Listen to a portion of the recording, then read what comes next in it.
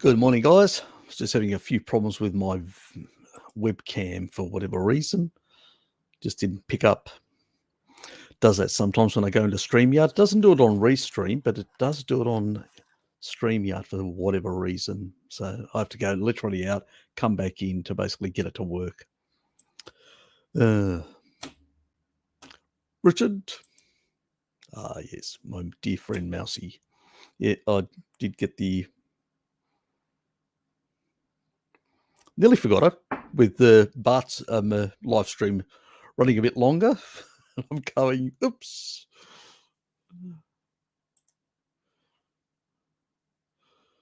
I did send him a link earlier, but I suspect he's probably gone. He may come on the live stream tonight. Maybe. Who knows? We'll see. Yes. Always please hit the like button as you're coming on.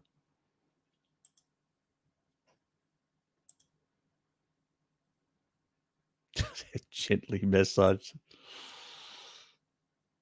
It's not a pre-loved thing. Tomorrow. Yes. What I was talking about last week, that I was going to have I think, did I send you that that research? I can't remember now. I did send somebody asked me for it or gave them a link. But yeah, that would take, well over half an hour. But I will have tomorrow. We'll see how it's either going to be tomorrow or Tuesday, either Monday or Tuesday, depending on how my editing goes later today. So if I get it out of the way and it gets all sorted, then it will be, I will have normalized the audio. So right after this live stream, I'm going to run that, and then should be done by the time I get to my evening one, and then hopefully all will go well, and then I'll publish it on Monday. So it will cover that, and it'll be a two-pronged. There'll be one on the general sort of aspects, covering its interactions. And so, so to really, and then there'll be, because I've done a separate thing for colitis. I still haven't made up my mind whether I want to join the two, but I'll normalize them anyway. And joining it only takes about 5 minutes to join the two parts. It depends what I end up with size-wise. So I haven't decided yet. I'll think about it. It may be two separate videos as a consequence. So covering sort of the different aspects of inflammasome and taurine and its interactions. So do expect it to be in the next 2 days. It's time for our favorite taurine pushing animal nutrient loving two-headed Tasmanian Greek carnivore science man now.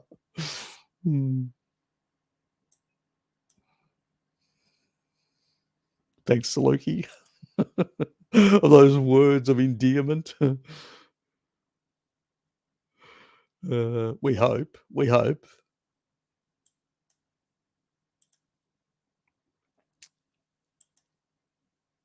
It's a sunny day today. Probably I should have pulled. No, it doesn't matter. I'll leave the curtains. But it's still on a shallow type angle, so it hasn't. I don't need my sunnies.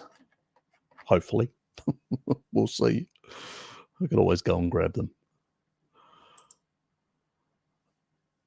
Yes.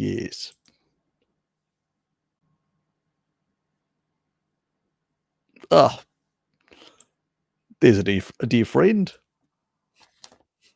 G'day, Jared. Hey, Harry. How's it going? Oops. Better be able to listen to you. Hey, Harry, how's it going? Oh, pretty good, mate. Pretty good. Good to see you here. Yeah, How's, thanks. Thanks how for the the wild?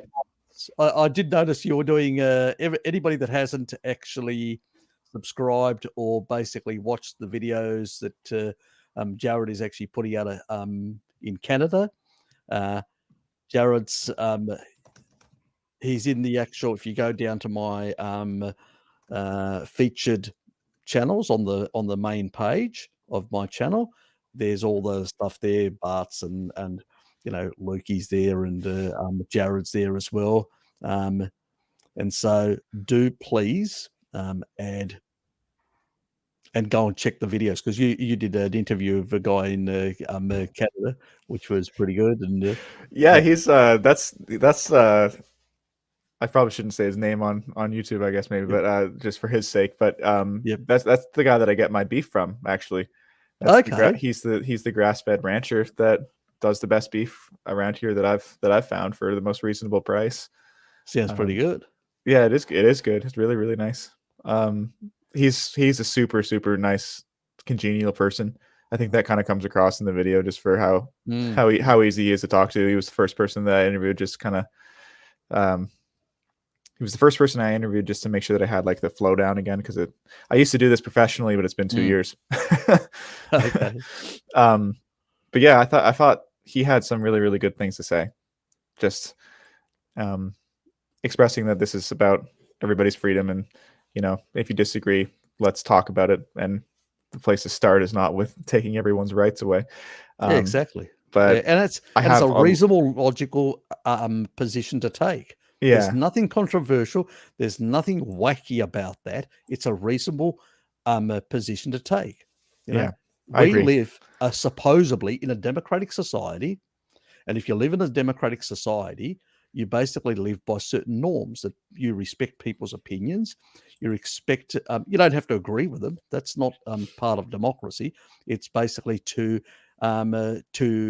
respect people's opinion and even be prepared to fight for their right to have that right to basically express those opinions, even though Mhm. they are contrary to yours, um, as Voltaire would have stated. You know, the the whole notion of peaceful discord within a community is part of the foundation of democracy. That's right. That's right. You know, The if you ability to disagree. The ability to exactly, disagree. I've been thinking about this a lot lately. I'm working on what might turn into a script for a video, just to sort of explain for my channel why I'm doing this, because yep, inevitably these things are going to make their way to people that I actually know, who I'm not very open with my political beliefs about, and who I know will have problems with the things that I have to say. Um, and I'm not going to hide my opinions and let that be the reason that I don't say them. Instead, I just want to have a little explanation, a little primer for explaining why I want to say the things that I do, and why I feel it's important to, and why I feel like it's wrong. More importantly than I feel that it's important to do it, I feel like it's wrong not to, because exactly. I need to speak out about the polarization that we're seeing in society, that is being deliberately stoked and willfully exacerbated by our political figures, to turn you against your compatriots, to make you see them as your competitor or your adversary. Enemy, yeah, Yeah. Um, and this, yeah. the way to do that is by learning how to disagree, or remembering how to disagree, and that how to engage in good faith, which means not going to somebody and telling them why they're stupid, or why they're racist, or whatever other label you want to put on them to, to disallow any further conversation.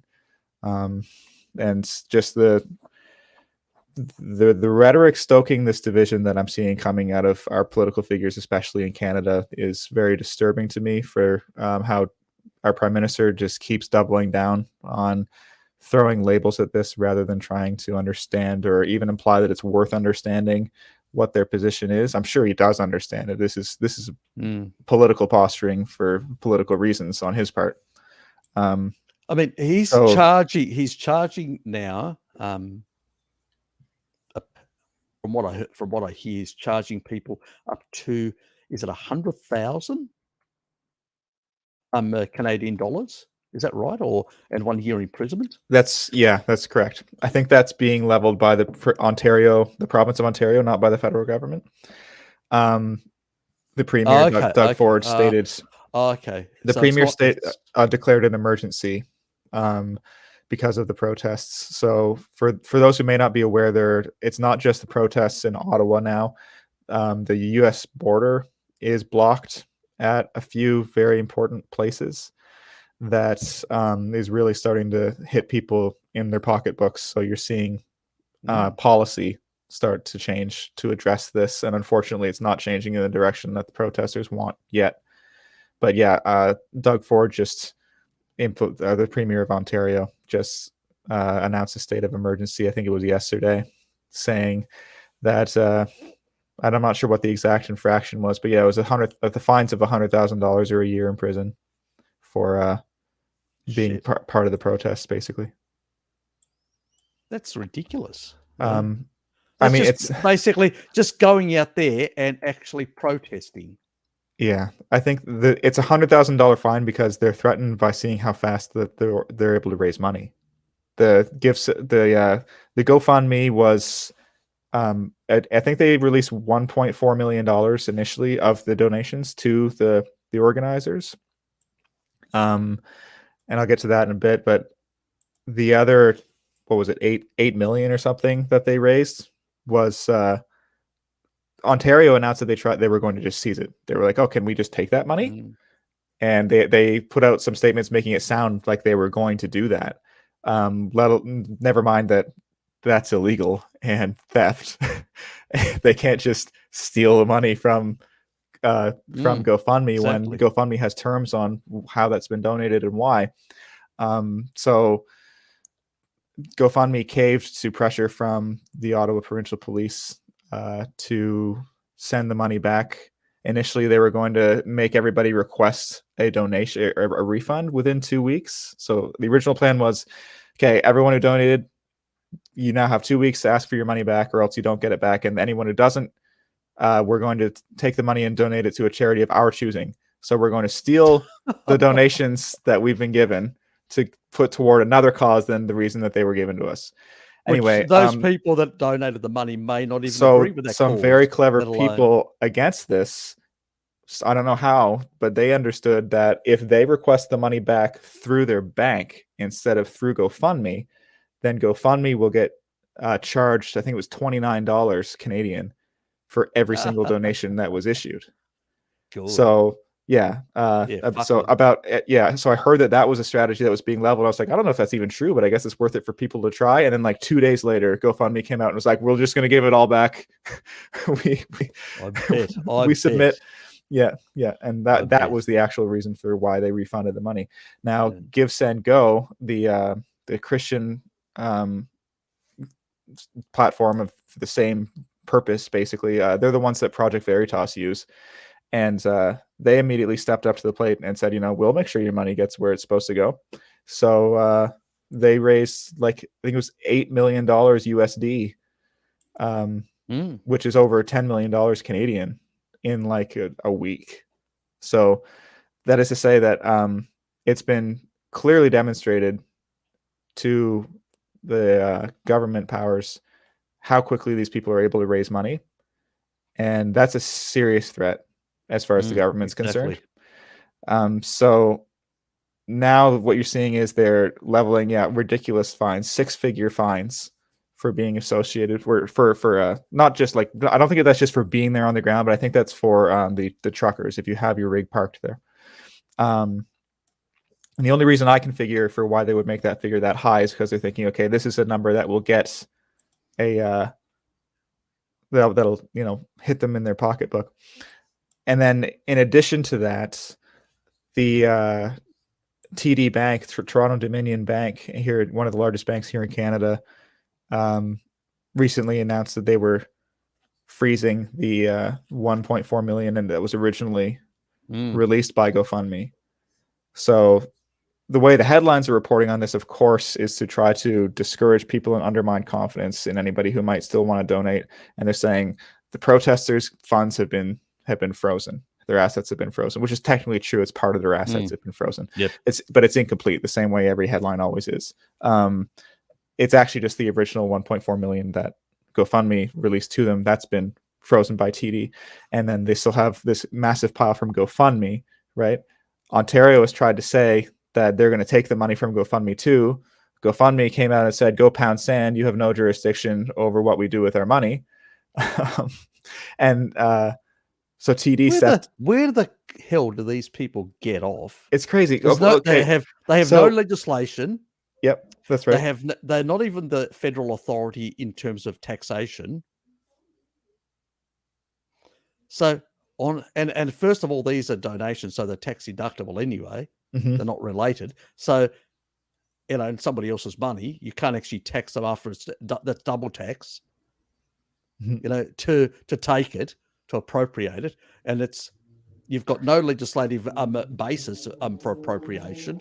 Mm-hmm. It's not being used basically, it's intended to basically support a number of people. Now, you may disagree as a government with the intention of those people or whatever. That's a different thing. But it's basically to buy them fuel, food, things like that. They're out in the open in very difficult conditions. And on top of that, what are these people doing? Stealing, first of all, their fuel so they can freeze to death. And then on top of that, what humanitarians. And on top of that, what next? Stealing their food? They actually have stolen food from one of their supply depots. They have like multiple like supply depots around the city, and they've removed the food. They removed the food and guess well, from one of them, it's the protest. It's just they want the headline, right, for the local, to be able to show that the police are doing something for the people that want to see that. It wasn't actually a meaningful amount of food in terms of impacting the protest, but it was still a large amount of food. You know what they did with it? What? They took it to the dump. Because that's what you do with non-perishable or even fresh perishable food, right? You don't. Did they purchase especially when they're trying? Did they purchase it from those stores, or did they just steal it from those stores? Right, I don't know. So obviously, this is food that has been purchased from the store and then donated by people to the protest. And then they basically have stolen it from these people and then dumped it. Yes. And this is the same protest that is being criticized. That's right. The police are involved in theft. So it looks that way to me. So giving people food, I wouldn't consider that, even in a war situation. There are organizations out there basically that are giving people in Africa and other parts of the world food, and it's not considered basically by even those combatants as a sort of a criminal thing or whatever. So Canada basically has stooped to even lower levels than even terrorists out there, many others. Well, that means removing food deliberately. I mean, obviously people aren't going to starve in 1 day or 2 days, but it's still basically to remove food from people. It's just so unconscionable. It's just beyond the pale.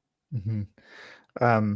Another threat that Trudeau made that I found very, let's just say odd, is they threatened the commercial trucking licenses of the truckers who were there. I heard that. Yeah.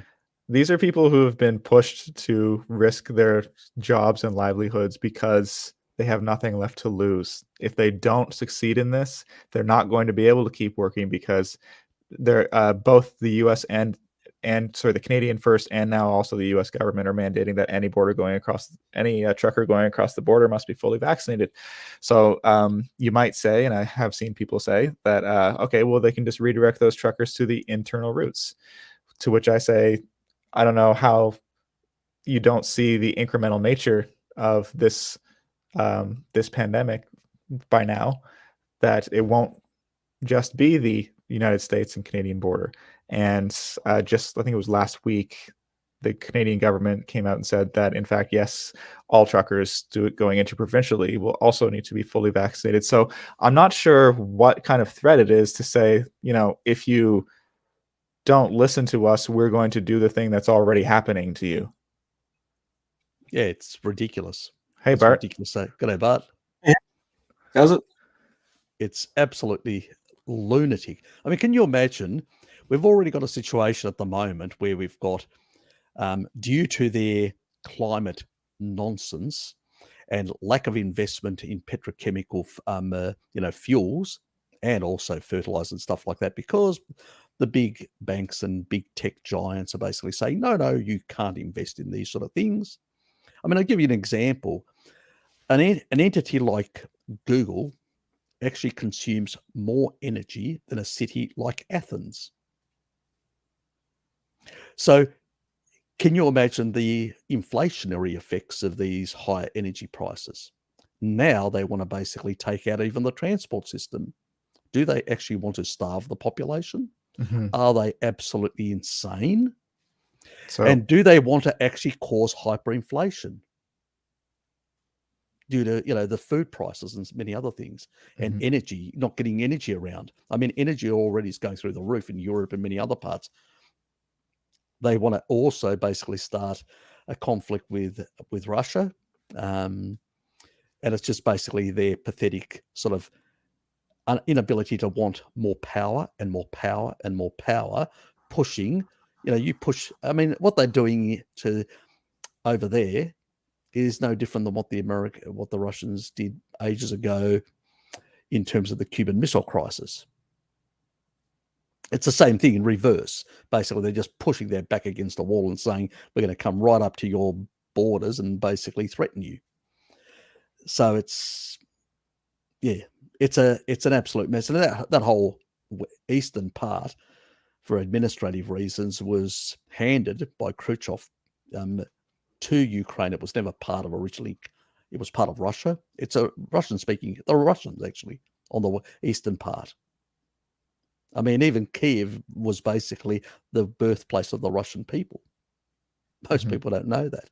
I mean, it was just basically due to historical reasons, the Lithuanian Ukrainian kingdom, where they were dominated, the western part, and there was, you could say, divergence. The same people. It's a bit like the Greeks and Cyprus, both Greek populations, but have lived because of colonialism, British colonialism controlling the island of Cyprus. They just were separate for quite some time and have some divergent politics as a consequence. The only thing that's brought them together is the common Turkish threat, but that's another issue altogether I'm not going to go into. But it's sort of the same bloody nonsense. So they're creating a massive energy crisis in Europe, a massive energy crisis with COVID and with all these other nonsense. They've basically have these policies where they limit basically investment in fossil fuels. I mean, Greece could actually pay all their debt off. They're sitting on this massive amount of gas in the south, and and there are restrictions on the licensing, Mhm. which they could actually basically. And these are petrochemical engineers that I know, Greek ones that actually have looked in this. I've even seen the actual hydrographic surveys and stuff like that. And these people are sitting on massive amount, could pay the whole lot off. And then you've got they've, due to the climate nonsense, we've got a situation where there hasn't been investment for a long time. And now with the COVID nonsense, we basically have restricted and destroyed a whole lot of businesses and further investment in these areas. And these people now are doubling down and actually are deciding to really upend the entire transport system. Not just that, Are they insane? they're actually accusing the populace. They're accusing the protesters of doing exactly what they've been doing the entire time. So Trudeau came out and he used the words. He said we can't, something along the lines of we can't submit to. The word he used was people who hold the economy hostage. Yeah, I can think of another group God. of individuals that have been holding the economy hostage for the last 2 years. Precisely. Is there any projection there at all, Jared? Or Pretty much. I'm not sure. I'm not sure. fuck me. Are you fucking kidding me? Right. Yeah. Exactly. So It's pathetic. I've been on the grounds at the protests here in Fredericton for the past 2 days. So there have been a bunch of smaller sort of satellite protests that have arisen around Canada at every provincial capital. and they basically have the same idea as the trucking protests to try to bring commercial vehicles into the downtown core and park them in place. So here they've had police at every entrance to the city refusing commercial vehicles and checking reasons why people are going in and asking you why you're going in there, which is definitely not a violation of our mobility rights in Canada that are guaranteed under Section 6 of the Charter of Rights and Freedoms. And then they've also put concrete barriers at the 3 streets around the legislature just to make sure that nobody can get onto the actual provincial legislature property with their vehicles to then protest there. So the entire protest is centered sort of around like this one corner near the legislature. For that reason, cars are just driving around the block, continually parading through it. Yep. But I've been speaking to anybody who will talk to me, basically just asking them in their own words why they're there and what they're doing. That's great. That's and good. I'm not sure. I didn't count how many I got today. I got 20 yesterday and more than that today. So I'm going to guess probably about 50 in total that I need to go through. And I'll be there again tomorrow doing the same thing. Yep. I encourage people to just give me a sec. I'm just going to quickly share my screen just so I can actually. Oops. Share the screen. Get it right. Oops, gonna hold on. Do that again.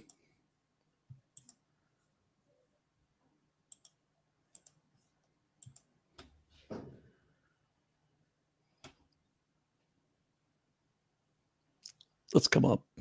Take that out. So people go right down to the featured channels. Let's go across. And there's basically Jared's, JB Morrison. Just go in there. Please subscribe if you haven't. And we'll go straight to it. And pretty much there was that interview, the most recent one. Yeah, that's the only one that I have on the channel yet. Yep. Yeah, I suspect you'll be putting more. So all I'm saying to people, this one's 98 short. Views, please. Yeah, it's a short one. This one's short and sweet. It's less than a minute. Can you tell us where you're in from today? I'm here from Cambridge Narrows. And what brought you here? Freedom for everybody. And what have you seen so far?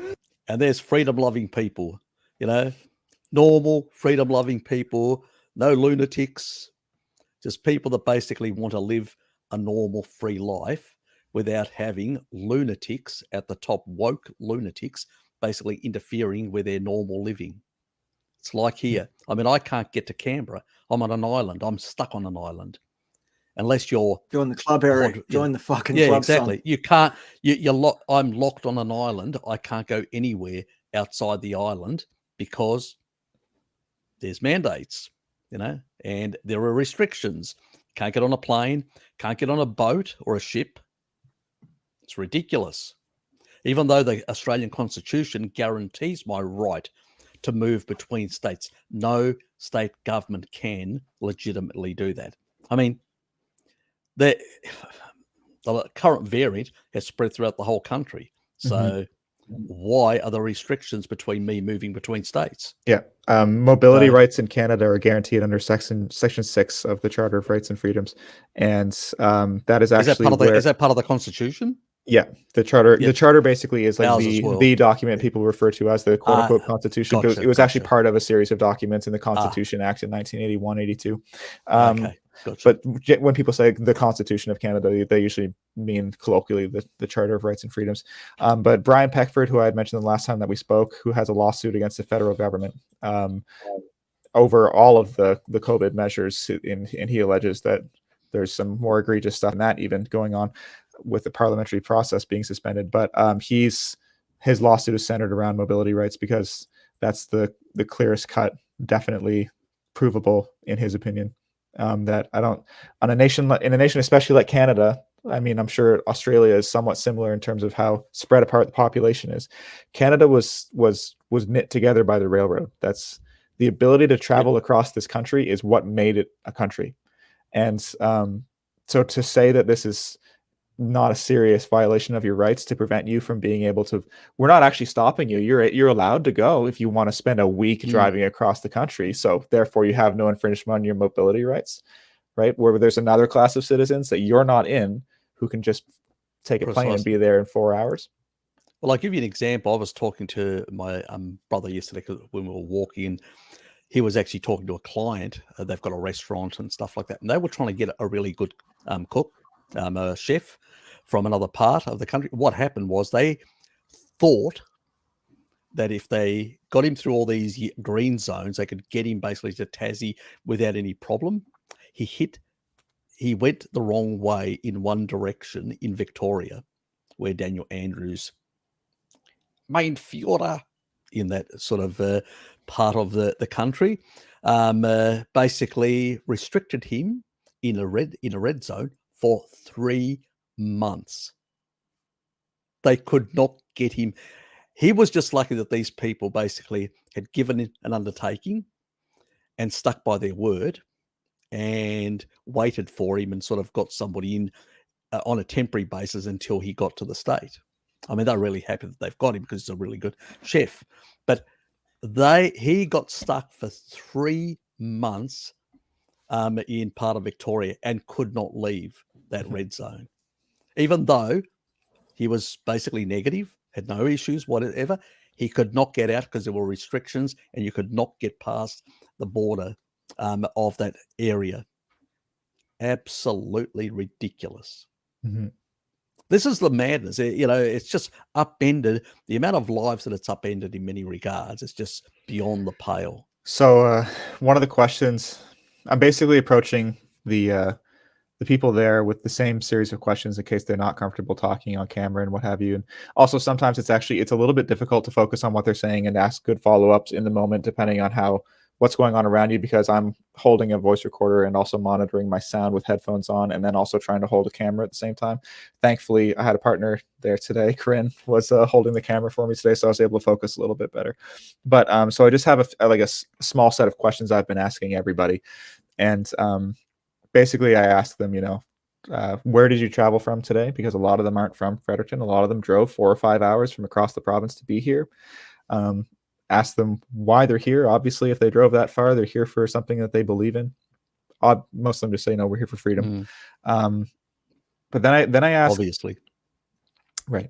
Then I ask, how have you personally been affected by these mandates, by these restrictions?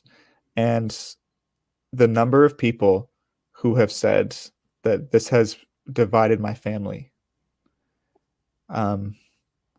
it's disheartening. It's really discouraging, because I know that it's caused a bit of a rift in my family. Nothing insurmountable, I don't think, but just people aren't really interested in. They think I'm crazy. They think they're not interested in understanding why I think the things I do. I know what you mean. But I'll tell you one thing. I've had a bit of a fractious relationship with my older sister on this issue. I didn't realize exactly how widespread that is, because I assumed that there were more families who were fully on board with this stuff or fully against it. But that was, I'm not sure. I've interviewed probably about 50 people, and that was the most common answer by a long shot, was that this has caused a divide in our family. Bart, what about your family and your sort of relationships? What's been on that front? Yeah,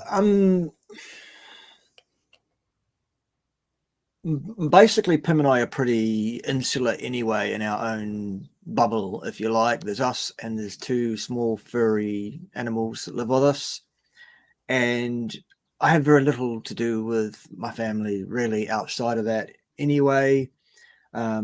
Obviously my mum is the closest to me. I've got 2 siblings who are both far more autistic than I am, and as such, they're going to do what they're going to do, and they don't ever bother to contact me or whatever. I'm not going to be the one that's always having to chase them. So it's like we speak sometimes not for years at a time, actually, and then it's just as if nothing's happened. There's been no break. It's just like it's just a normal thing to not have anything to do with them.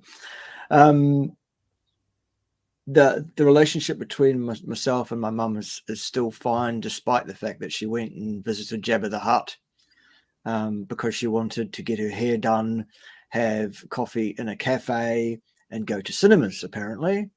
And at her age, she figured she didn't have that many years left anyway, and she'd like to spend them doing the stuff that she wants to do. And I was just like, obviously, I was pretty disappointed with that on a number of levels. But by the same token, it's my old mum, so I can't really, No, you hold can't. it against her or be upset. And so it doesn't change the relationship between me and her. It does mean that, like, even My old man now, did the same thing, mate. yeah, it's just, you can understand why they're doing it. They're being coerced into doing it because they're having what they view to be joys in life at their age and stage taken away from them. And so they said, fuck it, we'll just go and do this thing. And so, she did. Fine. I understand why. I don't like it, but I'm not going to hold it against her personally. I'm going to hold it against Jab Cinder Hardon and her fucking criminal cronies, her misanthropic bunch of murdering scum, basically, in Wellington. So, yeah. The relationship there is as ever. What it does mean, though, is that the once a year or twice a year that we might have actually visited with mum will now have to wait for several years at least, because I'm not actually going to get anywhere near anyone that's had that intervention for the very small risk of shedding. Frankly, it's not safe. And so I'm just not. We're just going to have to remain in separate locations for at least several years post the last visit to Jabba the Hutt that she has, whenever that is. Anytime she goes and has a new one, the clock resets. So if she ever wants to see her son in the flesh ever again, she's going to have to stop it. That's her choice if she does or not.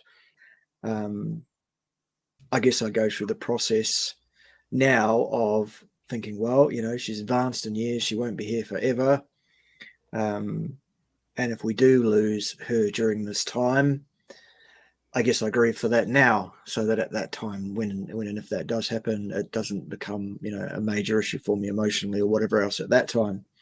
At least this way I can do the grieving process in my own way, at my own, in my own program.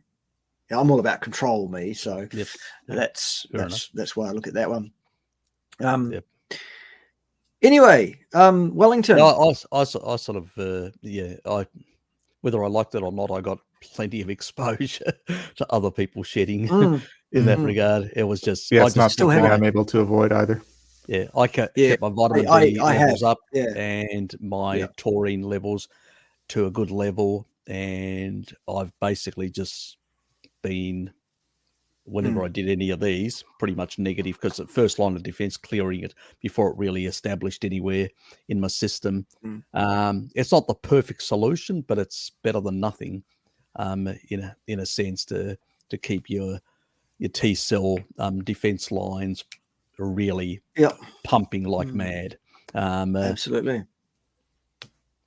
Really important for people that we actually just point that out, that they really need in this sort of environment, because of shedding, because of a lot of the still the pathogens around and stuff like that. You really need to maintain a bit of strictness on your diet and a bit of a good in terms of nutrition, but also maintaining good vitamin D levels to basically continually with stem cell activation to put new T lymphocytes out there into your system, plus to basically protect them from senescence with taurine. So that's very important as well. Just keep that in mind. Taurine.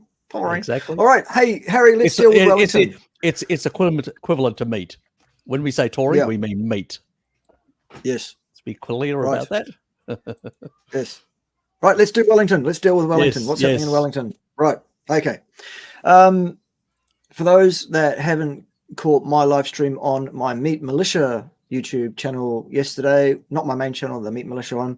Basically, what has happened is this week there's been a convoy of truckers and other road users, vehicles, motorcycles, cyclists, even some foot traffic, whatever, that have gone pretty much in a convoy of sorts from all parts of the country to all other parts of the country. and they've all converged upon, well, not all, we'll get to it in a minute. They mostly have converged upon Wellington, which is our capital city, and a large number of them have parked themselves on the lawn at Parliament buildings here in Wellington. And JT's Clown World, yes. The veggies and the jabbers. No, you're in the wrong place there, son. Wrong place. Yeah. So we have some major protest action occurring on the lawns of Parliament buildings here in Wellington. And the rundown of the situation is that they've been there now for the best part of a week. These it depends on what source you believe. If you believe the New Zealand Herald, there are several hundred people there on the lawns of Parliament buildings in Wellington. Several hundred, they say, in the New Zealand Herald. I saw that video that you put up.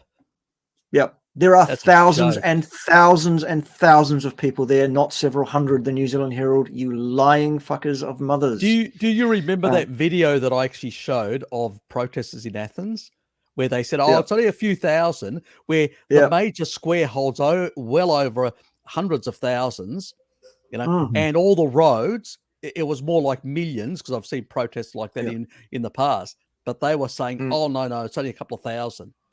Yeah, it's the same playbook here, even with the protests that are happening locally in my city. Local media says it's 150 or 300 people.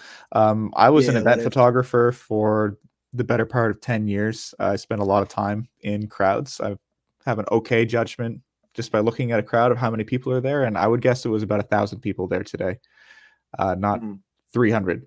So they try to demoralize people, right? They want to say that there aren't as many people as you think that there are, so don't you dare go to Wellington because you wouldn't want to be embarrassed to be part of such a pathetic turnout, right? All of that. Anywho, there were a goodly number of thousands of people on the lawn at Parliament buildings in Wellington. And what were they doing there? Well, they were there. They were chanting, they were singing, they were enjoying themselves, they were enjoying the community spirit of being there together. They set up some tents, they set up an encampment, basically. They took possession of the very large grass area in front of the Parliament buildings. A large crowd of people. Peaceful, no issues to speak of. There might have been one or two fringe things. Of course, there always would have been, but there was, the behavior of the crowd at large was peaceful. From every video I've seen, and some of these videos are continuous live footage for hours at a time. So there's not just we're seeing the good stuff. There was no bullshit going on. These are people legally, lawfully gathered on a piece of land which is owned by all New Zealanders. It is the grounds of Parliament buildings. They have the right absolutely to be there by the unwritten New Zealand Constitution, basically. They absolutely have the right to be there. Anyway, how did the fearless leaders, Jacinda Ardern and her cronies there in the left-leaning totalitarian party of New Zealand deal with the situation? Number one, they had the paid media, the accredited media, report things like several hundred people were there, for a start. They also, get this, in the region of Wellington where there is a water crisis at the moment because it's been very, very dry, very, very hot for 5 or 6 weeks. Here's what the Speaker of our House of Representatives did. Oh, you mean Trevor Golden Jacinda's Trevor Golden Shower boy? Yes, yes. Trevor Mallard is the boy's name. I actually went to school with his son, so I've met the boy, and the boy is an absolute cunt. Trevor Mallard always has been, always will be. He's a socialist pig of the highest order, basically. Anywho, that said, here's what he ordered the ground staff at Parliament buildings to do. Turn on the sprinklers, son. Really good, mature stuff. Okay. Neato. We've got a water crisis here. We've got a few hundred people on the lawn, several tens of thousands by the looks of it, actually. Turn the fucking sprinklers on, son. That's what we'll do. Really good, obviously mature stuff, that kind of thing. And those sprinklers were left on, and they're still going now. Oh, like 6 days later. so is it an actual water Despite- crisis or is it a political water crisis? Well, who knows? But anyhow, the case has So the this other is thing that's made it difficult. 24-hour. They're running continuously. Yep, he just turned them on and left them on. Is it? Yes, absolutely, yeah. Currently raining as well, or is that? Well, stopped? that's what I was getting to. The next thing is that makes it very difficult for all of this situation is that during the time that they've been there, as was predicted, we've actually been hit in the Wellington region, which is also very close geographically to where we are here, although I'm on the other island separated by 35 kilometers of ocean from there. We've been hit by the tail of a tropical cyclone that's been sat over us for the last 5 days. It's just stopped raining in the last half an hour. So it's been torrentially raining for 5 days as well. So these people have been from the underneath with the sprayers and from on high with the rain. So the lawn is now apparently a mud bath. They had to dig trenches to get the water away from it because they had an encampment there, and they had women and children and people with disabilities there, and God knows what else. So they had to try and do something. So they've put cones over the sprinklers to divert the water so that they're not getting it from underneath as well. They've dug trenches out of there, rightly so, because this behavior from the Speaker of the House, absolutely unbelievable. This will fuck them, he said. They'll leave because they'll all get wet. Well, no, they're still there. They're all taking a line. Well, not all there. The numbers are dwindling now because it's been pretty rough on them, obviously. And then when that didn't work and they didn't all leave and they all took a line from Morpheus saying, we're still here, sort of thing, they sent in the cops to deal with this rabble of perfectly peaceful people sitting on the lawn in front of Parliament houses, vociferously saying this is not okay. We are here to be seen. We are here to be counted. We're not causing any trouble. There is, maybe there are some few fringe idiots causing a problem here and there, but at large, not a problem. Legal, totally constitutionally protected gathering of people in the very place that's the seat of representatives in our country, in front of Parliament buildings. They send in the cops in large numbers. What's the first thing the cops did? They closed and locked the gates of the Parliament grounds with two things in mind. Number one, stop any other people coming in here to support these people. And two, stop these people who are here from leaving so that we can mop them up and pick them off one by one. Okay, it's not going to stop people climbing over the fence in either direction, but at large, a lot of people that when they close and lock a gate like that, a big 8-foot, 12-foot gate, whatever it is, a lot of people go, fuck it then, it's locked. And they will just give up on that. Given also that the gate is like spiky, the spiky type of steel. Yeah. So the ones in there are You've got being to be fairly prevented from young leaving? to be able to get over. Exactly right. So people are being were being prevented from coming in, and people were being prevented from leaving who were already there. Yeah, that's just textbook kettling. Right. The closing and locking of the gates at Parliament buildings there was absolutely, unequivocally an illegal act by the New Zealand police. They cannot close those gates. That is public property. They cannot lock those gates. That is public property. People have the right to be there and to come and go freely. So that was an absolutely illegal, unconstitutional act. And I'm using the word constitutional so that people outside of where I live can understand what the concept is. We don't have a written constitution. We have an accepted constitution. It's an implied. It's an implied constitution. Anyway, it is an illegal act. No two ways about it. There is no way that they can justify closing and locking those gates. Anyway, within 24 hours of them having done that, there were enough people outside those gates to force those gates open. Somebody showed up there with some bolt cutters, cut the chains. There were some other people there with welding gear, and here's what they did. Apparently, they wrapped the chains around the gates, and they wrapped those chains around the steel poles that are the blockades for those in the open position, The holding, and they yeah. welded the fucking gates to those poles.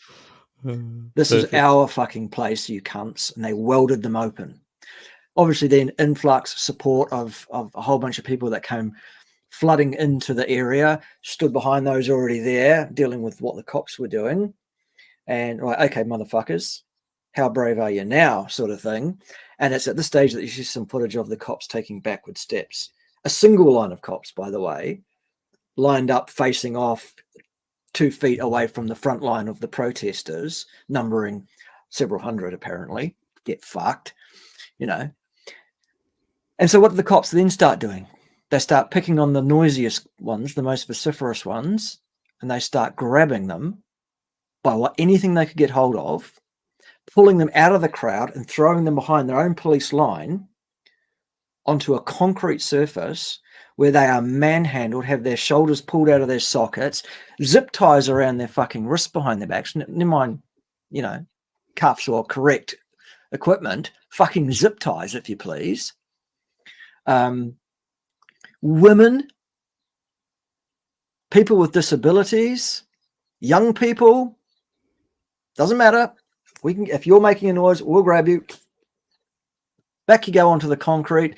The guys behind the front line of cops mopping them up, dragging them off, whatever. Hundreds and hundreds of people. So all of them, according to the New Zealand Herald, have now been arrested, even though there are still several hundred there. Good counting, New Zealand Herald, awesome. And the force, the brutality with which the police are acting, and it's all on camera. If you want to go and have a look on the internet, it's all there. Just stunning. I'll share a picture with you now, Harry, if I may. This is just one example of some of the police activity. Let me just go share screen window. Chrome tab, there it is there. Here is a picture of a young person who was not causing a problem. He was one of those that was obviously, the problem he was causing was having an opinion loudly, which is legal, by the way. And you may or may not be able to see this well, but if you look at the picture to the left, you will see, not yet, I'll just share it for you now. Okay. I'm sharing now. I got it. All right. Have a look at what the cop on the right-hand side there is doing. Bloody hell. Now, you tell me that is an approved police technique for arresting someone who is not resisting you. That's... Even if he was resisting, that technique there is one of the most dangerous things I have seen done in a long time.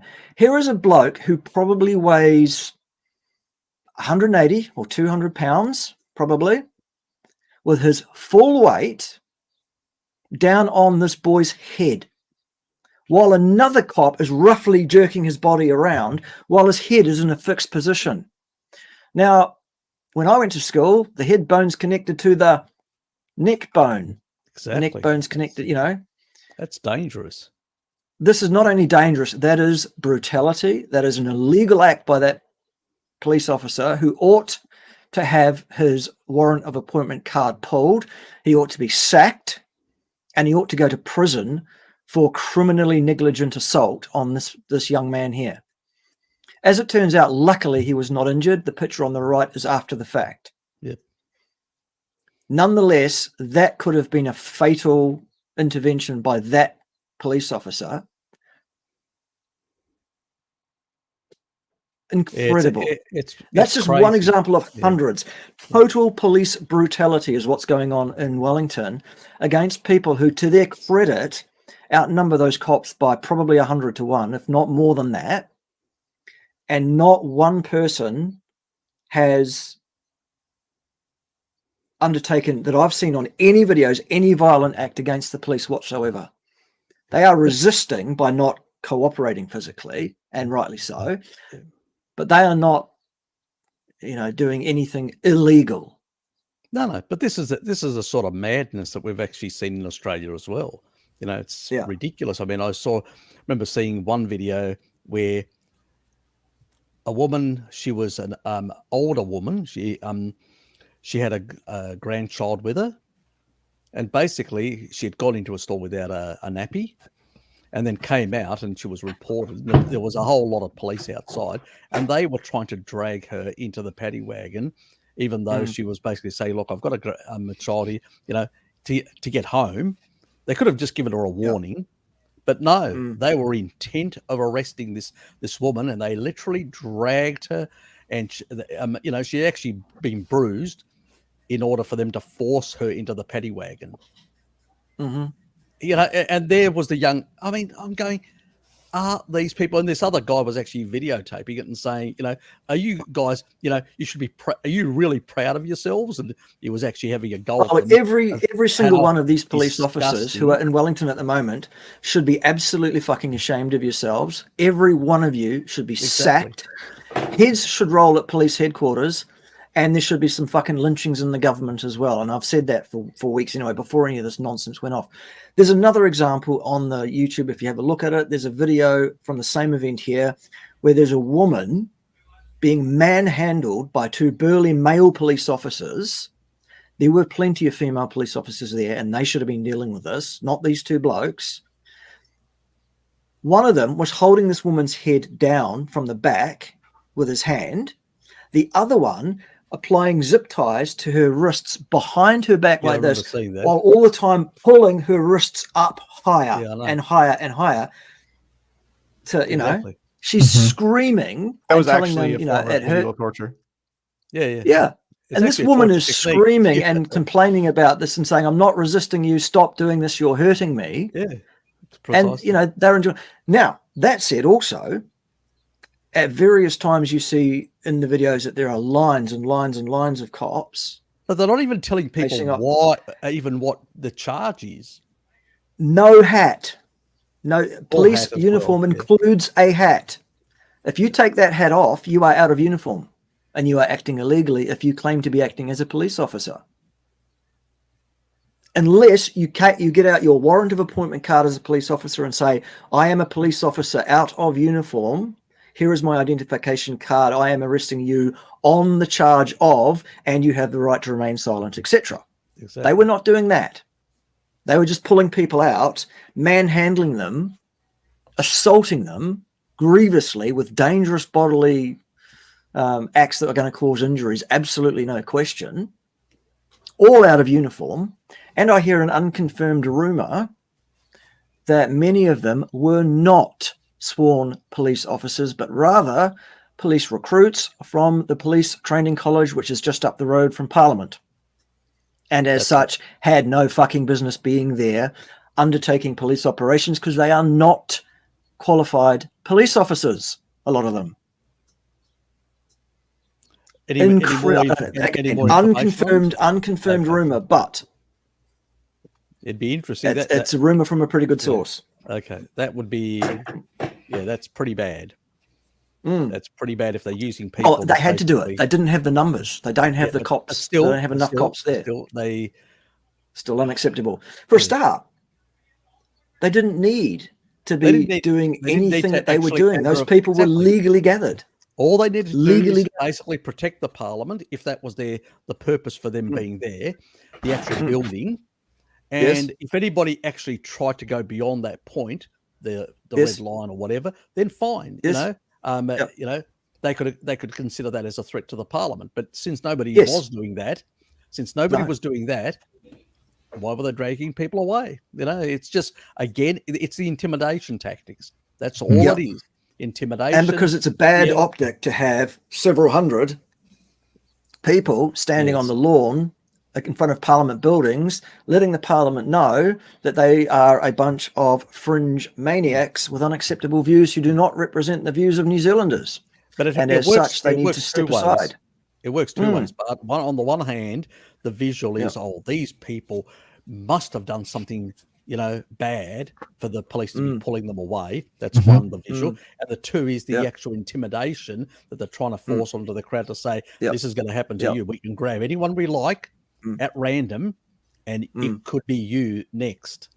It's sort of really one of the videos. It's really nasty. One of those videos. Absolutely, of course it is. It's Gestapo tactics. Exactly. It's fear, and it's dividing. It Conquer. is fear. One of the It is videos, exactly fear. That's exactly it. yeah, one of the videos on the YouTubes is a continuous feed for 8 hours that someone has filmed and uploaded, obviously live at the time, to the YouTubes. So it's unbroken, unedited, 8 hours of footage of this carry on backwards and forwards, lines advancing, lines retreating, people being pulled out, and all of the stuff that we're talking about. So I can tell you from having watched through 8 hours of this, the bad behavior is from the boys wearing blue, not from the people gathered at all.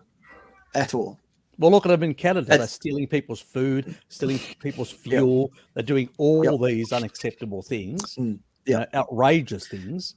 Right. Yeah, they the police and the protesters have yet to clash at a large scale in Ottawa, as far as I'm aware. They have been increasingly getting more involved. I'm actually out of the loop on what's happened in Ottawa just today because I was at the protest here all day instead.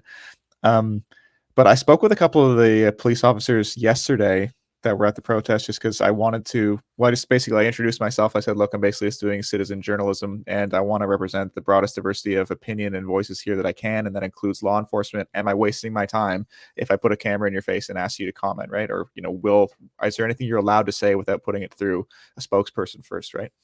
And they were helpful about that. They kind of they explained that, well, most of them will probably just refuse, but technically they are allowed as long as you're asking just like objective observations, right? So they said, you can just ask, what have you seen here today? Have there been any incidents? Are people being peaceful? That kind of stuff they will answer if they want to. But after that, I kind of struck up a conversation with him, and I wasn't recording, obviously, but he indicated as strongly as he could to me that he was very much in support of what the protesters were doing. And he was standing right next to two other officers who were paying attention to what we were saying, and neither of them disagreed. And what he said to me was, I got vaccinated because I had to. And then he paused and he said again, because I had to. And when I asked him what he had seen there that day, he said, these are law-abiding citizens exercising their right to peaceful protest. Yeah. And he was even aware of, not that it's a shock that he'd be aware, but I was so heartened to hear him articulate that he was very discouraged by how slanted all of the news coverage around this very obviously is. I mean, like he said, he doesn't watch the news, and I joked that he's probably healthier for it, but it was plain for him to see, even if he didn't necessarily agree with the protest, but I think he did, that these things aren't being reported honestly. And that's been getting worse for sure over the last, just since COVID. I mean, this has been a long-standing problem. Obviously, the revolution won't be televised, but it's especially obvious now how contrived the legacy media is when they have it's so antiquated to have somebody, with their microphone in front of the camera saying, I'm reporting live from here and this is what I'm seeing that's going on. When, like Bart's saying, you have 8 hours of footage of someone who was there on site. And it's not just that person recording either. If you want to go seek it out, there's probably dozens of videos that are like that. That's certainly the case for Ottawa. I've been informing myself about it the same way. Just watching what's happening, unfolding in real time, often without any narrativization or opinion. And the contrast between what you see for yourself when you watch these things and how it's reported for people who don't have the time to watch it, it couldn't be more distinct. The harder that they try to push that narrative, the more people they alienate because they can all see for themselves. I know I said that the last time that we spoke. So it's really, really interesting to see how these things are shifting, right? In the face of social media, it's censorship is the only tool that they have against this, and that's why it's getting so rampant. Well, the tech billionaires and the financiers of this world have got an agenda, and pretty much they are pushing all the buttons to basically make it happen.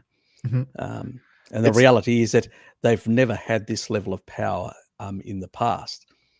Also, 2 years of decimation and extremely cheap money has actually given them the ability to buy more up of the economy than they've ever had before.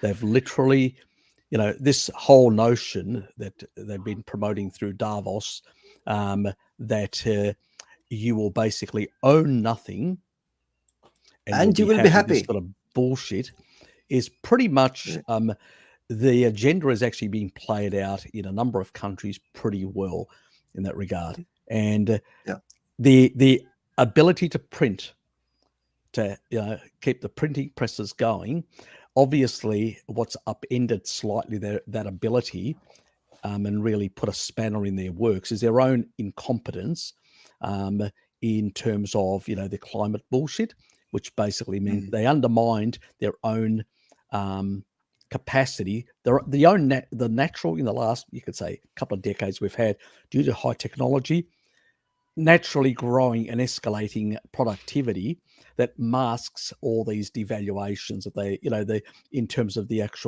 buying power of currency. But as long as you can actually keep up productivity, you can mask this basically debasing of the currency, which gives them more power to basically acquire more assets and become, because as long as you keep on inflating assets, it puts it out of the reach of the majority of the population. And as long as you can do that, you basically can control more and more of the economy. That's a strategy. It's become a bit upended at the moment because they've really mucked it up on the energy side, because they thought they'd have it all sorted out, but they weren't expecting, they saw this as an opportunity. They didn't think straight because, like greedy people, another opportunity. But, they've literally caught themselves with their pants down on this issue. And people are now sick and tired. They've seen food inflation. They've seen their freedoms taken away. And now it's far more obvious to more people, and it's becoming more that hopefully that will create a new tide of resistance. Harry, did you see Trudeau's comments during it's not a press conference, a press availability, I believe is what they call them now, where he said that mandates are the way to avoid further restrictions? I heard that. Yeah. Incredible. Completely right. And the comedy writes itself, okay? Like satirists have it easy. Exactly. We live in a satirical reality. All we have to do is report on it. That's what Jim Bob said. And do you remember? I remember one comedian. I can't remember. He was a British comedian. He actually said that we comedians comically discuss serious subjects, while politicians basically discuss nonsense in a serious way. How? All right, let me introduce this video, Harry. Let me introduce this, right ahead. and then I'll leave you guys to it after that, because I've got some other shit I need to do. This is the last thing I want to get across. I also about. Need to go when Bart goes. All right, cool. So here's the last thing I want to say about the New Zealand protest situation, the Wellington situation, whatever else. For those that don't know, New Zealand is an island nation of two main islands, separated by a distance of about 35 kilometers of ocean. This, I was talking about the people in the convoy going to Wellington from all around the country, including here in the South Island. What you're about to see is a video of the South Island people whose intent it was to go to Wellington to be part of the action that is occurring in Wellington. The only way to get your vehicle there, of course, is on a ferry. And guess what? Miraculously, the government have decided to prevent that from occurring. They don't want these people to get from the South Island to the North Island where Wellington is. They don't want these people in Wellington, obviously, because we don't want to add another several hundred people. Here is a video taken in a place called Picton. Picton is the place you catch the ferry from the South Island to go to the North Island. It's where you go to put your vehicle on the boat to go across if you're going to go across. Here is what's happening in Picton, 35 kilometers due west of Wellington. This is the top of the South Island, which looks directly east across to the bottom of the North Island. It's about 35 kilometers, as I said. These are the people that cannot get to Wellington because they're not allowed on a ferry. And miraculously, the number of ferry sailings has dropped to, fucking zero in the last few days for some reason. Can't figure out why that is myself, but anyway, here it is. Click on the play button. There it is. Oh my goodness. This is only up to those trees. On the other side of those trees, it's the same again. Okay? So this is the back half. Just the back. Oh my goodness. So there you go, boys and girls. Those are the people that can't get to the North Island because Jabson Hard-On won't let them. And that's apparently, from what she was saying there, that's about half of the people, because there's another half again behind the line of trees in that shot. Can't get there.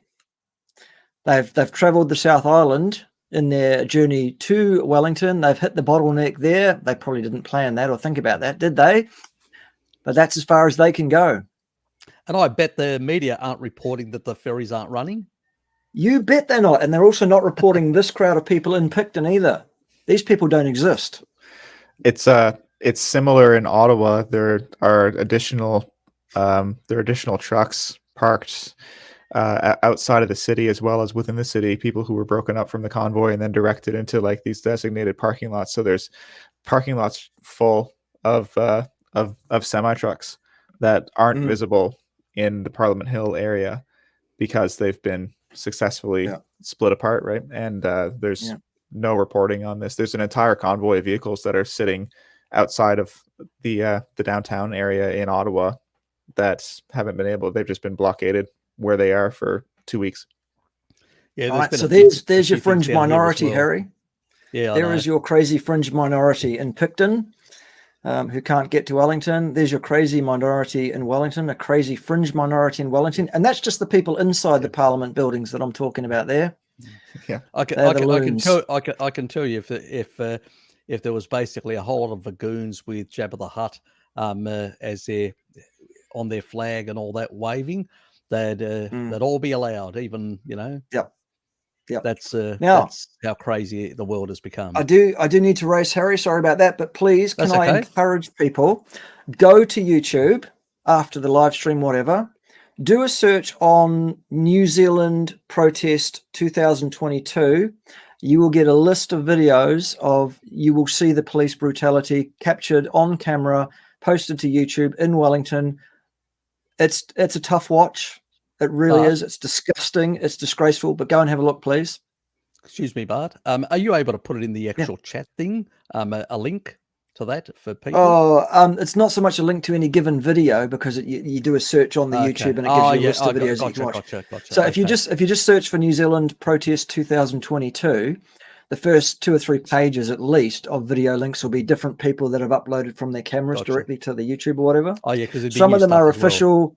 Some of them are official things like a New Zealand Herald story or the New Zealand, news accredited media stories, which are describing it as an anti-vaccine protest. I noticed that. For fuck's sake. Or an anti-COVID protest. Yes, we're angry with the COVID. That's what it is. That was the most ridiculous thing that I actually noticed in a number of places where they were calling it anti-COVID, and I'm going, what the fuck? Are you guys on drugs or something? They think we are.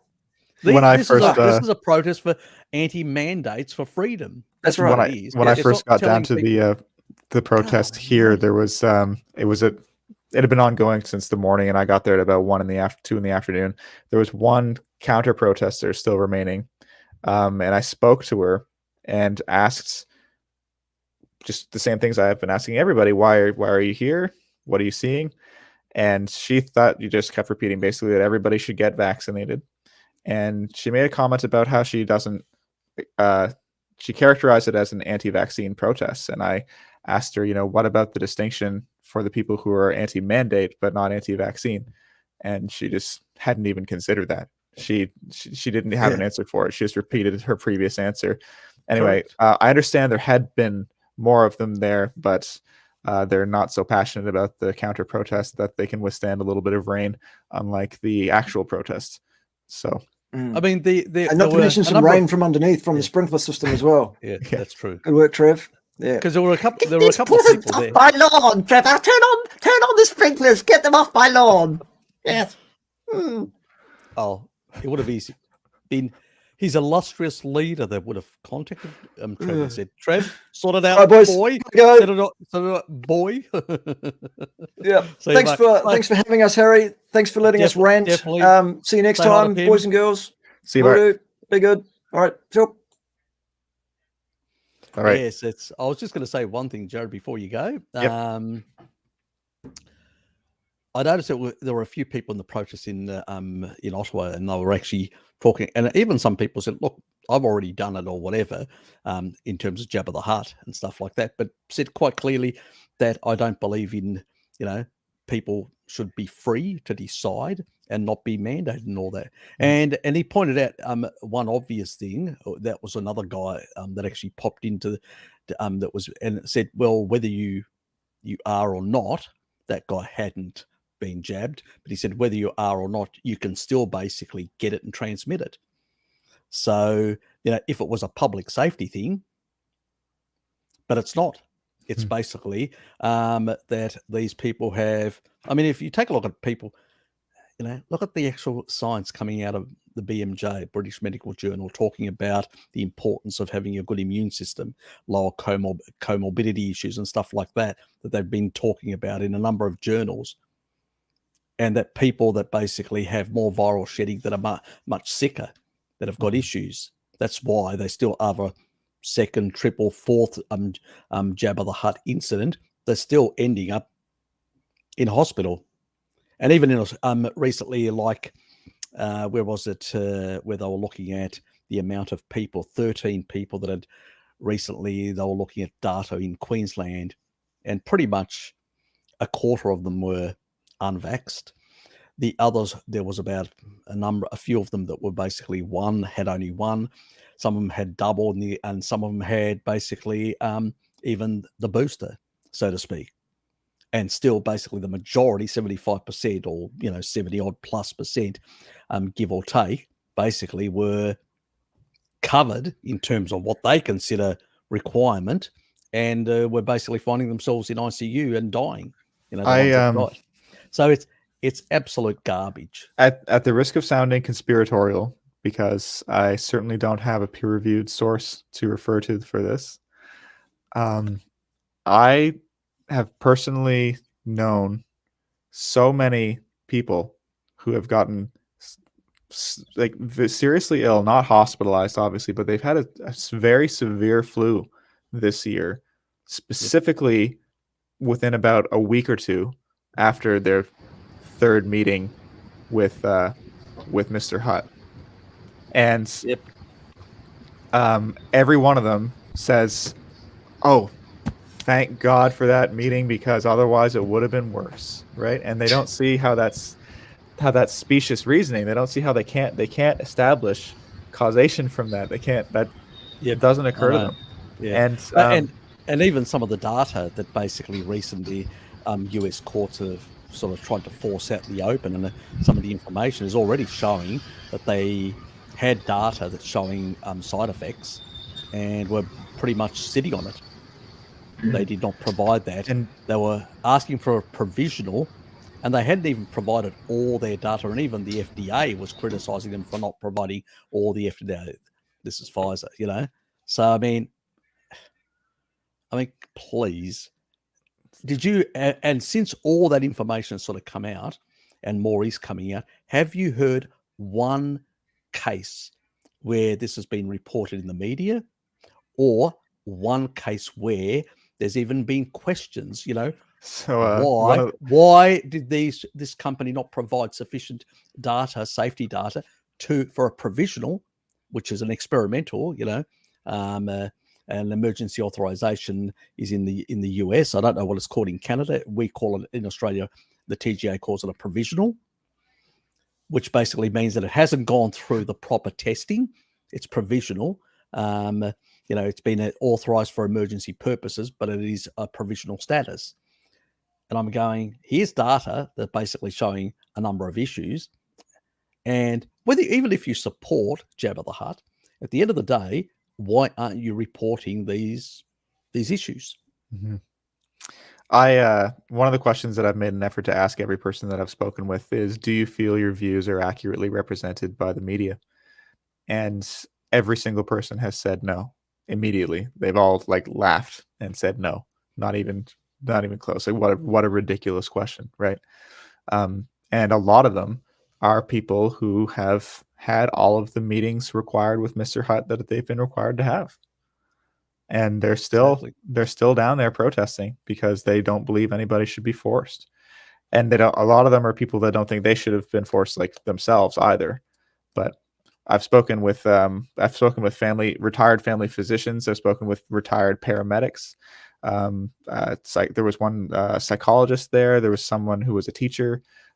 These aren't just lunatics right. These aren't people who are, somehow on the edges of society before this, despite how they're being characterized. Yeah. I mean, I'm one of those examples yourself. I mean, we look at people. Most of my friends and people like that are either small business or working for government or basically working for corporates or whatever. We're not basically fringe dwellers, we're people that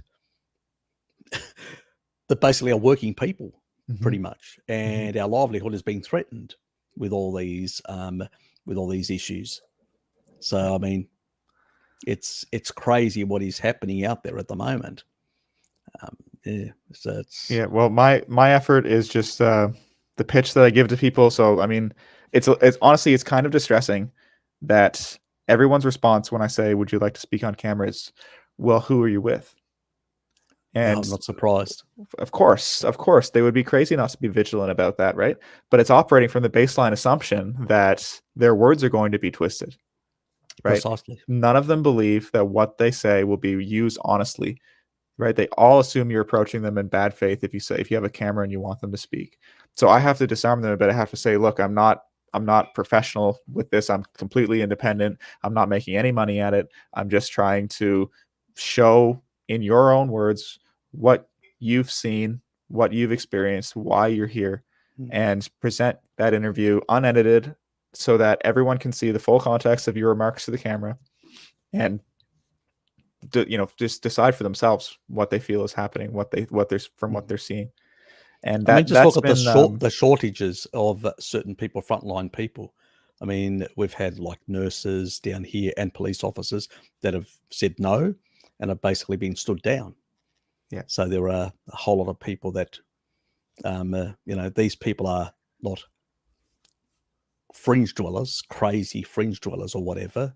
I mean, the funny thing is the crazy ex-hippie fringe dwellers are the ones that are embracing Jabba the Hutt with a vengeance, the Vagunarized community and all that. It's so funny. I mean, not everyone is in that community, but a lot of them are.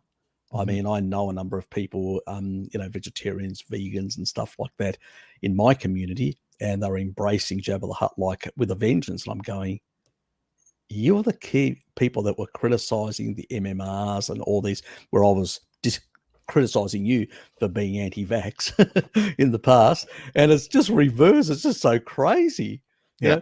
No, something that's been tested thoroughly and disproven to be a problem is a problem. And now you're telling me something that's completely experimental, has never gone through, the proper efficacious sort of testing is okay. Are you absolutely insane and ridiculous?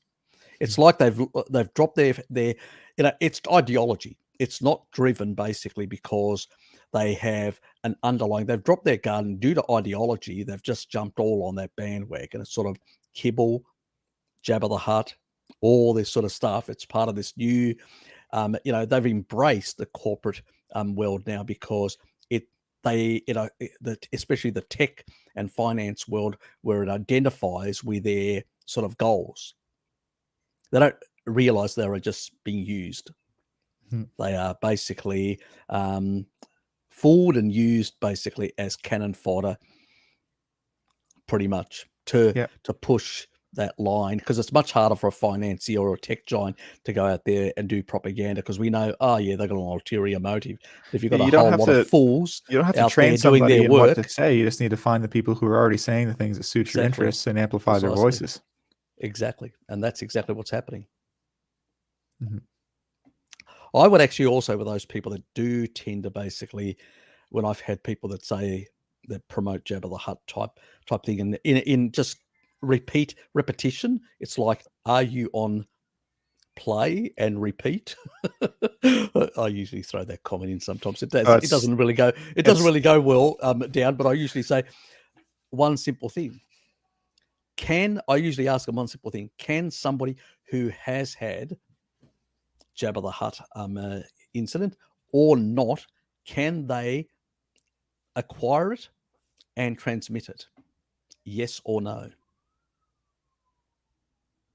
If they can, what is the purpose of your insane mandate then? It's not protecting anyone. Mhm. That's the simple, it's not a difficult thing to ask, and that, because the reality is they were telling us when we took Jabba the Hutt, we would be fully protected, we wouldn't transmit. That's not the case. Now they've changed the narrative. We can go and show their previous comments. So basically their justification no longer exists. Yeah. That needs to be pointed out continually and rubbed into their faces, in my personal opinion. I'm in agreement with you, Harry. I've got to get going. It's Okay. about 9 p.m. here. Grandpa needs his sleep. Grandpa needs his sleep. Yes, it's Yes, what yes. keeps me old instead of youthful. I don't know. That joke. Yeah, but just as some. Pass on regards to Corinne as well. Thank you. I will pass those along. Just as some closing remarks for those who are currently in the chat who might be from Canada. Or yours. If you have not seen Jordan Peterson's interview with Brian Peckford called Constitutional Crisis in Canada, definitely watch that. He has another one that was also very good called it was just called Oh Canada. I forget what the lady he was interviewing, she was like a disgraced professor. The short version is I saw a comment in the chat earlier that Canada's Charter of Rights and Freedoms means nothing. That's not true for now, assuming that this lawsuit from Brian Peckford is not just thrown out wholesale. It really is a watershed moment for the value of the Charter of Rights and Freedoms. But as it is right now, we do have a charter, and Trudeau's invocation of Section 1 is patently black and white illegal. It does not apply in this circumstance. There's no rational justification for it. He is willfully misinterpreting what Section 1 means to say that your rights only extend as far as can be reasonably and demonstrably justified in a free and democratic society. That's what Section 1 says. What it actually is intended to mean is restrictions on your rights can only extend as far as can be reasonably and demonstrably justified in a free and democratic society. In Canada, we've had a suspension of the parliamentary process for coming up on 2 years. So where's the democracy? And that suspension has been used for an extended state of emergency with no exit plan and no review of the approach and the strategy by either a parliamentary committee or an outside organization. Our elected representatives have no say over the course that they're choosing. We are not in control of our country as a democratic nation. So there's no freedom and there's no democracy. So how can any of these restrictions be justified in a free and democratic society? They can't. And the entire narrative is relying on this debate not happening. So you please educate yourselves on what the Charter of Rights and Freedoms actually says, what the spirit of the law behind what the Charter is meant to be, because that is ultimately what needs to stand in court. So, oh, you're muted, Harry. Yeah, I am muted. And that one, which one was that again? Is there a specific video? Because there is one here that's here. I'll pull them up for. Can you actually put it on? Just put it in the link, so the specific one you're talking about, so people can. And I'll actually put it right to the top. I'll pin it to the top, and then I'll actually put it also after the live stream. I'll pin it on my comments. Okay. Let me just pull up I'll put it in the YouTube chat too. Yep.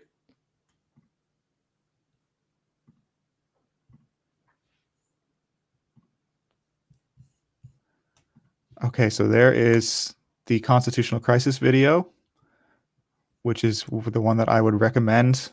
Fantastic. You can find it just by searching Jordan Peterson Constitutional Crisis.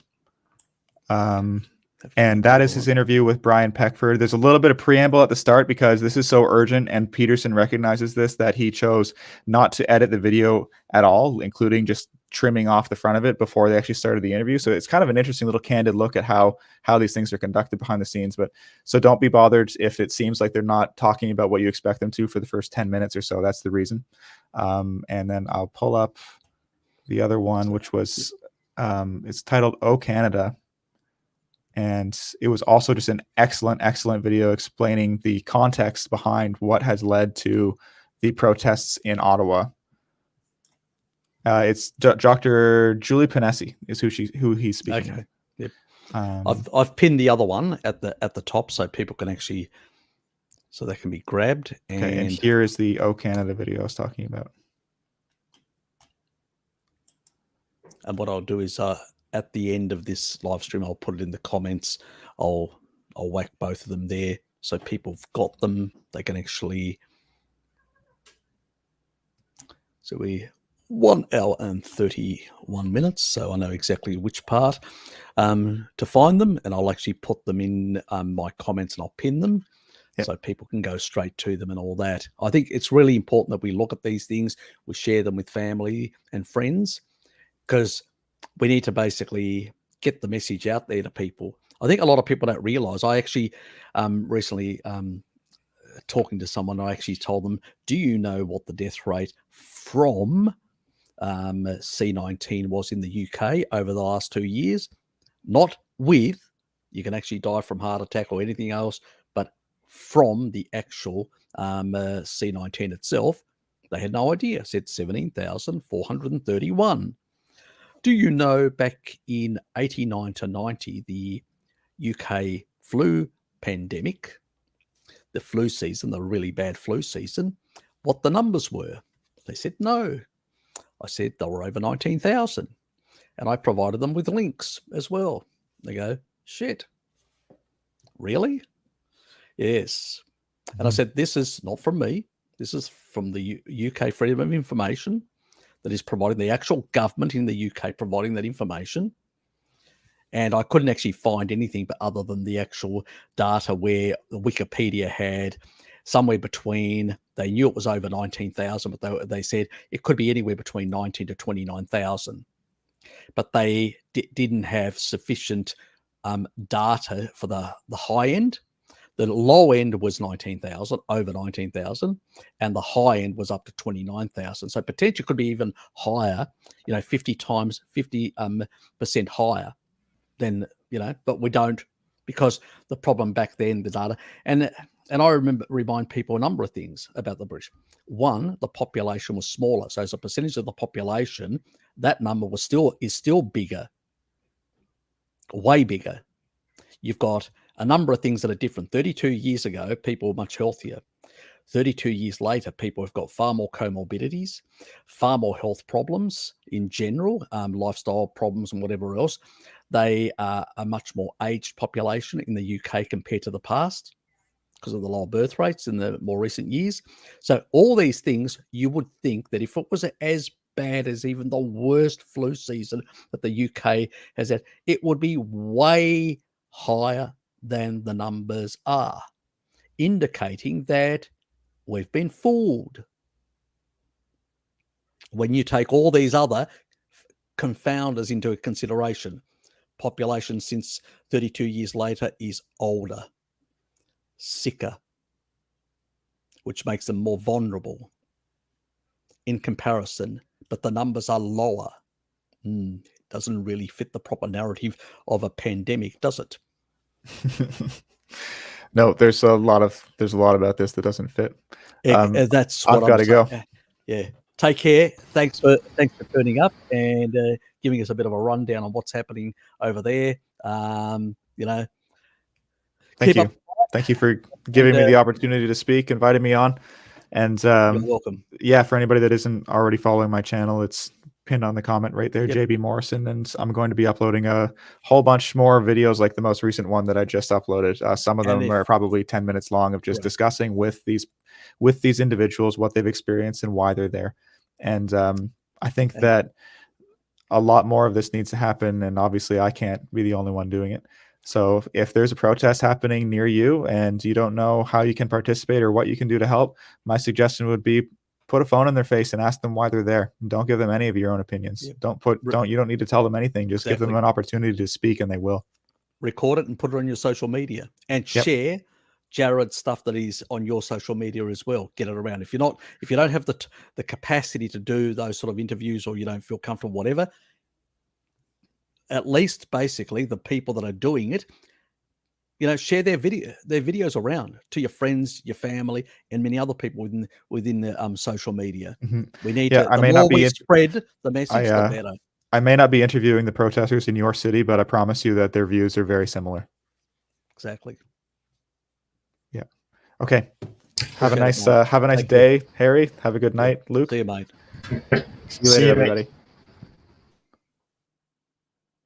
Lukey, how are you, mate? Hello, Harry. It's been a while again. Yes, it has. It has.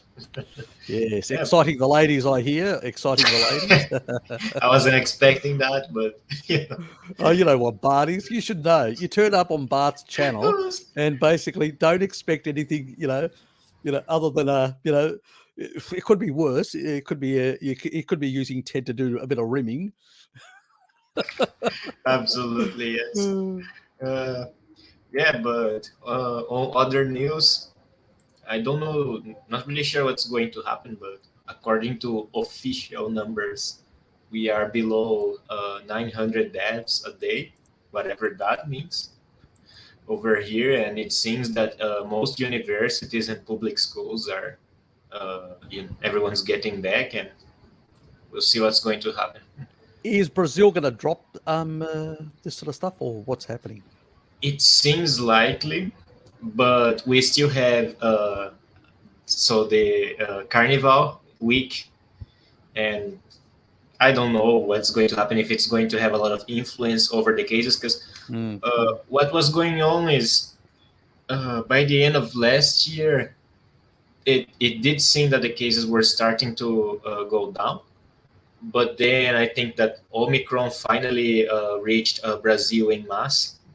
And we had our end of year celebrations and everything. So literally everyone got sick. Like it was like wildfire. Yeah, it was funny. And actually, Dad brought it over from work, and that's how I eventually ended up having contact with it. And I got it, and it was like gone in 3 days. I'm pretty sure that was it. I didn't bother to get tested, but it was like really mild for me, and I was like, okay, I wouldn't even have noticed. Yeah, well, you've got a certain level of taurine in yourself, and you've got a certain level of vitamin D status. Yep. And that would have been like, what a blip. Even for me, I was in contact, and it was just a blip. The only thing that I knew that I had it because I had on the Tuesday, which was 3 days later, I had diarrhea, and I know because of the genetics that I've got. Yeah. Whenever I get a virus, it hits me in the stomach a couple of days later, and I know that basically I need to up my vitamin D at that point. So it's like it's an annoying thing, but now I use it as an early warning, where before it was just annoying. I have the homozygous for the norovirus, so I tend to be I tend to be very susceptible to viruses. It hits me in the stomach every time, and it's just absolute it's not the nicest thing to happen, but it is an early warning system in a sense, which helps. You got to see the upside of anything, even genetics. Exactly. Yeah. So now I don't know what's going to happen.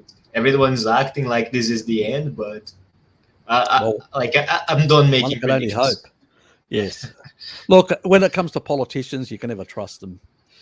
So one can only hope. I mean, in Australia, and New Zealand, things are still on the crazy.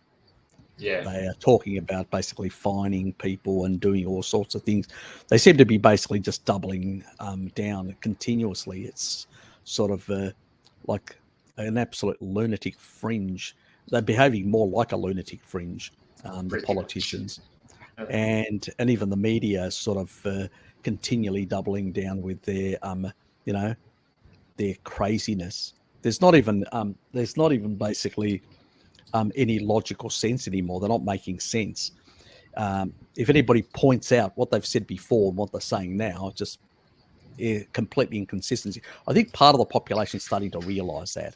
More and more people that I talk to starting to realise, this has gone drag. Usually they tell me in Australia, it's dragged for far too long.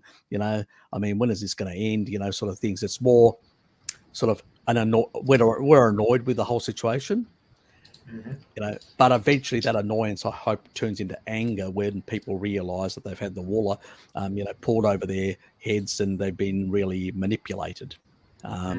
So that hasn't happened yet, unfortunately, in Australia. People are still buying some of the bullshit. But the numbers are growing. I have to say I'm really disappointed. I shouldn't be surprised because I was born here and I know my culture, my country's culture and everything, but it surprises me how this like Keto mentality, like how compliant most Brazilians are. Like when I see like the rallies in like Canada and everything, I'm like, this would never happen here. People just don't have that mindset. It's like very rare. I was shocked. I was shocked basically what has happened in parts of Europe, like Austria, for instance, really severe. I mean, there is just sort of next level. That's just like pure authoritarianism. It's beyond the pale. Right. They talk about imprisoning people and talking about destroying their lives, everything. Yeah, I mean, it's just over the top there. Completely criminalizing decent citizens. It's beyond unbelievable. But the funny thing is, if you take a look at areas like Eastern Europe, there the rates are much lower. People there don't buy the narrative of Jabba the Hutt. It doesn't surprise me there because they lived under a long period of authoritarianism and mandates on their lives, controlling every aspect of their life. And it's, politicians, unless they want a rebellion in those sort of countries, have to tread very carefully. The problem is in our sort of countries, people basically have had a lot of freedoms that become very comfortable and complacent and far easier manipulated. So, and also because of the aging population, you've got a population, part of the electorate now, that is a bit far more compliant. Younger people tend to be a bit more rebellious and don't take this sort of shit. And they are a less proportion. And the young people that we do have around now have been so severely indoctrinated by the education system, the way it is now, that they and the elderly are the most compliant. And it's usually people in the middle, the sort of middle-aged people like myself in their 40s, 50s, and in that sort of regard, they're actually the ones that are actually the most rebellious, or the ones that basically are most critical about these sort of policies. It's just bizarre. It's sort of my generation. It's sort of left to my generation of people that basically are saying, no, this is bullshit, where you've got young people just complying and old people just out of fear complying. It's, it's a worry about the future. I mean, if young people, they will eventually in the next 20 years replace us. And if they're so compliant, could this dystopia that we're all fearful of actually happen? Because even in Canada, if you notice, those people there were, even in the image there that Jared was speaking to, the majority of there seem to be middle-aged people, the average working men and women of Canada. They didn't seem like very, very young or very, there were a few older people amongst them, but primarily it was middle-aged people you could see there. That is the actual working population, the current working population, which in the majority, You've got some younger people that are in, and some older people in the workforce, but the majority of the working population is that middle-aged type bracket of the population, and it's that part that is basically, yeah. Daniel go, Gen X does not comply. Yes. X marks the spot with that generation. Yeah, look.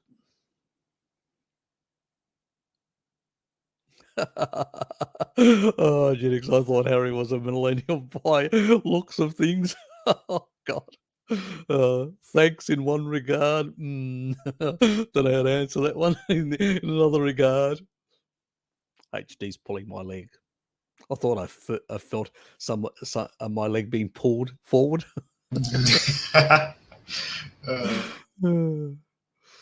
He must have an entangled state with my leg. I couldn't help myself. I better share some of those other ones that you actually created, because we haven't shown those. I better share them. There's the other one that I didn't actually put up. Be excited when you buy more white powder. Chemist, hard drug user, taurine enthusiast. Oh, exactly. Nothing like taurine. I have to say, it was kind of weird because I think it's the first time I'm using a supplement of any kind. And I'm like, did I really just buy white powder from the internet? Yeah, you did. Baby, please stop taurine. Can't make everything better. If I do 20 grams a day, I bet I will unlock levitation. That really works for that sort of crowd as well, the younger crowd. That's a really good one.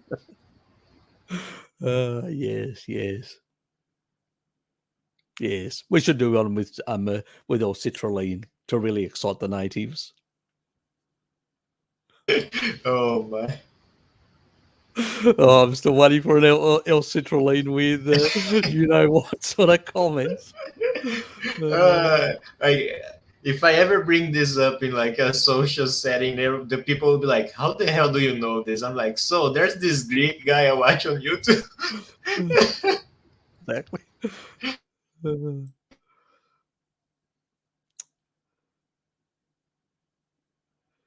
Bloody hell, we missed quite a few questions today. You know, people that I think there's people...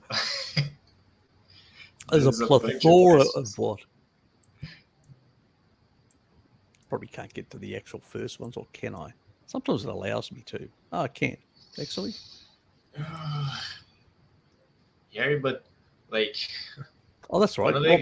Robert actually asked about the biggest spider in Australia. There's one, I think it's called a Goliath or whatever. It's actually I think it's either in Northern Territory or South Australia. I can't remember where it is. Anybody that does come from that area, can you please elucidate? I think that's the biggest spider in pretty much the in Australia. I think. I could be wrong. Let me just save these ones off these images. I do need them for later on entertainment. What is it called? After school entertainment for myself. But there's in Tasmania, we have there's a spider. I remember going down to Hastings Caves, and there was the guy there from Parks and Wildlife actually said that there's a Tasmanian spider in the caves that actually is apparently the biggest spider in Tasmania. It's called Tasmania. This is how I remember it. Hickmania or something like that. They've dubbed it. So rather than Tasmania, Hickmania. So whatever, it's apparently a cave one. It's sort of got very thin little legs that sort of, it's not thick legs like a tarantula or something like that, which there is, I think that Goliath one is a bit more like that, but it's an interesting, before I forget, Steve. It's an interesting sort of spider. I just can't remember how big it gets. That's the only thing.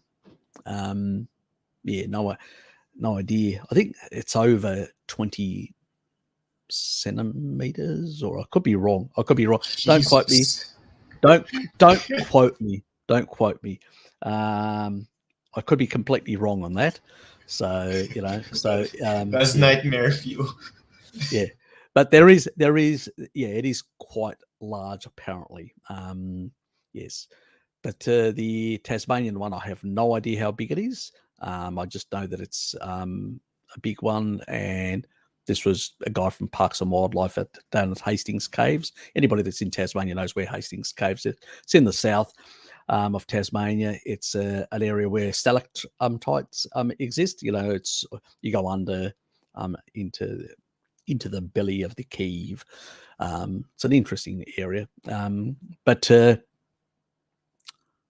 what about Brazil? What sort of critters or sized critters do you have in that part of the world? So I'm trying to remember what it's called in English, but I think it's like the Brazilian trapping spider or something like that. Is that very hairy, leggy, or is it just? Yes, very hairy. It actually uses its hairs as an irritant. It will like brush. Okay. And it will release the hairs, and these hairs are like a powerful irritant. Yeah. Okay. Oh, so like an anaphylaxis type thing. Yes. Oh shit. And they are huge. They're like Brazilian wandering spiders. That's it. But is it would it cause any? Is it still poisonous as well, or not? Yes. I'm pretty sure it is. So it gives you anaphylaxis before it kills you. Wonderful. This is like I just don't remember. That could only be a Brazilian one, could it? Yeah. It's okay. The Brazilian rubs you the wrong way and basically then gives you. Yeah, so they can reach up to a like 15 centimeters, half a foot for those in the US. And it's quite furry as well when it rubs against you. Okay. I don't remember. You know I was gonna go there. I mean, at this point, I'm not even surprised anymore. And there's something unusual about them. So usually when we buy, it's not uncommon to see this, but when people buy bananas over here, you may see like some white deposits on them, and people are like, "What the hell is this?" And it's like it's kind of like wax, but it's like a type of web, because these spiders usually they love to live in banana trees for some reason. Oh, they must love freely then. Oh god. Or they're protecting their food supply from freely. Possibly. It's probably an anti-vagoon shield. I love this spider already.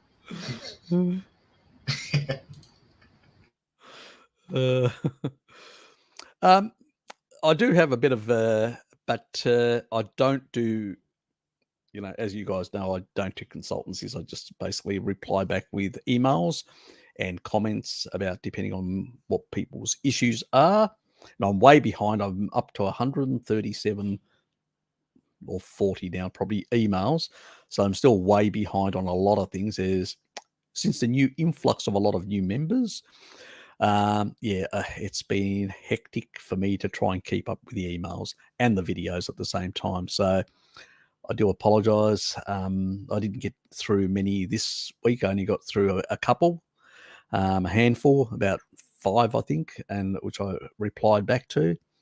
So yeah, I'm struggling to get through them, guys. So if it's a minor thing, just leave me a comment and I'll answer it immediately if it's a minor thing. It makes it easy. It removes the clogging of my email account. So let's just try and keep, like, for severe ailments like cancer and other things, where people may want a question beyond just the the videos themselves. They want some additional information on 1 or 2 points. So let's just stick to that, and it makes it much easier for me to get through them. And also in your header, put the ailment. So it allows me to triage and prioritize the worst cases. It just has to be like that. People that are basically on death's door, so to speak, do have priority in my book compared to minor things. Eventually I'm doing more stuff in covering a lot of different ailments as fast as it's practical in that regard. Yes. Massive winds and gusts and rain. Must be fun out there with the sheep under those conditions. Jesus.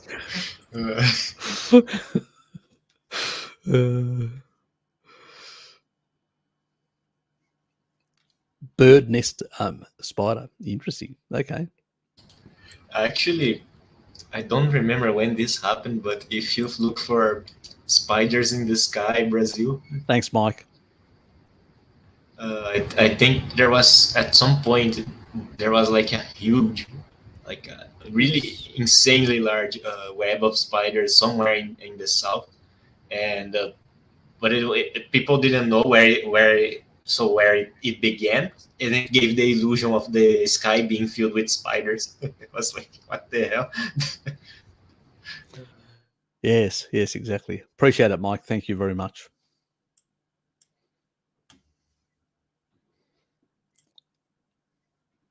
I'll try and just go through some of the questions in that regard. Otherwise, what's when it's what the mandate's still up and running in your part of the world still? What sort of mandates are still in Brazil on? Yeah, so most gyms and shoppings and most public places like that are still requiring masks. And what I believe is happening. I don't know about each institution, but the main public universities, like in each state, they are actually requiring their students to be vaccinated and fully boosted. Oh shit. Sorry about that. Yeah, it doesn't matter. Yes, it's it's very easy to do that. I've constantly slipped up myself. So look, it's a crazy world where we have to think constantly. We can't freely discuss things and speak like.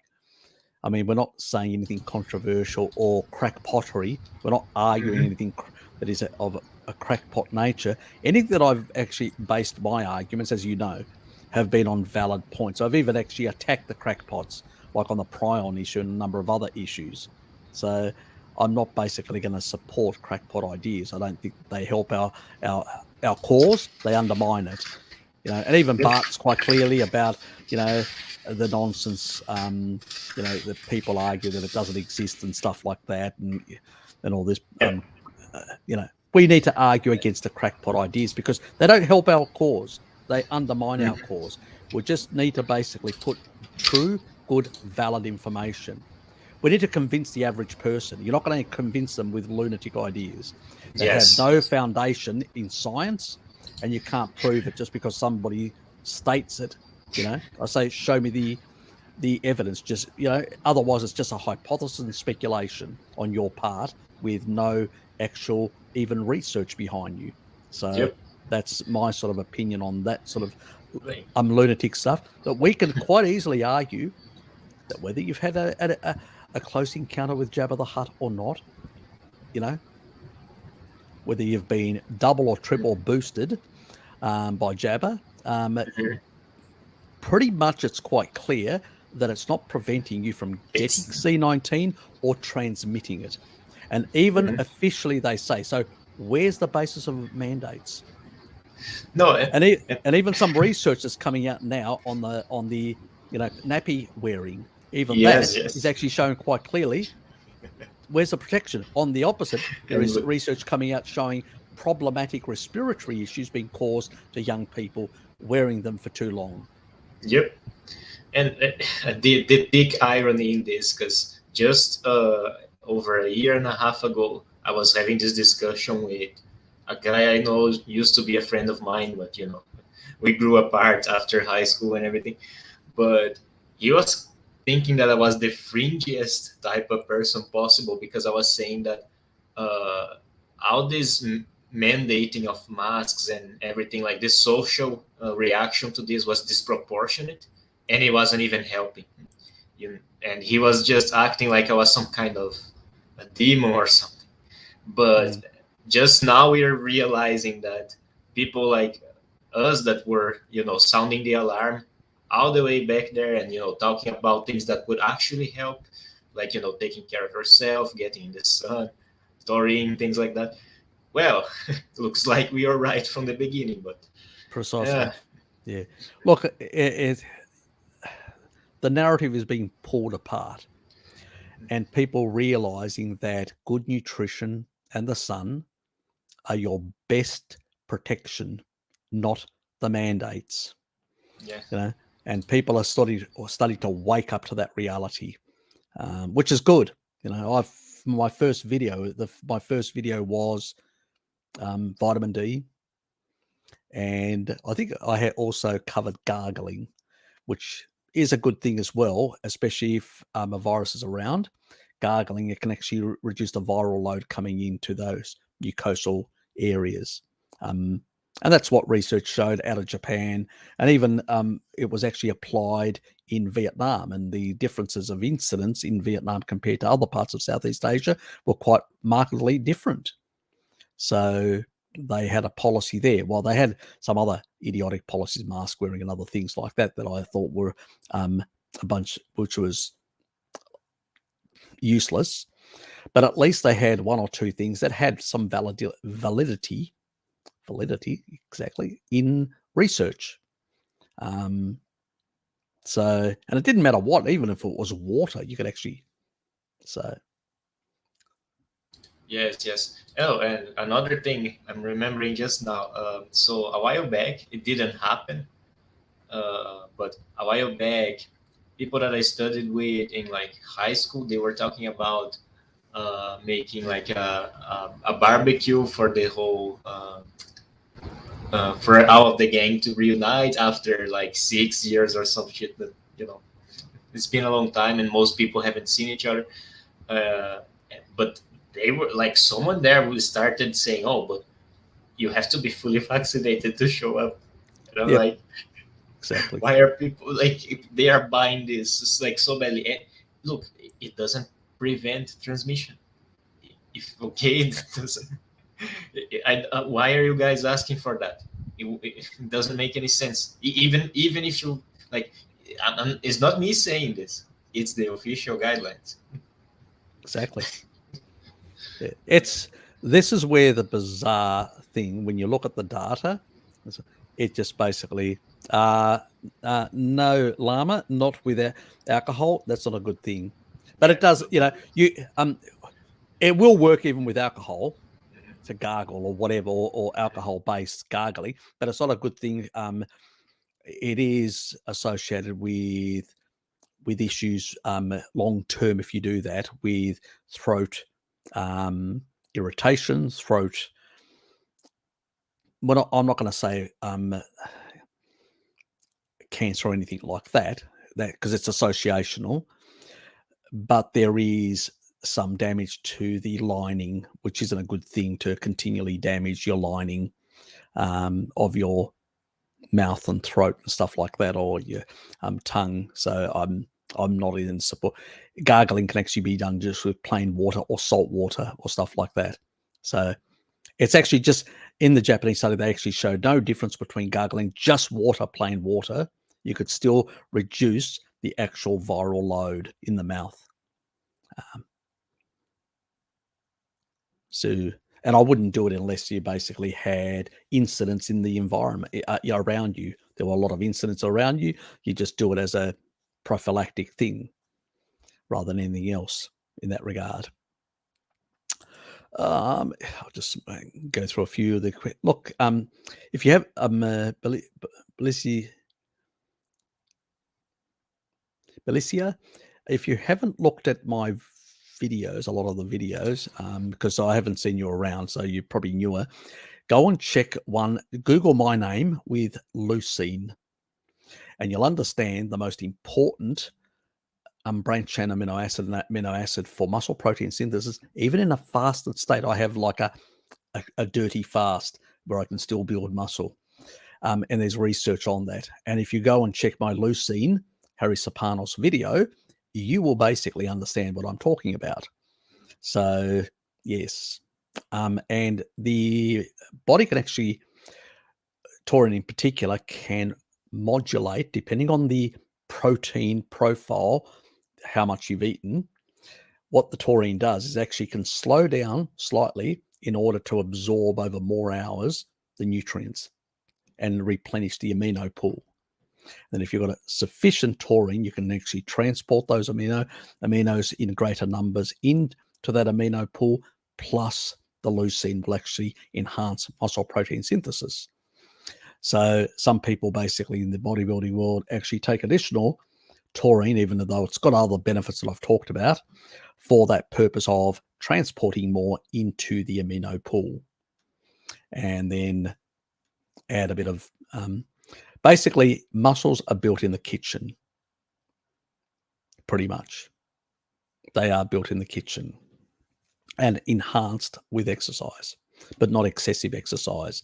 Excessive training does more damage, and people lose gains unless they're basically doing roids and a whole lot of anabolic peptides, which are not good for your health long term anyway.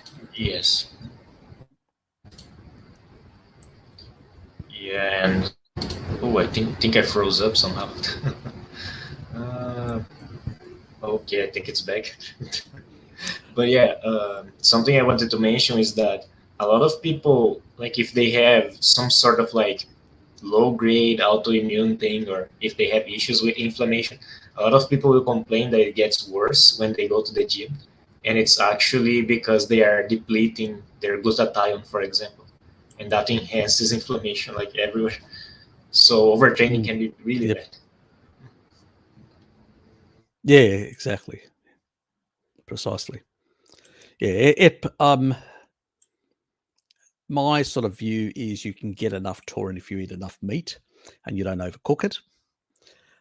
There's plenty of taurine, but when we're talking about supplementation, we're talking about specific purposes. There are conditions which people may need higher in order to ameliorate, reduce the severity of that, and help with the healing. So that's where supplementation comes into it in that regard. I'm still dealing with a few health issues. I'm at the tail end of those, luckily, and so still doing certain level of supplementation, but also in the current so-called pandemic. Still get these negative things, unfortunately. God, it's just not sticking to me. Awful, isn't it? You know, damn these damn taurine, damn the vitamin D, damn. I can't get a positive. I really feel that I've missed out. You have nothing to show for it. Exactly. All this effort, nothing to show. Precisely. Yes. We're heading to that. Yes, wheelbarrows of money, of cash for bread. Yes, crazy. That's these lunatics don't care. They'll still be at the top of the pile with their enforcers called the police and the military. They'll still be at the top. Remember that, guys. The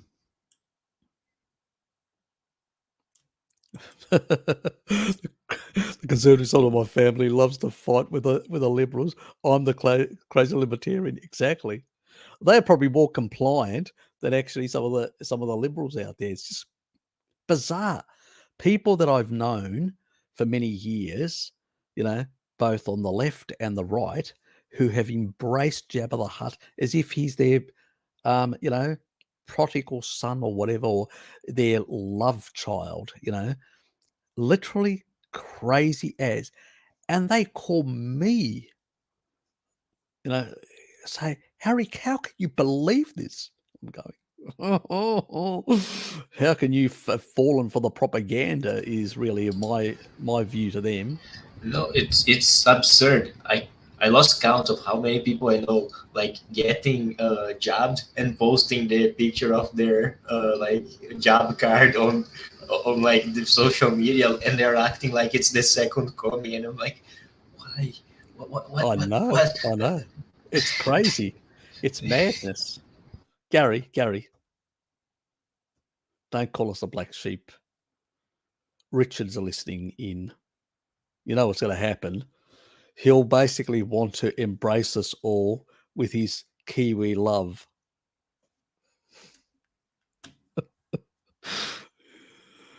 Oh my God.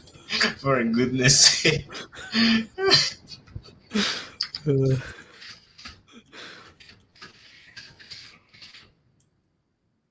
I couldn't help myself there. I knew you couldn't. He's probably gone to cook up another steak, another lamb. Throw another lamb on the barbie. That's probably off to do. Yeah.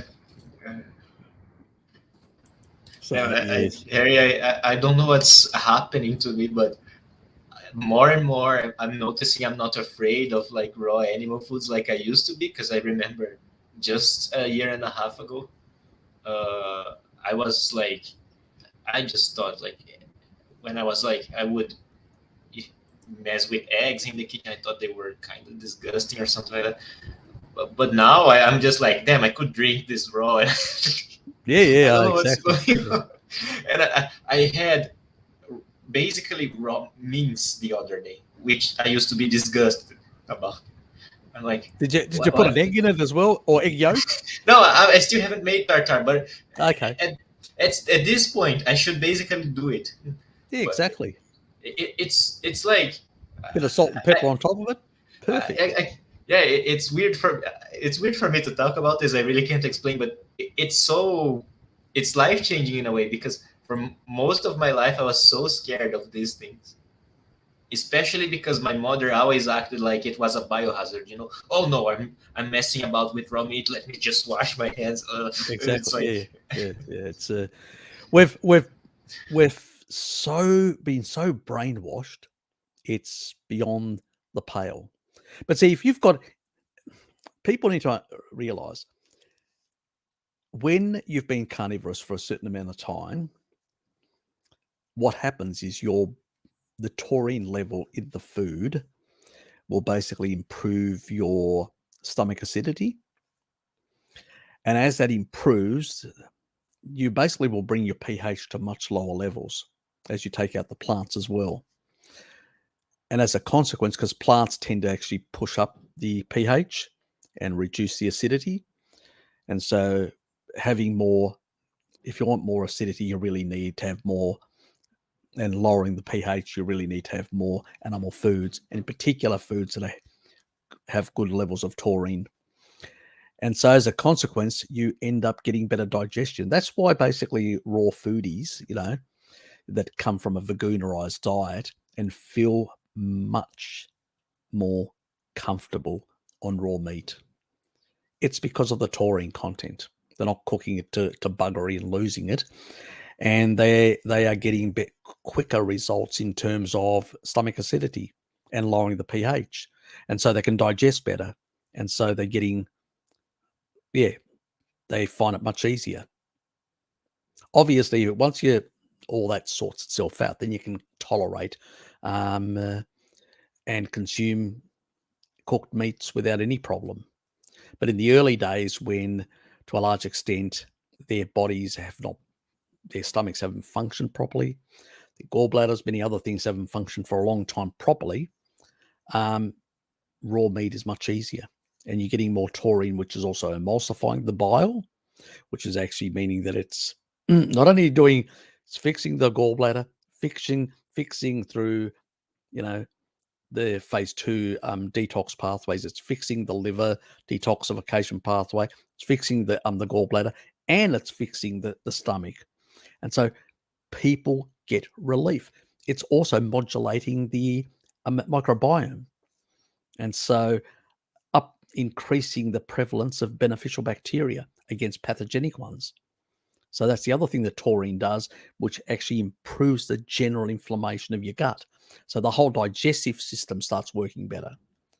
This is why people like that get this sort of relief.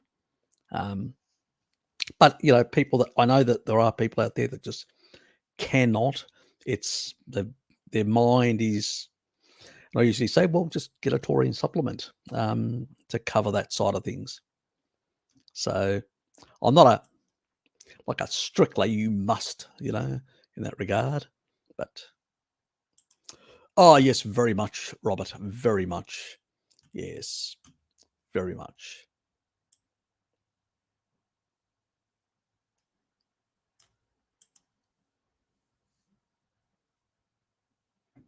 Sounds good. Sounds good, Tracy. And if people haven't hit the like button, please hit the like button.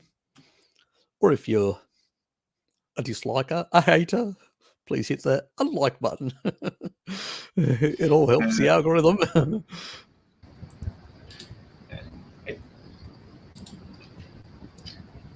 I think we have someone asking about acid, Harry. Yes. Mm-hmm. Yeah, I'm just basically going through to try and pick up a few questions that because a lot of people, you know, in here, all the supportive stuff and all that. Yes.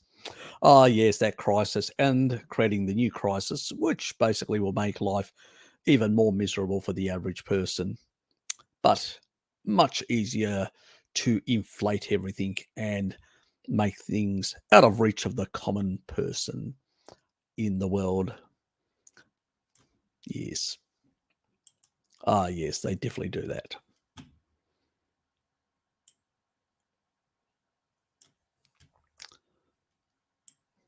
Any other things that you've heard on the grapevine or people are talking in the carnivore community? Is there any recent stuff that, you know, you've heard about or stuff like that? Yeah, so recently, I think a few hot topics have been. So I think Dave Sinclair has showed up in a podcast somehow, and it's been like Okay. a couple weeks of people talking about Endor and animal protein and aging and things like of the sort. More And reductionism from David. Yeah, and the croissant diet guy, because apparently, everyone's out their age now. I think he was on a. He did a thing That's a sort of the hysteric acid type thing. Yeah, exactly. Reverse electron transport to actually biogenesis more mitochondria. Yep, he did a podcast with Saladino, and I think he's growing a bit now, so more people are talking about this. Yeah, but the thing that he doesn't understand, I mean, I've talked about reverse electron transport for some time in the past, but I always remind people that if your mitochondria is crappy, all you're going to do is basically clone crappy mitochondria. You can only get so much. So the really important stuff is to eat more meat, because meat is really important, because what it does, let's put it this way. When you add more shit like sugar, crappy stuff that, you know, Salad Boy, many others do, what they do is they have a tendency of overstimulating ROS signaling within the mitochondria. Not a good thing, because it basically a lot of people view the mitochondria and the nucleus as sort of separate.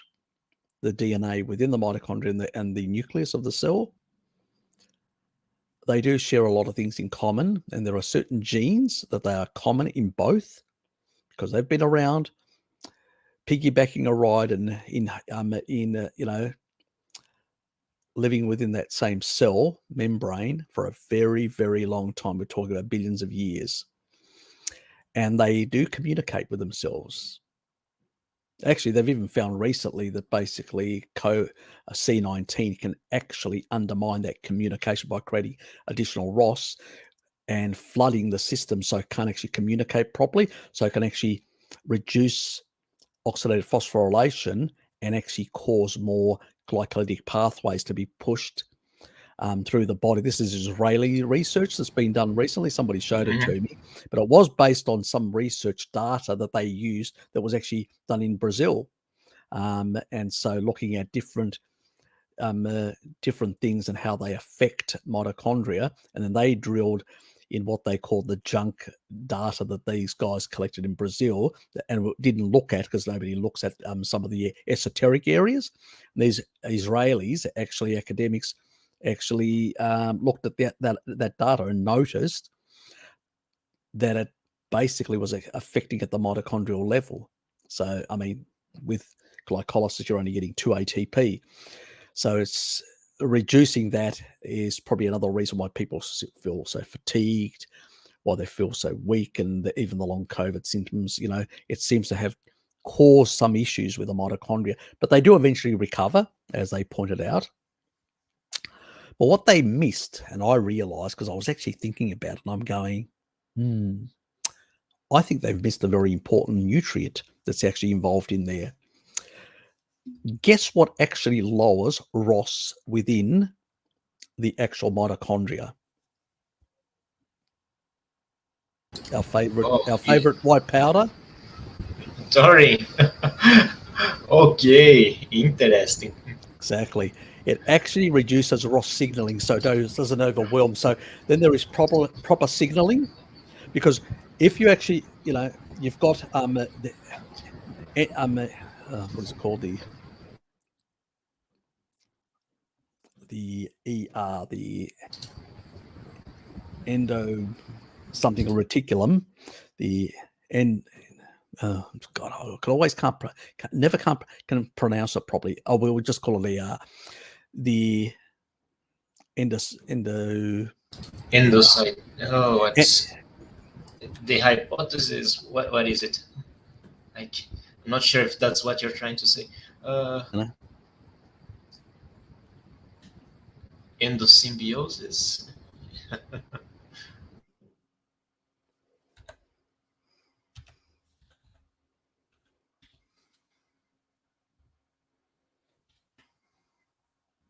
Endoplasmic. Bloody hell, Harry. Oh, okay. The endoplasmic reticulum. Okay. So Endoplasmic reticulum. Yeah, exactly. So endoplasmic reticulum, you've basically got the smooth part, which is in the outer part. So you've got in the cytosol, where is all this, you know, the fluid little chambers, you've got mitochondria and stuff like that, and different other organelles within the actual cytoplasm of the actual cell, and the nucleus in the middle. So the endoplasmic reticulum, or we'll call it ER, so I don't tongue twist myself. There's a smooth part, which is the outer part, and that just sort of, and then you've got the actual rough part, which is between that and the actual nucleus. Now, within that, there's ribosomes, you know, where you're basically proteins. RNA goes through those ribosomes to generate new enzymes, other proteins, and stuff like that. So what basically prevents unfolding and misfolding of proteins? Taurine. So basically taurine, because they talked about there is some sort of protein that is interacting, because they know that there are certain genes that are encoded for that. And I'm going, the thing that's modulating that they have missed completely in this research, that I realized myself from other research that I've looked at in the past, but they missed it because I was just looking at the data and then just extrapolating from that. What they missed was that taurine is the thing that's actually having that. It reduces ROS signaling, because they didn't know how to. They just knew that it was creating a problem in signaling, and then over time it would recede as the disease went away. But what they didn't understand is this is where the magic of taurine happens, guys, in the mitochondria. And I was aware of that ROS signaling, but I wasn't aware that C19 was actually doing this, enhancing ROS signaling in order to force the cell into a glycolytic state, which served for then this changing in the folding and misfolding of the actual proteins, so it could actually exploit the ribosomes.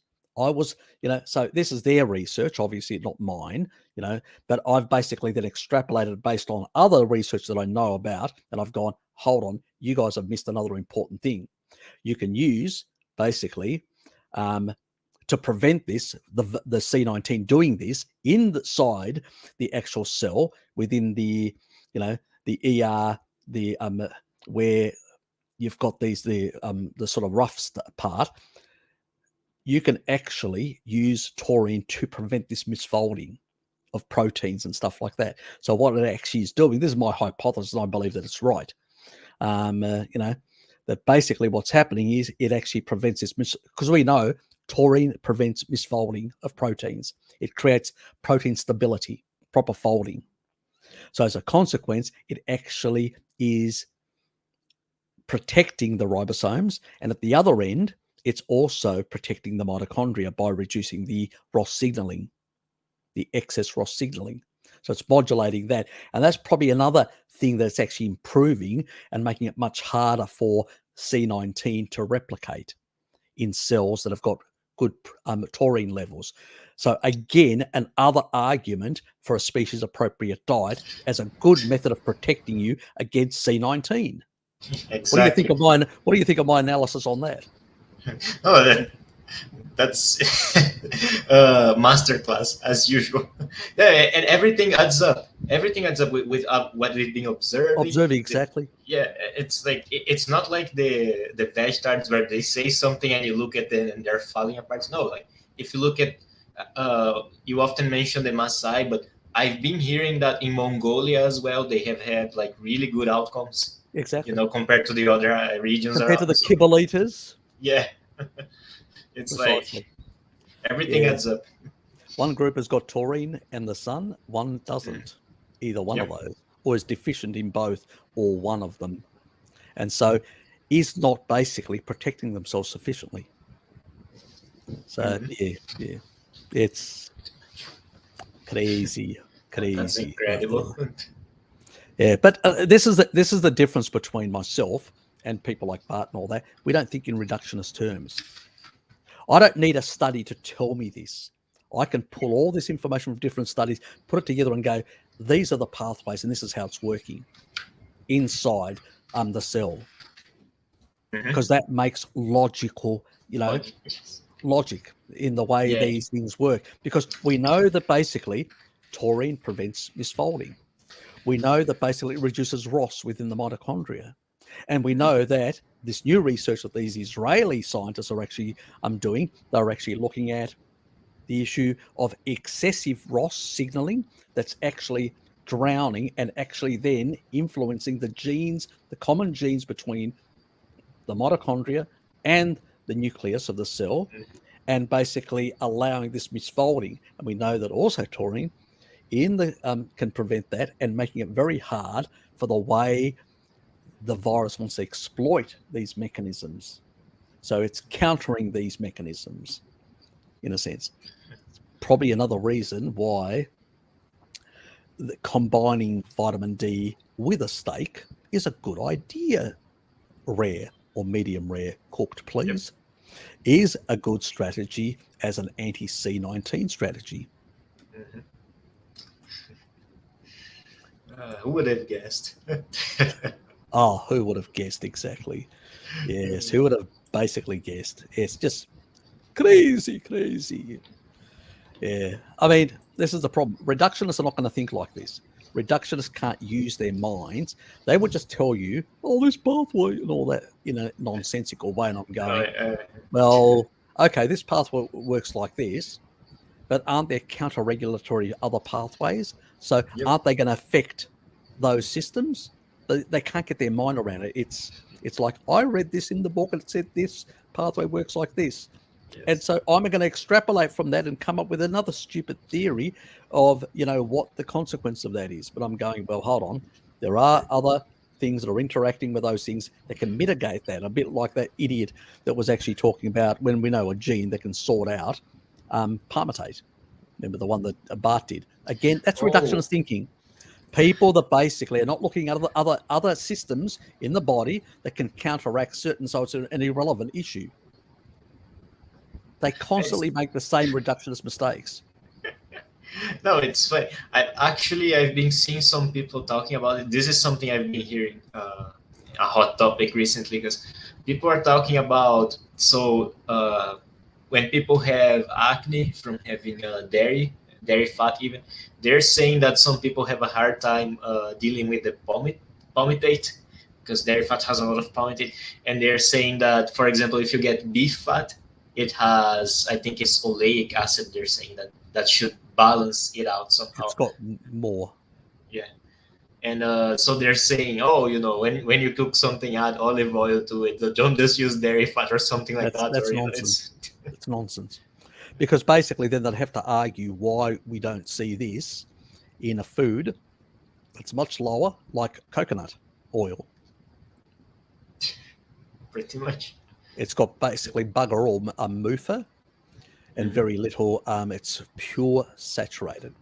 And we know that a number of populations were using it in massive amounts, and people, when they get on that, they don't get the same effects. So if they're not getting the same effects, is it the actual fatty acids or is it something else that they are sensitive to? Yeah, and it just comes across. But you remember, in science, you only have to show one example. And I just showed you one example that just blew away that whole hypothesis. Because if that was valid, if that was a valid hypothesis, then basically you'd have to show that it works in all instances. Yes, and I just gave you an example of coconut oil that just blew away that whole idea. Exactly. It's again like the eggs. Oh, one egg will kill you. Yeah, and somebody takes 25 eggs a day. I don't think that. I think that hypothesis has been blown out of the water completely. I must have died 1,000 times over. But exactly.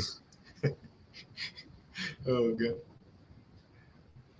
Yeah, it's nonsense. It's again sort of people coming up with some reductionist nonsense and then claiming, and it's not even in a human model, it's in a rat model that doesn't have those genetics anyway, and then making some spurious, idiotic claim when we can show other foods that have got higher, just as high or higher levels of palmitate in them, and you don't get any of this reactivity whatsoever. Not one example. So it actually just blows away the whole argument. And this is over and over again the same lunacy of reductionist nonsense. Because basically in science, all I have to show is one example where that doesn't happen. It's like the speed of light. If I can show one example where the speed of light doesn't work at 300,000 kilometers a second, or I can show one instance where gravity in normal space, we're not talking about here in basically inside a black hole, but in normal space, does not work the same way in terms of time dilation or whatever. One example I only have to show blows away the whole ideology. The whole theory is invalid then. Nobody else has ever done that. So we know it's valid. But if I show one example, and that's what science does, one example blows away a whole thing. These people, I could have come up with more than one for their nonsense. It's just, this is the lack of science, because true scientists actually look to disprove their idea, their stuff. Actually are looking to disprove their stuff. I continuously sort of, when I was looking at different sort of pathways, even with taurine, to find out reasons why maybe it's not a good idea for a lot of it. I know I'm a very big proponent, but again, I was looking, the more I looked, I just couldn't find. I just found that even in very high doses, it was still showing benefits. And I'm going, I was trying to find an upper limit, and I still haven't really found any research to show me an upper limit. But I can only say in humans, 10 grams, because that's all the research we have. But I know a lot of my subs have done higher levels. And the one that they actually did, the one that I showed with that rat study that actually had, massive improvements. Let me just get up. Somebody got Joe. Good. Was basically like 35 equivalent in humans to 35 grams. That's a lot. That's a lot of powder. Let's put it that way. That's beyond the levitation level. That's exactly it. That rat was elevating. It was actually heading out to space.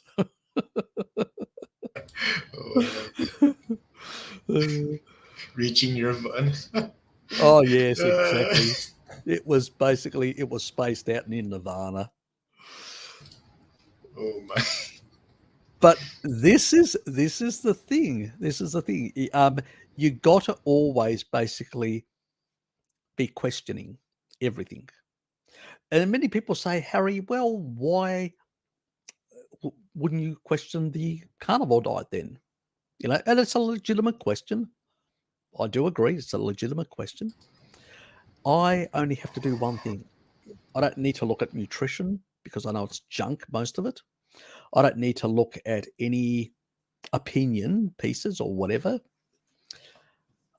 I don't even have to look at the interpretation, the genetic interpretation that some people may have out there, or their misclassification that some other lunatics, vagoonerized lunatics have about the human digestive system or anything else. All I have to look is at the N15 data to be convinced. When I look at thousands and thousands of bone, because your bones are basically mineralized collagen. So when we look at the collagen of these long bones of our ancestors of over thousands of years, what do we find? That they were either in the glacial periods, hypercarnivore, in the interglacial periods, supercarnivore. So they were seasonally having a few plants here and there in the interglacial periods. And that makes sense because animals lean out in the interglacial periods. So you've got to actually engage the Randall cycle seasonally at the end of the, when the fruit around in order to force more fat storage, because we need fat storage to maintain ourselves in an environment, a natural environment, which is limited in energy in some regards. And we have to work very hard to get as much as we can. Now we just go to a supermarket. That's a different story. But really, when you look at that data, for me, it's slam dunk. And then we look at the delta 13 isotopes of carbon, and they clearly indicate that it's an animal, that it's a ruminant. It's an animal that is consuming grass.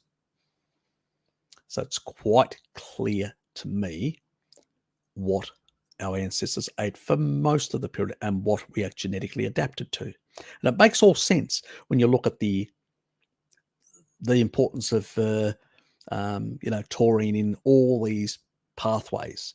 When you look at all the different peptides within the flesh of animals and all the interactions at even the mitochondrial level and this at the cell level, both the organelles and the nucleus and its DNA, the interactions with that sort of stuff, it's quite clear what really, because I don't see that happening with other things. It's even the vitamin K2 story. It's only the animal form, menaquinone 4, that interacts with the genome. None of the others do. Not one. It's like when you look at a human's ability to get some nutrition from plants, you can see it's not the ideal system. You can see it's something that is it's exactly. a backup Precisely. plant. It's a starvation food. Yep. Even the chimps themselves, they go out hunting. And the females with their children go into poking for termites.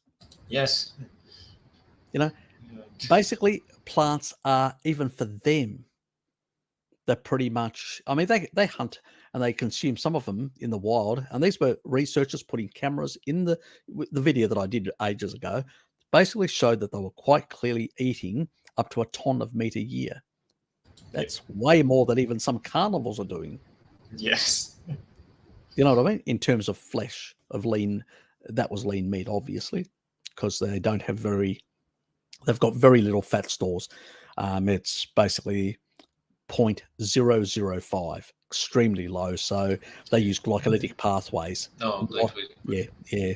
So they oxidize pretty much sugar, and they will turn part of even the meat into, they've got enzymes that can do that more rapidly than we can, far more better, because we shifted to a different food supply compared to them. But even our common ancestor would have been far more carnivorous than people claim, because otherwise the chimps wouldn't be where they are, eating so much animal foods, you know.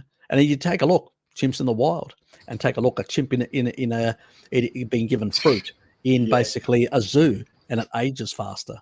They get diabetes in the zoo. Exactly, they do. I know, it's crazy. I know. They induce diabetes in the actual poor animal. That's animal abuse. It's terrible. No, but Harry, according to Mike the Vegan, if meat makes you smarter, lions should be the smartest animal around. Yes. One thing that that crackpot doesn't understand is that cats basically eat a more higher protein like the chimps. That's why the chimps aren't smart. They consume a much higher protein-based diet than. And that's why they go for for the guts, eating the organ meats and stuff like that. They eat the organ meats, the liver and stuff like that, is because they go for nutrient density. They don't eat for a couple of days after. Yeah. It's the hyenas that actually scavenge the rest, and other animals. So it's very different. It's a good symbiosis. Exactly. And look, organs are important and all, but I don't like when someone places a lot of emphasis on organs, because we would probably be eating mostly muscle meat most of the time, even because we were like getting carcasses and stuff. Yep, precisely. We would have been scavenging in the early days. It would have been primarily muscle meats. Exactly. As I say, when it comes to, that's why I sort of, with paleomedicine, or I don't really get on. I don't agree with them. I'm not against organ meats, but I don't believe excessive amounts are required in the human diet. We can take basically a lot of things and convert them. We can basically convert methionine into choline into folate. Now, there are a few exceptions. My ancestors ate more organ meats. As a consequence, I do have some defects in my genetics. It's a very small percentage of the population that do have these, but they do have them. So I require more intake of certain organ meats and stuff like that. But that's not for everyone. Most people do not have those genetics. They can convert quite easily, thank you very much, from methionine, choline, and many other things, even taurine, because it does go, remember the video that I did on homocysteine, that I pull apart Gregor, and basically how cysteine basically is increased, and that can go on to taurine synthesis and across to, choline and then folate to there. So you don't even have to consume folate, eggs or liver at all. You can get it through these conversion pathways. So you just need to eat more steak, more meat, get more methionine in.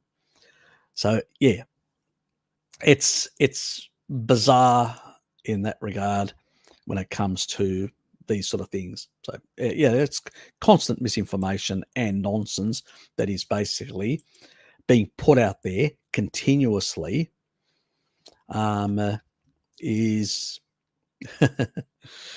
yes, it's that's the sort of narrative that it's sort of that, but there are plenty of people who just want their freedom and not being pushed around and forced. That's really what it is. New terminology in New South Wales, up to date. Oh yeah, I know. It's just bunch of retards. Oh, so just earlier today, I saw a news page on the sea stuff here in Brazil, and it was like, the state government is considering the application of the fourth Java, and I'm like, oh. I mean, haven't they done the fourth in Israel? Yeah, I think so. I'm like, wait, are they talking about this already over here? Look, on paper, it is on paper. It's traditionally designed, but it's got some safety features. Like on the spikes, they put prolines to prevent it from going in. So if you are aspirated, even if it gets into the bloodstream, it can't enter or adhere two cell walls because of the two prolines at the tip. So you're not going to have that problem that a macrophage will just clean it up in that regard. You should always argue with the person doing that they, do it properly, do aspiration. But if you don't need to, don't bother. Vitamin D and taurine is your good thing. But if you're forced to maintain your job, stuff like that, it's probably the safest option out there in that regard. I believe in natural immunity, and I've already acquired that by being in close contact with people. So I'm pretty happy about that. So if I was to take this to hold my job, all I would do is I would up my vitamin D levels and my taurine levels for at least a week before. So when it did get into my system, it got cleared up so fast out of the system, it was like a blip and would have no real long-term issues whatsoever. I don't think on paper, I did a phase 3 on it. If you go and check my videos that I did on this, I did a phase 3, the study, and that was done in hospital. So it wasn't done, that was controlled by others, not by the company itself like Pfizer did. It was controlled by others. These are hospitals, and these were among sick people. So we're looking at a population which is not your regular population. And still they saw no anaphylaxis, none of the actual deleterious things that we were seeing with the others, which were done on supposedly healthy, primarily people. So in terms of safety and efficacy, in terms of phase 3, it looks like the safest option in the Jabber arena. Do you like that? Jabber arena? That's actually pretty good. But if you don't need to, don't bother. If, that's basically it, because your best protection is taurine and vitamin D status. A steak and some sun. You can actually eat a steak out in the sun and basically make your immune system much healthier and stronger in that regard. So that's the way to go. But if, as I said, I do not criticize people. A number of my subs have had to take some of the other versions, unfortunately, and I've basically encouraged them to use vitamin D and taurine and stuff like that. And there are a number of other protocols out there to basically try and clear out those foreign particles out of their bodies. It's unfortunate that people have been forced in that situation. It's against their will. It's not because they want to. So it's been a struggle even for me. I've had my work relent to some extent, and they're allowing me to work permanently from home. So, well, it seems they want me more than they want to lose me. They don't want to lose me. So that's good. So I've had a lot of pressure on me, mentally, psychologically. I've been under a lot of stress. I think I've basically aged a couple of years recently just because of the sheer stress that I've been under. Because I'm 5 years away from retirement, about to lose all my benefits and everything. So I've been under a lot of stress. Excessive amounts, believe me. Not even sleeping properly sometimes. I've been trying to do other things to try and get my mind off these things. So, yeah. So it hasn't been easy. And I know it hasn't been easy for others. I'm not basically making any claims that I'm in a worse situation than many others. There are plenty of others even in worse situations than myself, and I sympathize with them. I don't criticize anyone. I've never, on my channel, way from the beginning, I've never criticized anyone for taking that option if their livelihood was dependent on, and they had, somebody who's retired or close to retire. But if I was close to retire, I would just retire at that stage and say, bugger. That's probably another reason why a lot of people left work, retired for those sort of reasons. So they lost good corporate knowledge over this nonsense that can't be replaced. But people would have left because they would have taken their pension and gone, I don't have to work anymore. And if I was in that position, I would have done the same thing. But people need to travel. People need to do a lot of things. I'm hoping by the time I have to travel overseas later this year, that all this nonsense is behind us. I'm hoping. So, yeah, it's been a hard slog for a lot of people. I mean, even for yourself, Lukey, you've been under a lot of pressure with your current employer is different, luckily, but your previous one was hounding you continuously. Yeah.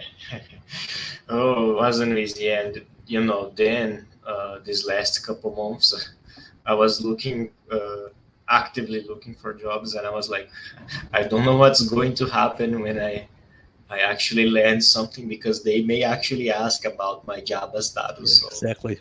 They may be even worse than the other ones. Yes. Yeah. Yeah. Let's just say I'm really lucky right now, but hey, still though, I'm constantly thinking about this, because you never know what's going to happen. Precisely. Yeah. Because basically the government can change and actually take action and say we're going to charge the companies who don't have their workers complying. Yes. And so companies then are forced to basically mandate, because they could actually incur severe penalties. Mm-hmm. This is the problem. It's the government that's the problem.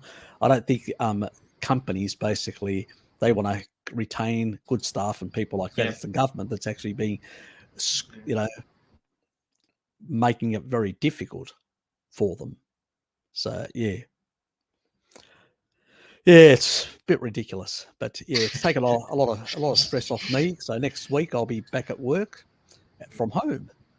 So got a public holiday on Monday, which means basically, so it's only going to be a 4-week from home. Oh, and then, okay. Yeah. So on from then in that regard, but I did decimate a lot of my leave in order to. Yeah.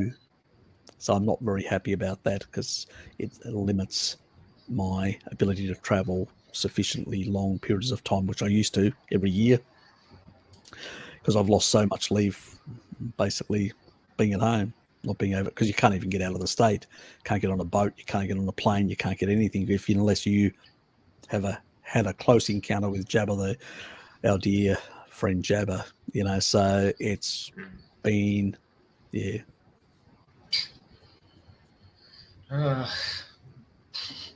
Yeah, so that's the problem. But in terms of coming back to this, it's probably the least problematic, because it is traditionally designed with safety features, with the prolines and a whole lot of other things. So it's even safer than actually other traditional ones, because of the features that they've put. One, the actual spikes won't cleave off and create viral particles additional, because they've actually mutated the actual cleavage site. So that can't happen. And then the on the tips, it can't basically go inside the cell or adhere because of the prolines, which basically means that even if you're not aspirated properly, that means they haven't pulled the needle out to see whether there's any blood. They haven't poked you in an artery, or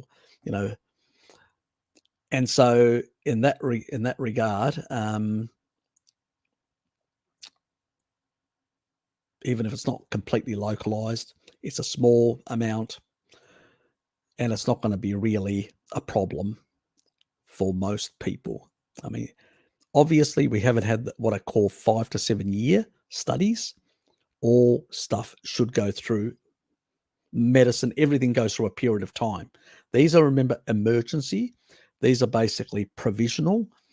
So we don't have a 5 to 7 year follow-up studies to basically validate whether there's any. There could be some rare groups that just react. We don't know.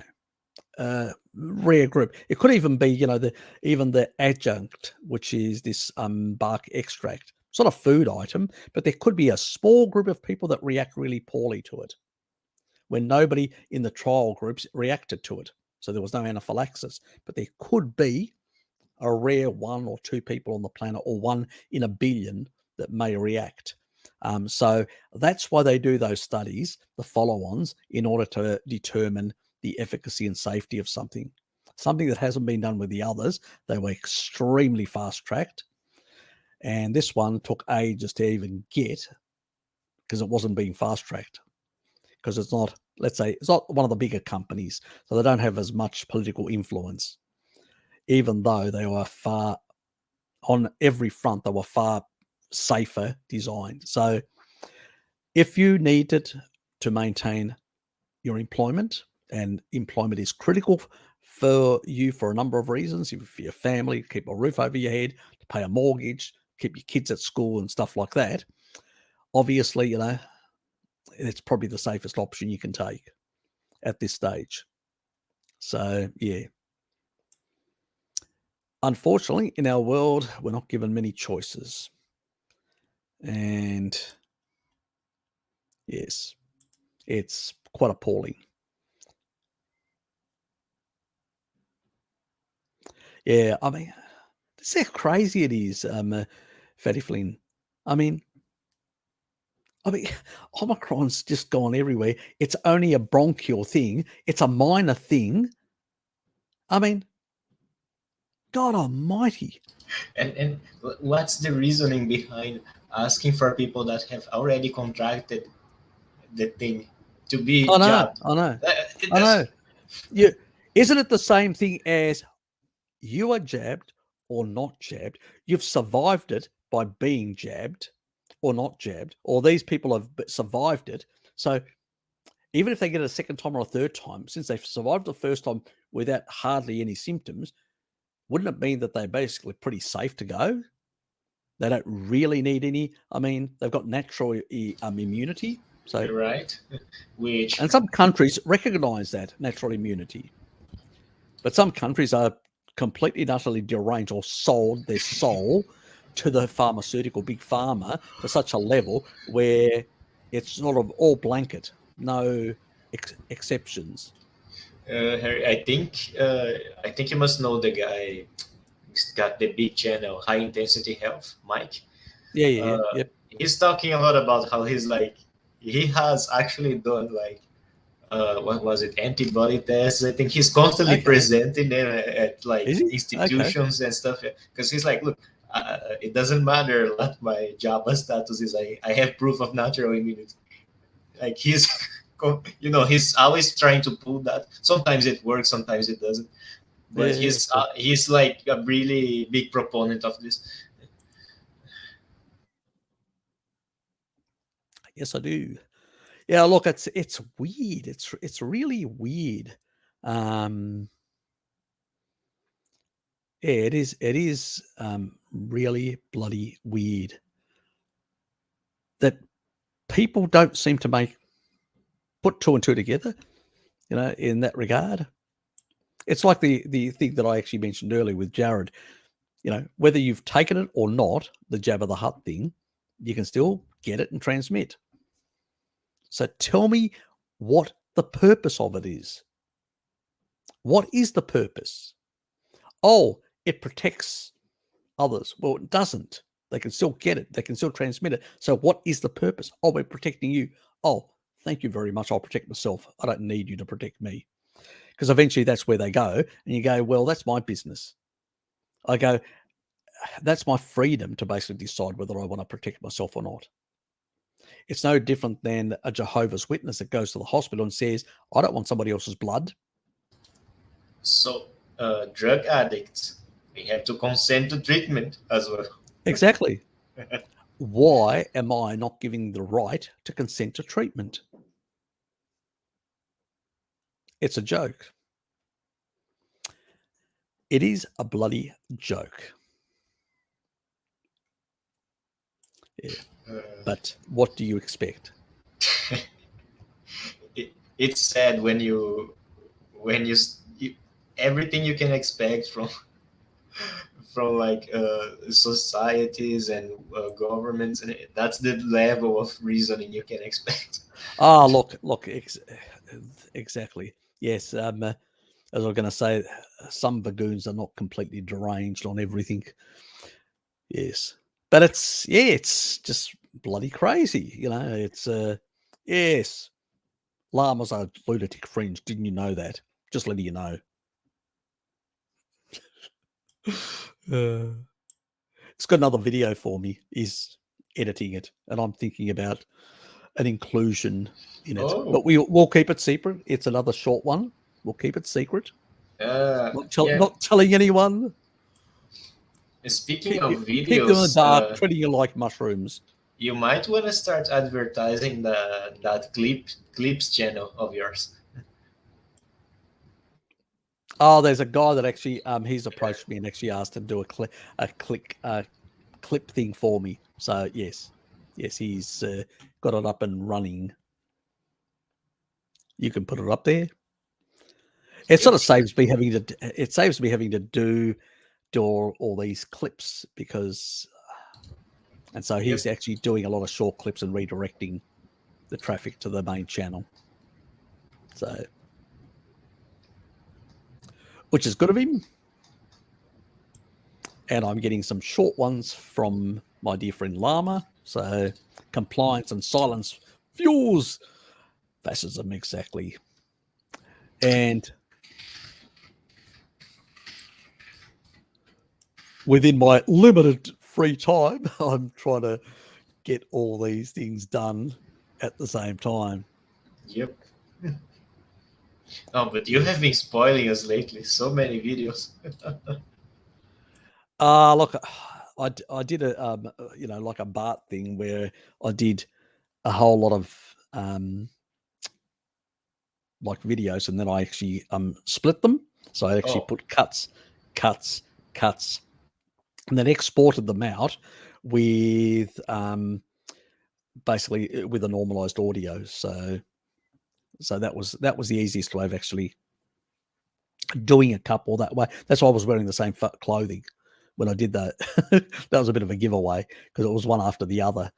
And then it just basically meant splitting them and then going over them and just checking that it all flowed properly and then posting them. I had one that I didn't post. I just didn't like the way it was.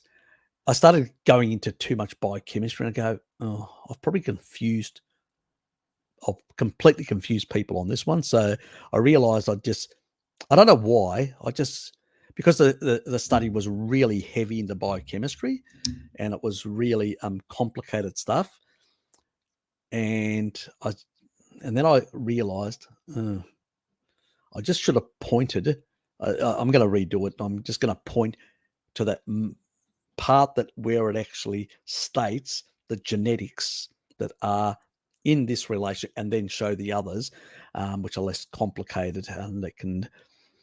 And so, if people want to go and check that part, to understand those genetic mechanisms and stuff like that, fine, go and take a look at it. But it's not for everyone, So I just realized, or maybe I don't know. Maybe I cut that portion out. I don't know. Can I cut it out? I'll play around with it tomorrow and see if I can snip out the parts that don't need to be there, but make it flow properly so it doesn't sound ridiculous. But sometimes when you snip certain things out, it just I've done that before and I've listened to it and I go, doesn't really sound properly. It's not flowing properly, so I had to redo it. So yeah, look, it's one thing when you're doing these sort of videos, it's not an easy thing. And sometimes I had one where I actually did a take 3. I had to do it 3 times, which was very annoying because I realized that basically what I'd actually said, while it was correct, I was using the wrong terminology. I was using, sciencey terminology, and I realized, well, that's not going to help people listening to it. You know what I mean? It's not going to help people because it doesn't explain things. And unless somebody has some knowledge of, that background in science, and even the stuff that I actually talked about earlier about that signaling, I kept it very, very, very as simple as possible, because otherwise you can just lose people. Because ultimately the whole purpose of the channel is to just explain why, make a case for meat, make a case for animal foods, and show why these other things. And that's the other thing. I'll be doing the one on that Robert asked me in the beginning, which basically covers the taurine and the modulation of the gut system and all that.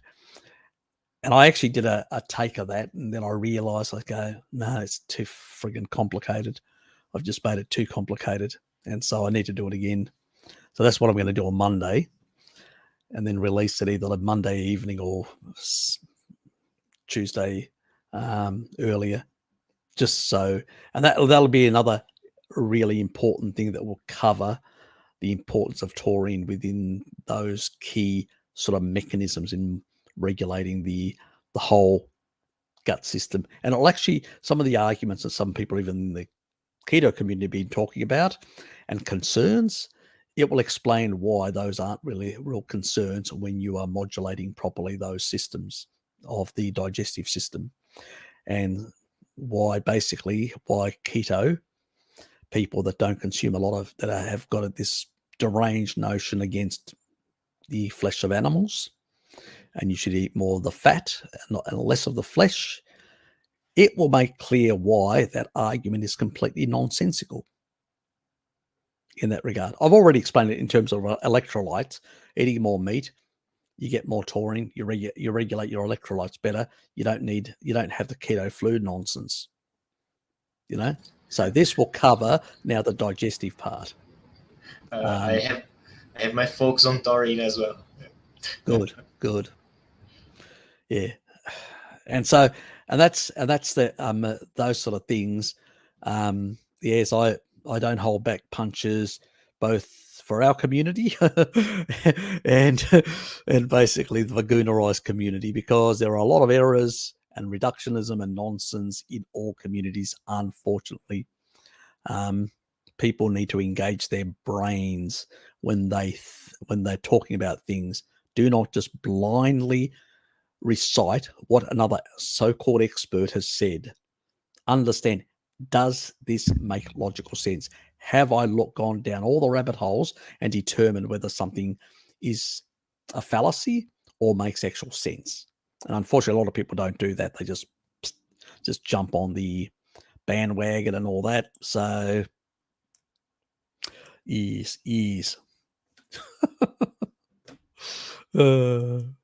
God, they must love you and your family. Not all of them are, luckily, but quite a few of them that I've come across, yes.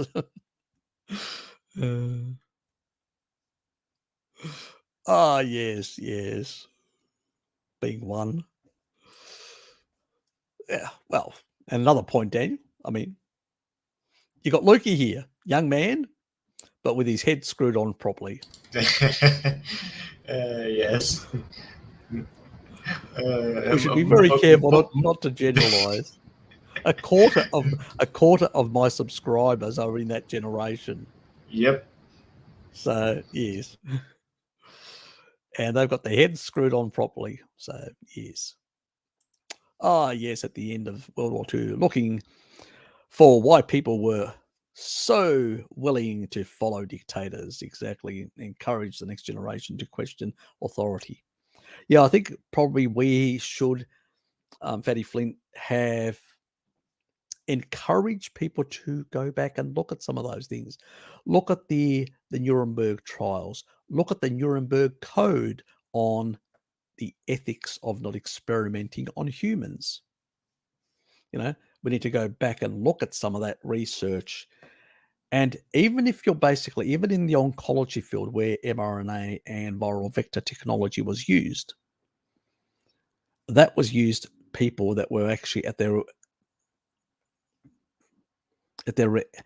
situation where they were at their worst condition.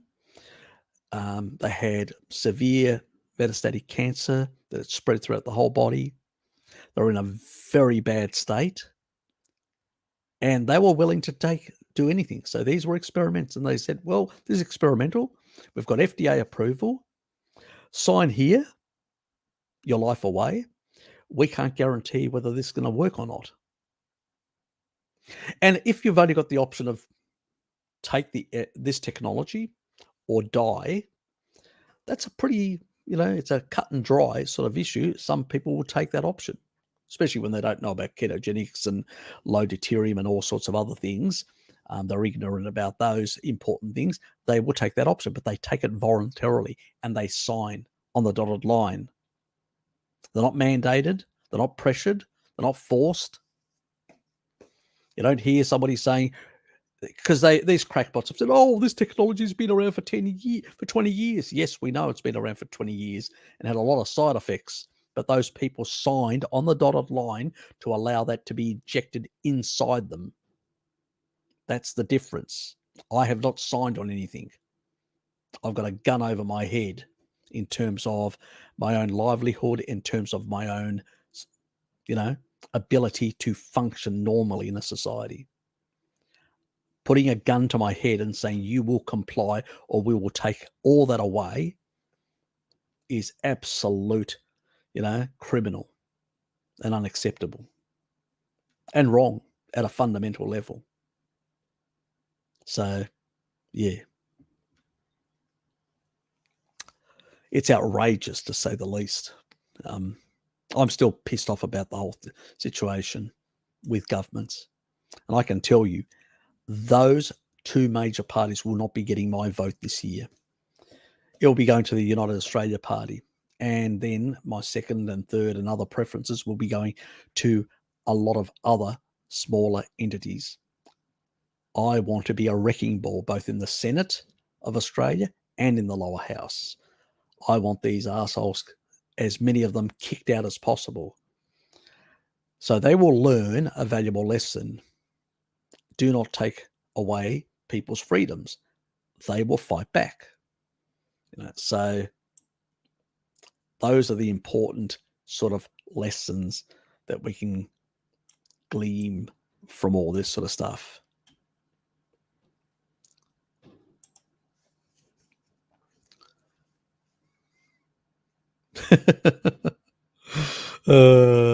Joe, mate, you're being spoiled.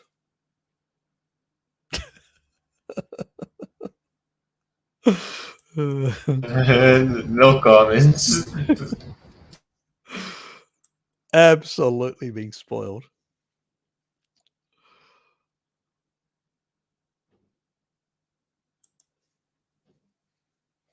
Yeah. That no, they're not my shorts. My shorts.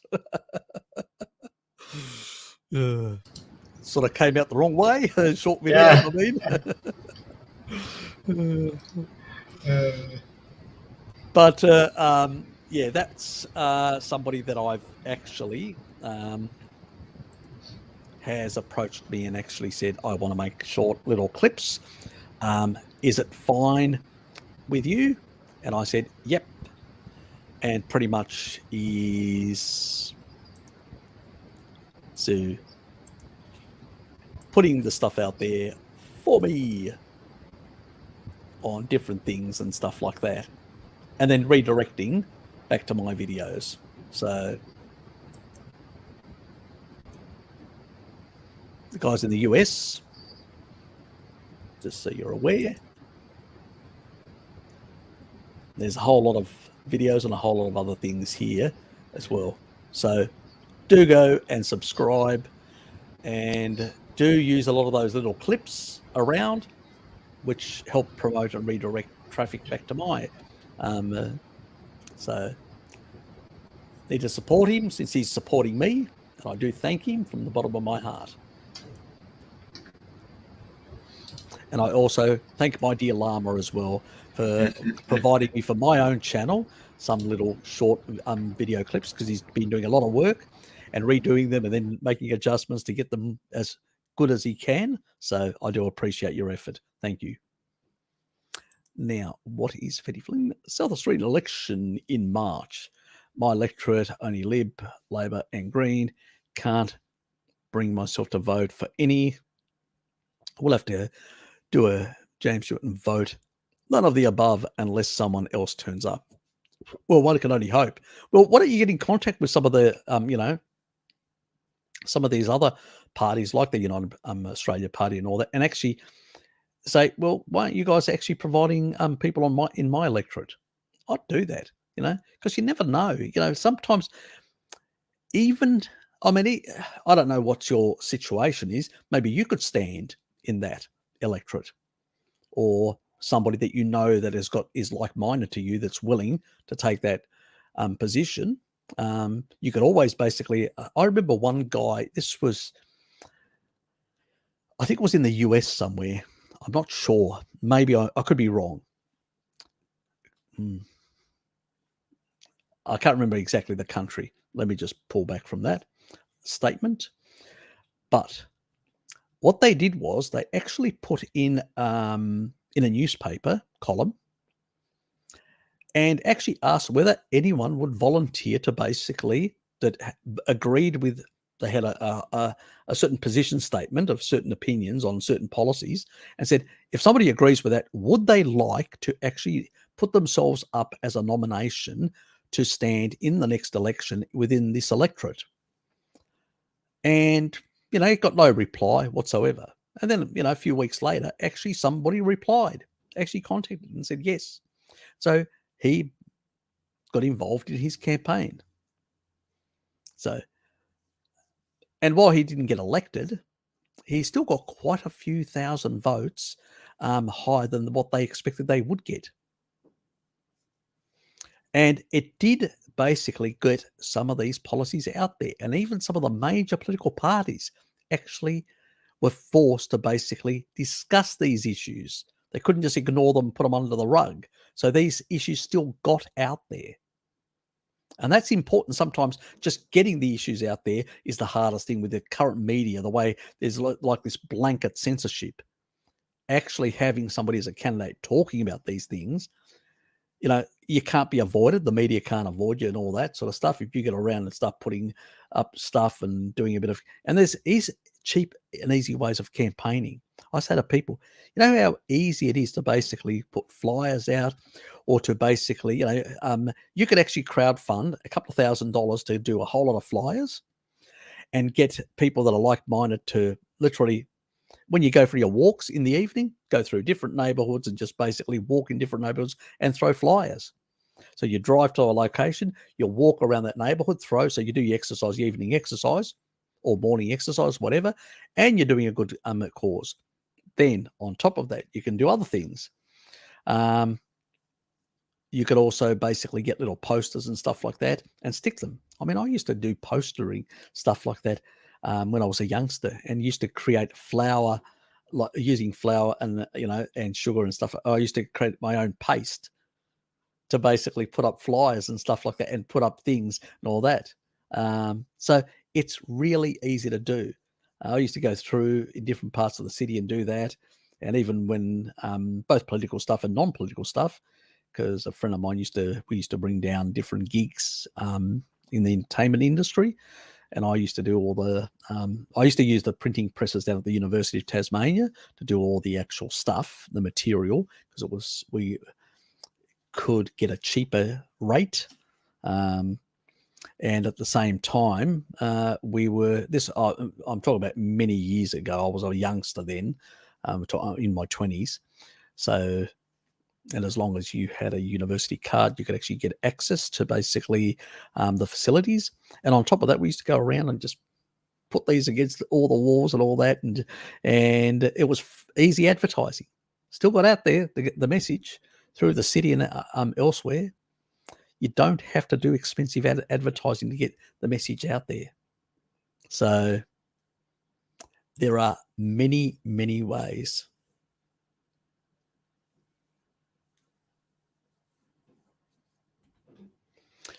Yeah, so there are always different ways, because as long as there are electorates out there where you can do this.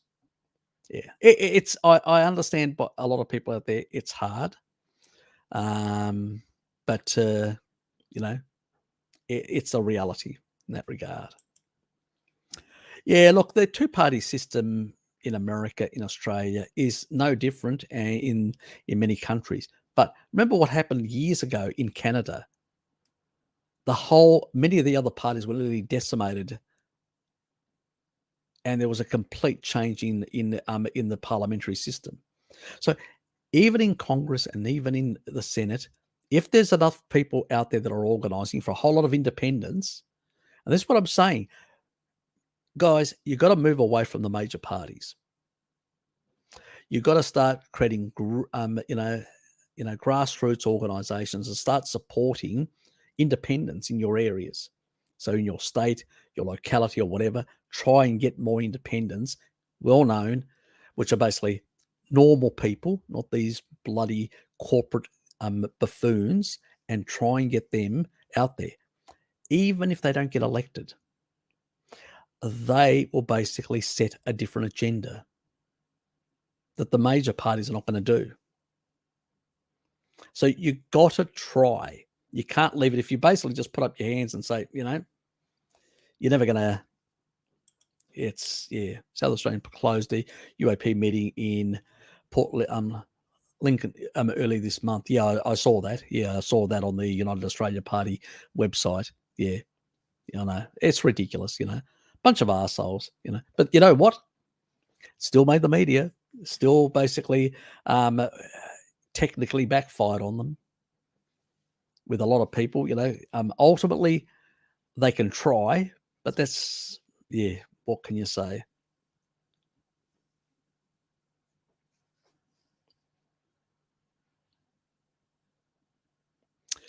Yeah, look, I understand. I understand basically out there talking with people and basically encouraging them to basically tell the system to basically that. But at the end of the day, we need to get more of the mums and dads out there, the majority of people out there, to basically start thinking differently. And it's a strong struggle. And you're not going to brainwash them. Sorry, you're not going to remove the brainwashing by talking to a lot of these people, because in many cases it's very hard. But if you've got candidates in elections and other things that are basically starting to talk about other issues, the media can't ignore that. Even city councils, local government is another easy place where even we can actually participate in local government elections, which gives you an opportunity to basically go out there and put different views out there and arguments. And so these people have to answer those arguments. I'll give you an example. If you basically say, well, so many people, here's the freedom of information, so many people died in the UK then and now. These people have been claiming that it's, the next, major a rampant killer. But the data doesn't show that. And we're talking about a British population that even back then vaccinated for these things. We're talking about in the 90s. The British back in the 90s, they had public health system. They were very compliant. So we're not talking about a population here that doesn't comply with vaccines. The British back then in the 90s and 80s and all that, very compliant. So they took their flu jab and still died in big numbers. And they were younger with less comorbidities. That's why I use them as an example. I don't use the US population, because the US population, there's so many confounding variables. It's really hard to use that sort of data because it's all over the place. And people can actually pull it apart and argue one point or another point. But it's very hard to basically, where you've got public health, which basically has this blanket sort of approach of pushing it, and most people accept it in the UK and comply with it historically. That means they did back then and they did this time. And so when you've got that, you've got really solid data. You could say, well, take a look then, take a look now. Contrast. It's a good contrast. Where, unfortunately, in other countries, we don't have good data, and also the freedom of information legislation in other countries isn't as good, where the British at least have a better freedom of information, where they ask you how many people actually died from C19, and they provided that information. Many people have asked in other countries and they got zilch. They just told so many people were with the disease in hospital. That's all they tell you. And that could be there for a whole lot of other reasons: broken legs, heart attacks, strokes, all sorts of reasons. Like even children, 600 whatever thousand, 600,000 plus. You know, again, a lot of them were in there for other reasons. You know, broken bones or whatever. They just were there with rather than because of. And there's a case to be made, actually, that because people were locked up, a lot of health issues got worse, especially because people were cooped up inside their homes eating shit. Precisely. So a lot more people are going to the hospital, and you don't even know what exactly is the reason behind that. They just show up as having the C. Exactly. But at the same time, you're talking about all these other things, but still back then more died. Yep. So even you've got all these other things that basically would be considered negatives: less vitamin D because you're indoors, poorer diet, exacerbated by indoors, more stress because you're indoors and locked away. You know, all these things, exacerbation levels, but still less died. With a younger population and a smaller population, because back then the population was smaller 32 years ago in Britain. Now it's a bigger population growth, and an older population. Back then it was a younger population, but still more people died. So which one was worse? Precisely. That's why using that as an example, because people make out that this one has been the worst, you know. Well, which one is worse then? Please explain. Please tell me. You know, this is what the data says. This is the official data. This is actually from government sources.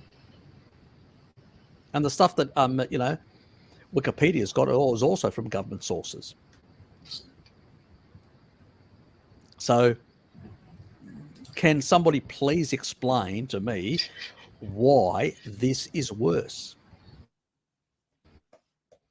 They don't have an argument. They basically, it literally pulls their whole edifice apart. And yeah, I've actually put that stuff forward to people, and I said, I'll email you this, I'll send you the stuff, or in some cases I've just SMS them or email them or whatever. You know what? I never got a reply back on those issues. Not surprised. You know, it's going to be a good movie when. Yes. I didn't even notice the misspelling on the template. I just got it. Doesn't matter. It makes it more authentic. Yes, exactly. That's exactly right. But, you know, it's just damn crazy that people can argue a position when they don't even have, like, solid, you know, arguments. It's no, just a couple weeks back, like all the discussion between that Bart, Phil, and that guy Dan. It's like he can't even show what he's trying to defend. Like, for goodness sakes, the data doesn't support you there. I'm sorry. Yeah. Dan's completely, you know, it's just another little boy in short pants that basically is, you know, your typical I'm right, you're wrong, sort of childish, juvenile, you know, petulant behavior without anything to back themselves up whatsoever. I mean, any reasonable person, if I was to show any reasonable, not saying that it's C or this or whatever, let's just exclude those and just saying, well, this year, on those 2 years, 32 years ago, so many people died from something, and that, which is the worst year? You say that to a little child, and it will say, oh, back then it was worse. Yep. Doesn't take rocket science to work that out. But basically, if you're following a brainwashed narrative, you're going to sit there arguing like mad that there must be other reasons and this and that, making up shit. And that's what they do. Because for them to basically, they go, somewhere I'm missing something, or I don't know. I must ask the expert. I'm missing something. I didn't pick up something from the expert. I missed out when the expert was talking about something. No, the expert just was telling you propaganda. The problem is you believed that the expert was telling you the truth when they weren't. They were propagandists for the system. There's like a science educator here in Brazil that he's really active on YouTube and everything, but he became a celebrity with all this sea and Java climate, you know. So at one point he went on on TV, a TV show, and he was like giving out a prediction for 1 million deaths or something. I was like, you guys can't, you can see past this, like it's purposeful drama. Like this guy just he just wants to rack up the views, you know. That there's nothing else. But they're like, no, he's a biologist and he's from X and Y and he has such and such publication to his name. I don't care. He's talking nonsense, and you are and you are buying it. Yeah, exactly. Yeah.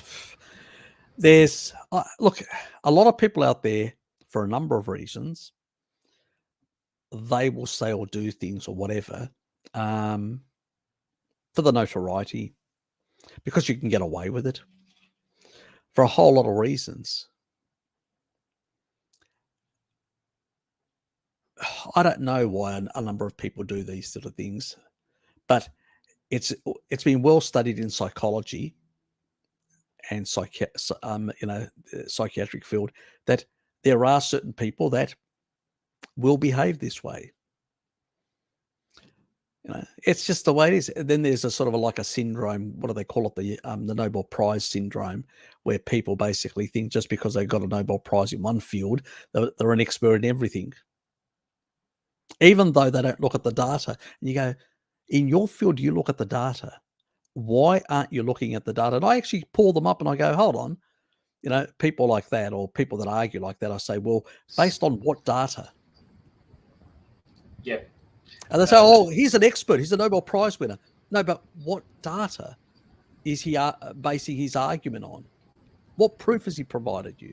I'm providing you with proof on the death rates from the actual C-19 and the flu in the past. Please provide me proof of equivalent value where I can do a comparison. Maybe this was a one-off accident within that part of the world. Show me other examples where consistently this is not the case. It's different. They can't, because the data actually, whenever they look at it, even in other countries, you know, there are flu pandemics that were much higher than even this one, even in their own country, and they know it. So when they look at the data, they go, I can't use that. Yep. So what they do is they fall back on the expert opinion. They do all this other shenanigans because they do not want to lose the argument, rather than basically saying, look, I got it wrong. I'm wrong on that. You know, I mean, I've done it a couple of times on this channel, on, you know, my boron and a few other things that I didn't investigate them properly and all that. But that's just normal. I mean, science moves that way. You basically have to, when you find something better, you reject either completely or partially something that you may have said before. And there's nothing wrong. And people can't understand that that's how science works. Well, you got no opinion. You got no right then to talk about science if you can't understand those fundamental tenets of science. You know, the more data we get, that will sometimes alter what we can determine as being valid or not. So data must drive our conversation, not opinion, because in science it's not opinion but data. I mean, you go to a group of biochemists and actually try to argue a stupid position, What do they say? Oh, no, I still do promote it, not to the same level, but in terms of the actual person, she actually was taking high that I actually recommended. She was taking 6 grams after the first 3 weeks, and she didn't go down to the 3 grams and do that up to a 3-month period, which was what the protocol requires. So I'm not against the protocol. It's just basically I have to remind people to do it correctly. She did it incorrectly. She actually continued at 6 grams for some length of time. And then what she did was she induced a potassium and magnesium deficiency, or one or the other, and then started having certain side effects. And so that is the other reason why you need to basically, and then the reason why I also encourage those people to use a bit of taurine to basically regulate better the electrolytes. And other reasons. So I haven't thrown away people who are, So in that regard, okay, fair enough. Well, 3 grams is not a lot. 3 grams is like having 2 avocados a day. That's what it is, equivalent to. But if you're not getting enough potassium and magnesium in the diet, that can be a problem for some people. And that's what I made it quite clear, that it was an issue of not getting sufficient potassium and magnesium in the diet when you were doing the boron thing. And the boron thing was more to normalize the hormones. That's what it was. While we were methylating with taurine and basically choline, methylating away xenoestrogens, we were then adjusting that hormonal system. It's only meant to be for 3 months. It's not meant to be forever. In that regard. So it was quite clear from the beginning, all that sort of stuff. My mistake was that I didn't actually research sufficiently to make that point quite clear and emphatically why. I was playing it safe, but I wasn't 100% sure whether it would potentially some issues. So I was going for the safer option. But most people then would have thought, some people thought, well, I could probably tolerate much higher, and stuck to 6 grams or more, and then got themselves into trouble. So that's the reason why I usually recommend people do it for a short amount of time in that way. I don't know what he posted. And I never gave him any. He never consulted with me, and I never gave Fappers any. It would have been based on what I'd said. It wouldn't have been based on anything that I wrote down. So I don't have any idea what he actually said at the time. But I was quite emphatically that it's only for 3 months, and it basically should be at those lower dosages after the first 3 weeks. So 12, 9, 6, and then 3 grams for 3 months, and then terminating at that stage. So that was basically the position at the time. But obviously I should have made a video and clarified the because I did it on the live streams, if you remember. I never did a actual video outlining exactly. So that was probably my error in that way. And I'm willing to accept that, that I probably should have made a specific video and not relied on other people's opinions, or, just to rely on my live stream stuff. But as I said, I'm willing to own anything. A lot of other people don't. Okay. Yep. So it was on Discord. So yep. Okay. Yeah. Look, I'm not having a go at Fappers or anyone in that regard. At the end of the day, I never actually made a video specifying exactly how to do it, with all the details. I just basically said on my live stream, somebody that actually asked me the lady that actually did exceed the levels at the end that got herself into trouble was the lady that basically had asked me. I believe she was the one that actually asked me the question, and I basically told her on the live stream what to do. But I probably should have made a video before advising people about anything, to clear out everything properly. And so, because sometimes, a question on a video is just a general statement. I should have backed that up with some research and done a proper video like I always do, and say, this will work for this amount of time for this reason. And this is based on the basis that I am telling you you can do it under these sort of circumstances. It's like when I say basically, 10 grams and no more as the maximum for taurine. Now, I know other people do much higher, but I only have human research up to 10. And so that is what I base on it. And I stick to that.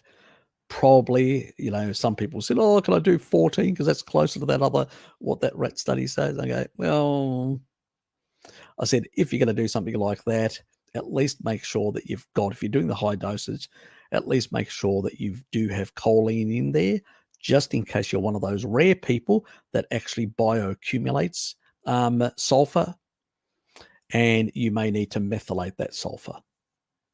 So by having sufficient choline, because I don't know then, maybe if you've got good conversion, like most people have, it's not a problem because you'll convert methionine to, if you get enough steak, to choline. But maybe you're an unlucky person like myself and can't do the conversion. I'd rather you take then some choline supplement just in case you're one of those. It's not going to harm you, just in case you basically have that susceptibility. There's a lot of things to basically look out for. I mean, these are general statements that I make on my videos.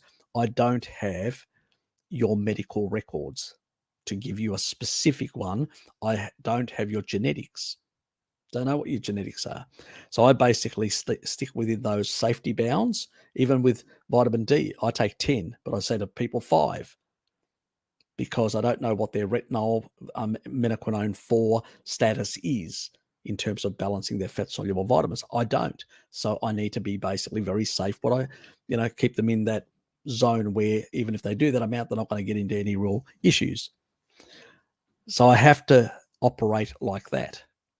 It's not that I'm actually sending mixed messages. I have to make a generic thing for everyone, and then I have to basically make specific stuff when people comment and tell me their circumstances, or email me and tell me their circumstances, and then I reply to them specifically for them, not for others. So, if somebody came to me, was ex-vegan, had a lot of deficiencies, a lot of issues, I'd have them on organ meats and many other things for a couple of months. They'd be doing something completely different than what else everybody else is doing. So, depending on your circumstances, what I will basically suggest people do is going to be slightly different. So, Q&A stuff is generic. If you want specifics, you've got to email me or leave me a comment, and then I'll give you more specifics for your circumstances. It's how it works. I can't do both at the same time because you can't cover every human potential difference or whatever. It's just the way it is.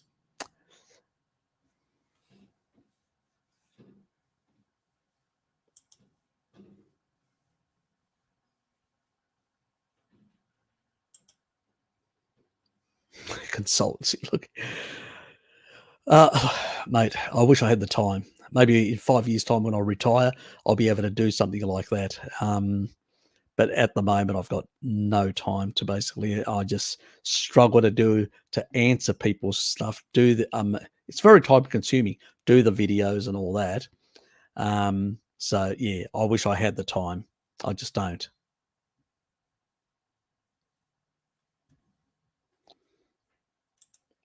Not easy. I just realized it's past midnight. Get to sleep. I'm about to pull the plug on anyway because we're nearly 4 hours now. So it's definitely going to be pulled. Not really, to be honest. Not really at all. But as I said, if you're trying to keep employment, if you need it for work, that's a different thing. If you don't need it for work, why bother? It's basically it. Why bother? You know, so I usually recommend people eat eggs, have a couple of eggs, because if you have, like a couple of eggs and probably half a gram, you're fine for most people. Look, there's choline in a lot of animal foods, so you don't really, and if you're getting enough methionine, if you're concerned that you don't have the genetic conversion, potentially, do 1 gram. It's not going to harm you. It's actually going to be, somebody asked me years ago, if I did 1 gram every day, would it be bad for me? And I said, no.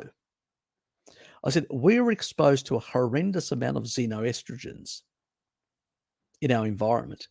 And choline actually helps methylate away xenoestrogens, that second pathway. So it may be a good thing for everyone just to take a choline, because we're in an environment of excessive, xenoestrogens from plastics and all these. You buy meat, it's wrapped in plastic. You buy anything, it's wrapped in some bloody thing. Cheese, wrapped in plastic. You can't get away from xenoestrogens. They're endemic throughout the food supply, through everything. So yeah, maybe it is. I tend, because of my genetics, do 2 grams. But somebody asked me, is 1 gram fine? I said, yeah, it's fine.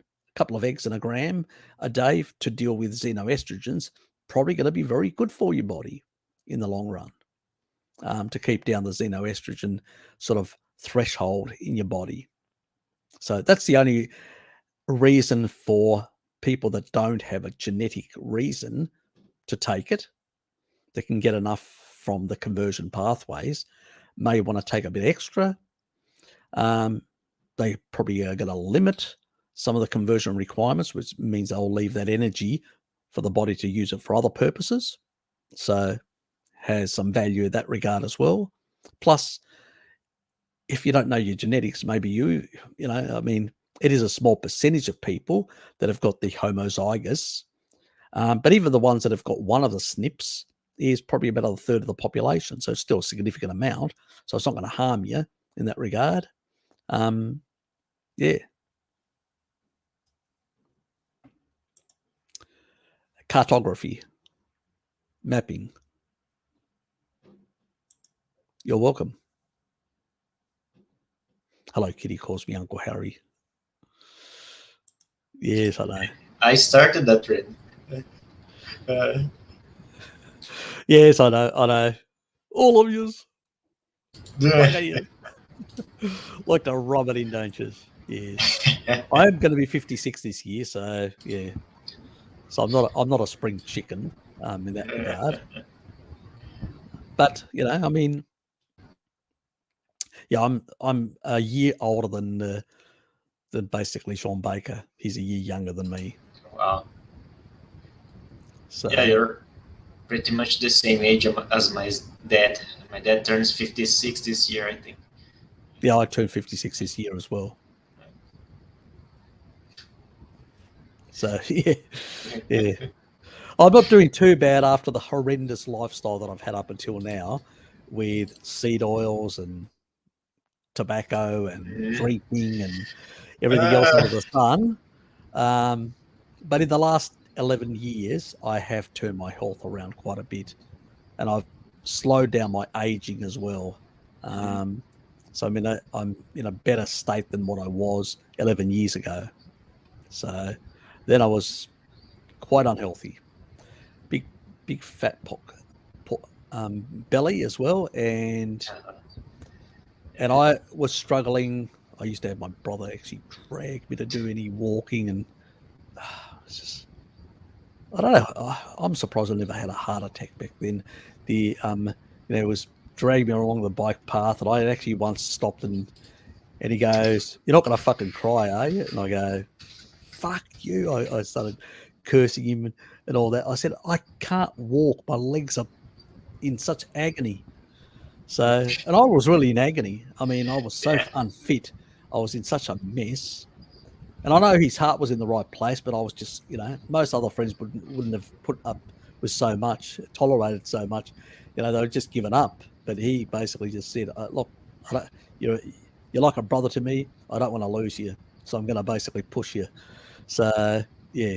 So his heart was in the right place in that regard. But, yeah, I mean, looking back, bloody hell, it's been a bit of progress. But I've still got a lot of mitochondrial damage. I mean, I'm not going to be like somebody who's been on an ancestral diet for all their life. I've got to be realistic about that. I was going to say, people like yourself, Lukey, and others who are younger, who have got far more mitochondrial density, much healthier, you guys are basically going to be super healthy and super fit and super youthful into old age compared to people like us who have done massive derangement, and we're now just trying to claw back, fighting senescence, massive senescence in our body, a lot of damage to tissue, fighting back and clawing back some of the years that we lost. So it's funny because my mom, she still having a hard time, despite everything. She still has a hard time accepting some of my choices and everything. But I just say, look, you guys are setting a bad precedent for me, because you are constantly complaining that, oh, I can't remember things. Oh, I feel tired all the time. I don't want to end up like you, so I'm not going to eat like you did. Exactly. It's as simple as that.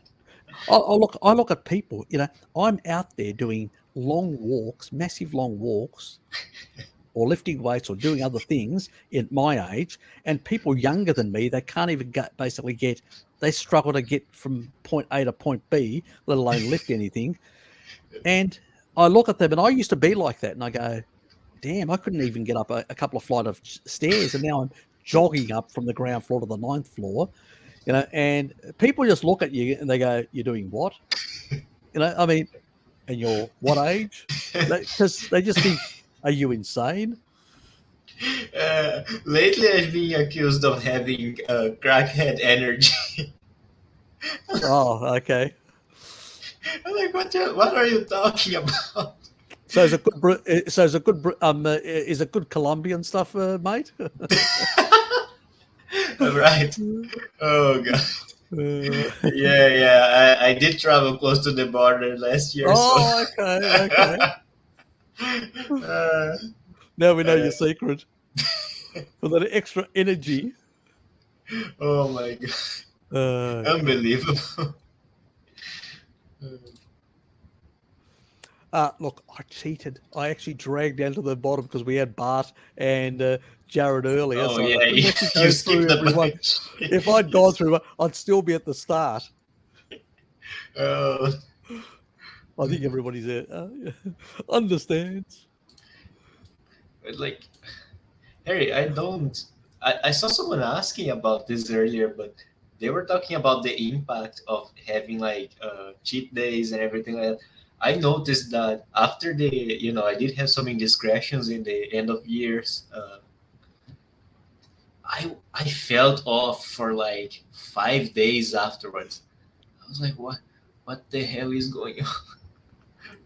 Yeah, exactly. Look, I've noticed whenever I've actually had like a cheat or whatever, do I feel bad the next day? I don't understand.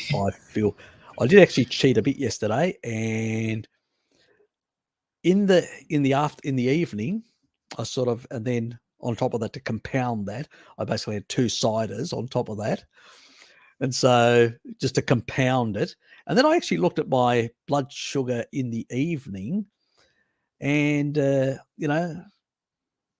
right after all the indiscretions, it was 5.3, and I'm going, okay, because I still had some spare strips. I go, okay. And then I checked after that. It was still at about that level. Earlier, it was 4.9. I don't know why. And then it jumped to 5.3 or whatever. And then the next day, it was down to 4.9. I go, that's weird. So I was back below the 5 and all that. So I did normalize pretty fast. And I did actually, I normally do like a long fast or something like that. Today even, I didn't really. So it was, my body seemed to recover a bit quicker, but I wasn't as naughty in that regard.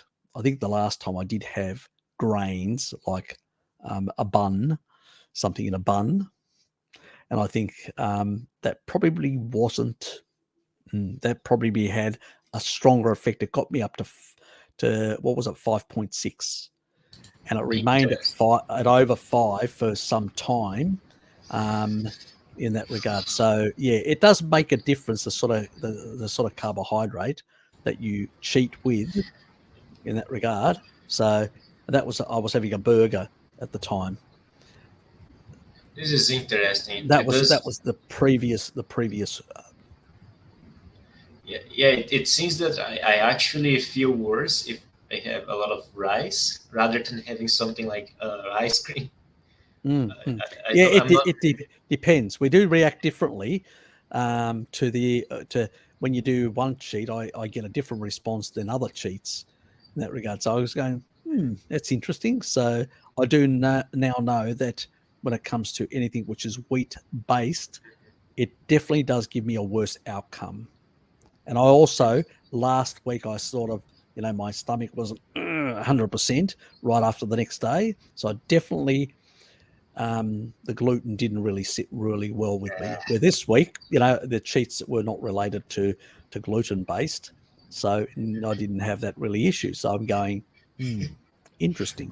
And I mean, I'm fine. Nothing today, normal bowel, normal issue, nothing. And I'm going, that's interesting. So I did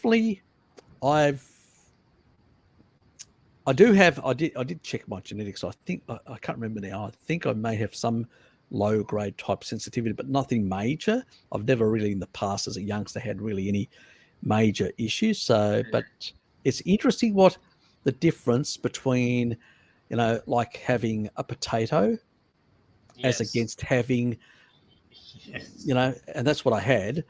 As against having basically cheating with a grain the previous week on the Saturday. So yeah, it was definitely different between the two. It's definitely a complete difference between one and the other. So I'm going, yes. So it's and even the blood sugar was different, and even the feelings with my stomach and all that were completely different. So definitely my body still doesn't really cope well with grains. With potatoes, doesn't seem to have a problem if I cheat with potatoes, but if I cheat with grains, it really affects me badly. So yeah. So I learnt my lesson now, and I've only got myself to blame for feeling crap the next day. And so yeah, and so I had exactly. Yes, it's magic, I'm just getting to this age where you just and for no reason,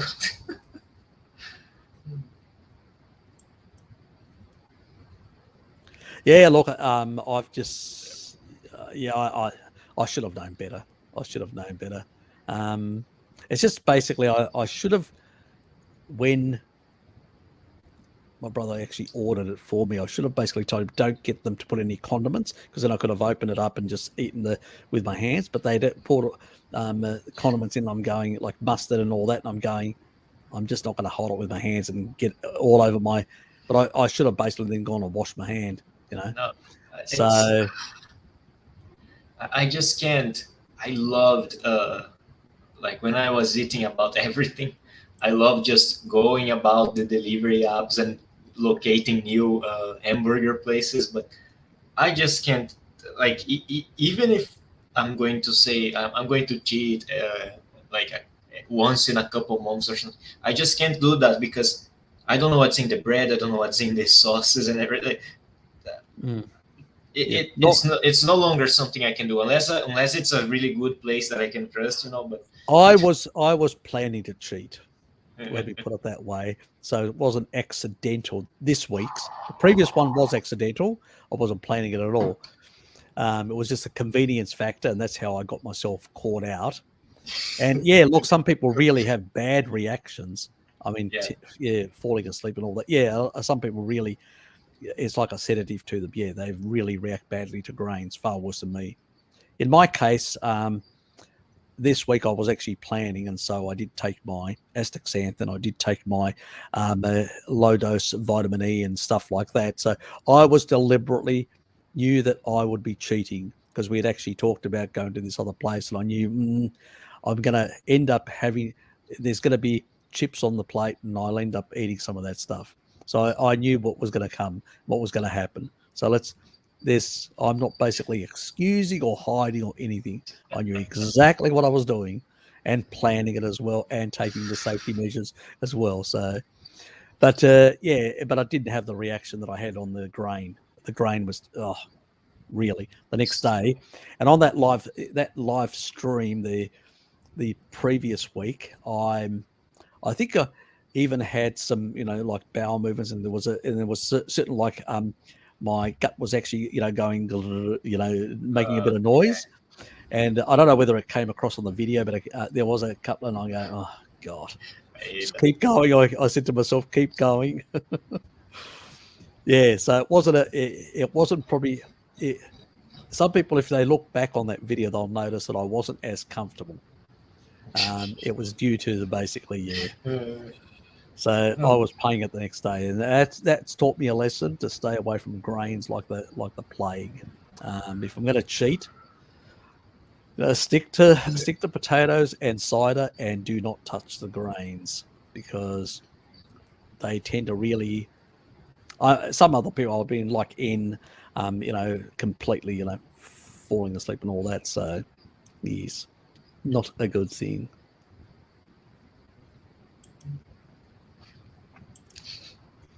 You think I'm 22? Just joking. I'm 24, by the way. Yes, he's 2 years older. He's 24. Yes, he's still a spring chicken. Not even a quarter of a century. Basically, not even precisely. You've still got one more year to go before you can claim you've been on the planet for a quarter of a century. Yes, still a child. I'm Daniel, still a child. I'm muscular child, but still a child. What do they call young muscle heads? Pretty much. Anyway. It's all the age, Harry. It's all the age, and there's nothing to do with what I'm eating or anything. So, this is all from the age. Exactly. That's right. Oh, look, this is the funny thing. My father's muscles, how they've come back. And he just does these light little weights in the morning, a couple of minutes, and in the evenings. We're talking about 1.5 kilos. We're not talking about, massive bodybuilding here. Yeah. And he's increased his muscle mass by 50%. But how did he? Well, obviously he's eating more meat, but he's doing two other things: taurine and leucine supplementation. So he's doing leucine supplementation. He's getting at least 3 grams. I know sometimes he cheats and does 6 grams of leucine. I know. Bloody old men, that want to show off to the other old ladies.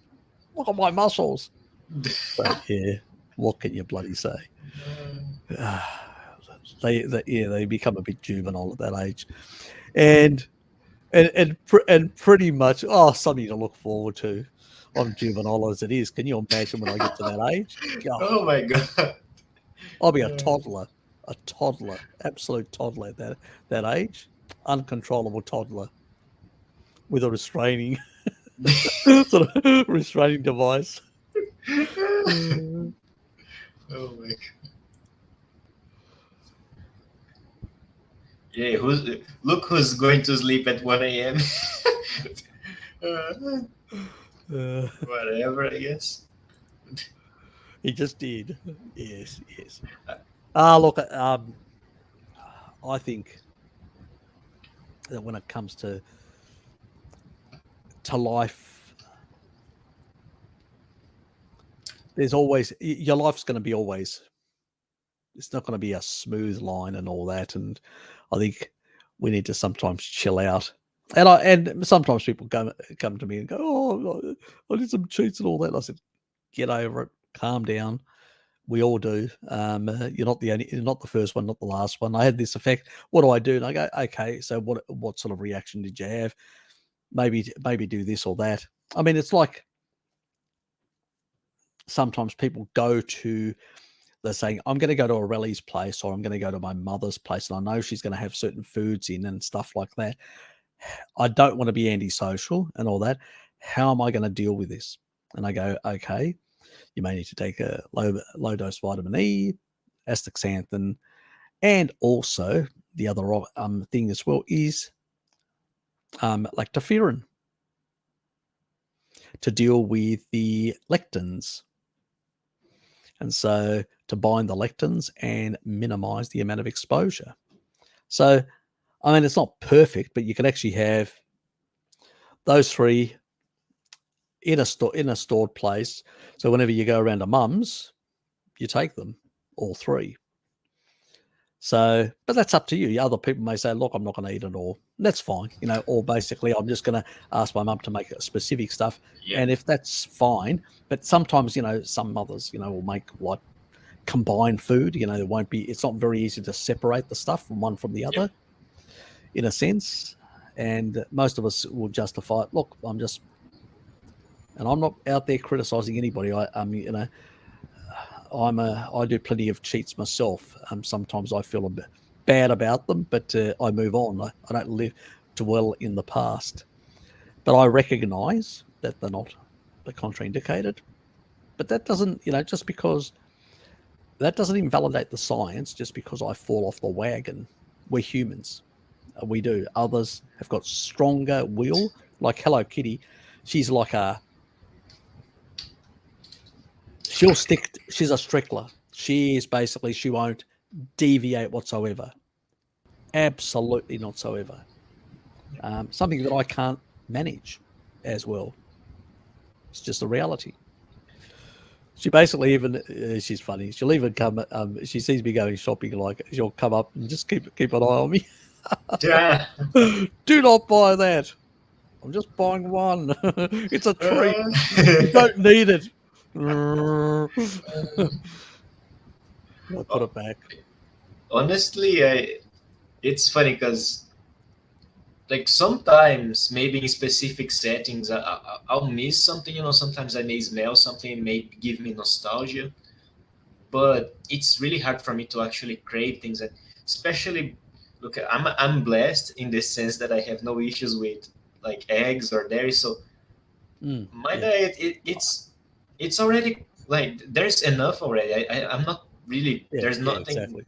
I'm not stuck eating only beef or something like that. Yeah, I don't go out and actually deliberately. It's more that I find myself in certain social occasions where I find myself in, and those things are there, and I'll end up ingesting some of them. I don't go out of my way to put it on my plate, but when it's combined with other foods, you end up ingesting some. It's just inevitable. In that regard, I don't get too wound up about that. That's what I'm trying to say to people. Don't get too wound up about it. Lactoferrin prices in the US 30% more expensive. I suspect a lot of other things are very expensive nowadays because of the food inflation. And the reason with lactoferrin as well comes from bovine sources, and there's probably even a bigger issue there. Shortage, lactoferrin shortage. Okay. That's probably another reason. It's the stuff in milk. The way? It's you'll find it in raw milk, lactoferrin, and colostrum, which is the first milk. It has the highest amount. Okay. Yeah, but like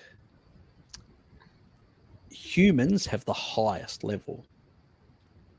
So a mother's milk is because it actually really helps the immune system. And remember, a child, when they're born with a very underdeveloped, because we've got a bigger brain than other species. So we basically need to, we are birthed earlier before our brains are fully developed. Like in other species, they're fully developed, but in us, they're not. So we basically, we still have a lot of brain development. And so we have to, that's why children are very vulnerable. They're not like other animals, pop out and get on with it. They need to be basically nurtured, and they need to have the factors like lactoferrin, which helps with the immune system, plus taurine, massive amounts of taurine, which acts as a growth factor for the brain, increases, brings in aminos, antioxidant roles, as multiple roles in a child. So yeah.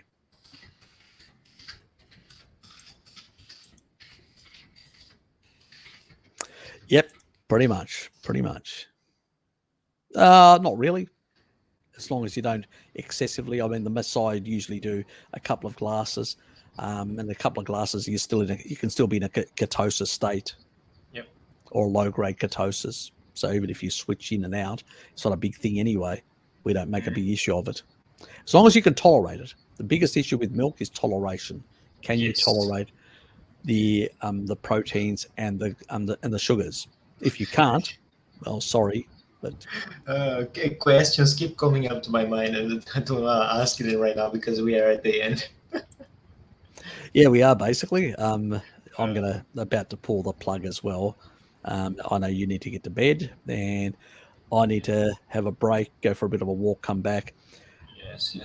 Cook some food, and then start the night shift, which is in about, because it's about 3 hours and 15 minutes. No way I'm making it. So it's tight margins. It's tight margins in that regard. Sure. Okay, from North. Yep. Yeah. You did come from. Okay. Yep. So it's probably why you've got a tolerance for dairy. Yep. Compared to others. Yeah. So that would have helped. Yeah, I love heavy cream. I definitely love heavy cream. Yeah, the heavy cream is destroying my finances, basically. Let's put it that way. It can be expensive in some places. Here, it's not as expensive, but in some places in Australia, like in the big cities, it can be quite expensive. And even in America, I've heard prices have dramatically jumped as well on a lot of the dairy products. And, I know, dairy products and meat products prices have really jumped quite dramatically in recent times. And some people are telling me that some of the fast food industries are actually making their patties even smaller than normal. Yep. Because the meat's gone up in price. It's ridiculous. No, it's actually happening. And even if you go, so if you get some, is that happened in Brazil as well? Yep. And like I've noticed, even my friend, he was complaining to me the other day. He had like a McDonald's burger. And first of all, I'm cringing because it's like it's 8 p.m. The worst one you can buy, exactly. Yeah, no, it's 8 p.m. I have stopped eating like 8 hours ago, and then I get to see him with a McDonald's burger, and I'm like, oh god. And he's like, I think something's weird here. This looks smaller. And I'm like, well, it probably is smaller. It probably got smaller recently. So look, that's exactly it. Most of them have sort of shrunk by about 20%. Like if they were 100 grams, they're down to 80 grams. And so they sort of shifted from 3.5 ounces to 3 ounces. Yes. Yeah. And what people usually complain as well about, because this has been going on over the years, but the main ice cream brands that people get here, including I think like Nestle stuff. It's funny because like back when I was a kid, it tasted completely different, but today it's just terrible because most of it is hydrogenated fat. They don't use spring anymore. It's like precisely. Yeah. Oh, look, most of the ice creams now are full of seed oils. Yeah. Full of seed oils everywhere globally. It's a joke. There's not even real milk. Yeah. Usually milk they usually put some flavoring or milk powder just to give it a bit and add additional flavoring in order to get it like that. Yeah. So, I mean, whenever I've cheated with ice cream, it's been, now I usually either Hello Kitty makes me some or I make some when I'm not that lazy. And the other one is what we used to buy, and it's still available, but that's actually made from actual cow's milk and cream and all that here locally. It's a local company, but it is more pricey. It's double the price compared to the other products out there, which are full of seed oils and other crap in there. But yeah, most of the people buy that because it's cheaper, but it's appalling for their health. That's the problem. The excessive amounts of this garbage. Yeah, exactly. It's not a good situation whatsoever. But yeah, it's a problem with the food supply now. It's like I don't. And it's not easy. Not easy. I mean, you know from yourself. How do you tell people that are struggling to put food on their table? Mhm. Yeah, this is why sometimes some people, I get a bit critical in people that are in a food environment, which is a desert food environment, a really poor food environment. If they can get some meat in and some certain animal foods in, I'm happy for that. And I also encourage those people with those families to go to butchers and actually ask for cuts, really cheap cuts, and also for fats trimmings they're going to throw away and stuff like that. Yeah, because if you're in a pinch and you ask for like trimmings and stuff, you can get by really cheaply. That's possible, especially if you eat things like heart as well. So exactly. I mean, heart's a very good protein source. Mhm. It's a really good protein source, and it's full of important nutrients like coenzyme Q10, choline, all these sort of things. It's a very good, and it's not excessive in retinol or anything like that. So it's something you can eat on every day. You can eat hearts every day. You could actually go to the butchers and actually just say, give me all the hearts and just mince them for me and make patties for your kids. They're going to be a hell of a lot healthier and they're going to be cheaper than muscle meat, but you can afford it. But they're going to be nutritionally far more dense for your kids if you can't afford, because a lot of people that can't. It's hard for a lot of people. I really feel for a lot of people and their difficulties in life. So you've got to come up with solutions. I mean, I don't have that problem because I've got a fairly good job. I'm comfortable in that regard. So I don't have to make those difficult choices, but some people have to. I can sit and eat grass-fed, smoked, and all this sort of other stuff, but most people can't. Yeah. And so I have to be sympathize with those people and actually give them alternatives of what they can do. And even other people that can afford a bit, even they in some cases may want to eat some of those foods for the nutrient density occasionally. I mean, I still basically buy hearts on occasion. So I'll get muscle mince from the farmer's market, and then I'll combine that with minced hearts and then mix it all up and make patties. So you get, depends how you want. Some people want a third, or some people want a quarter, or whatever. That's up to you to make that choice of combination. It's not for me to tell you how to combine it, but you can actually do it in different combinations and try it. See, do you like it with more heart? Do you like it with less heart? Some people just, like Daniel said, it's tasty. So he has no problems whatsoever in that regard. But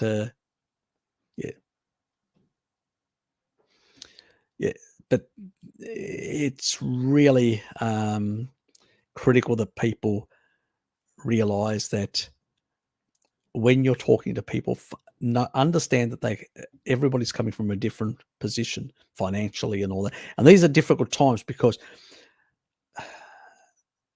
we're being priced. Energy costs are going up and all that.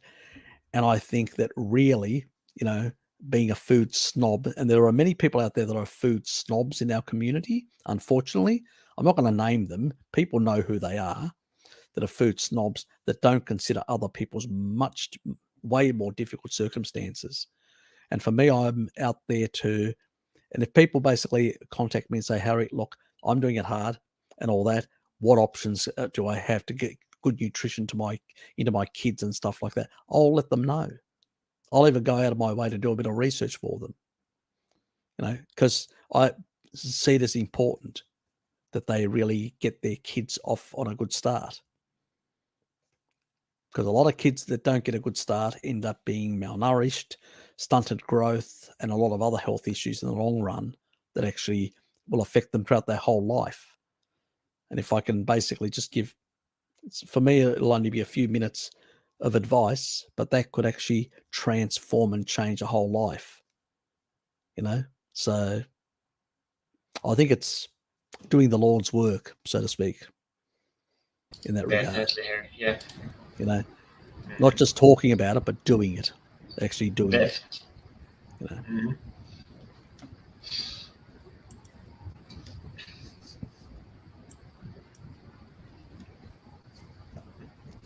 72 fast beforehand, so I can eat more than my fee's worth.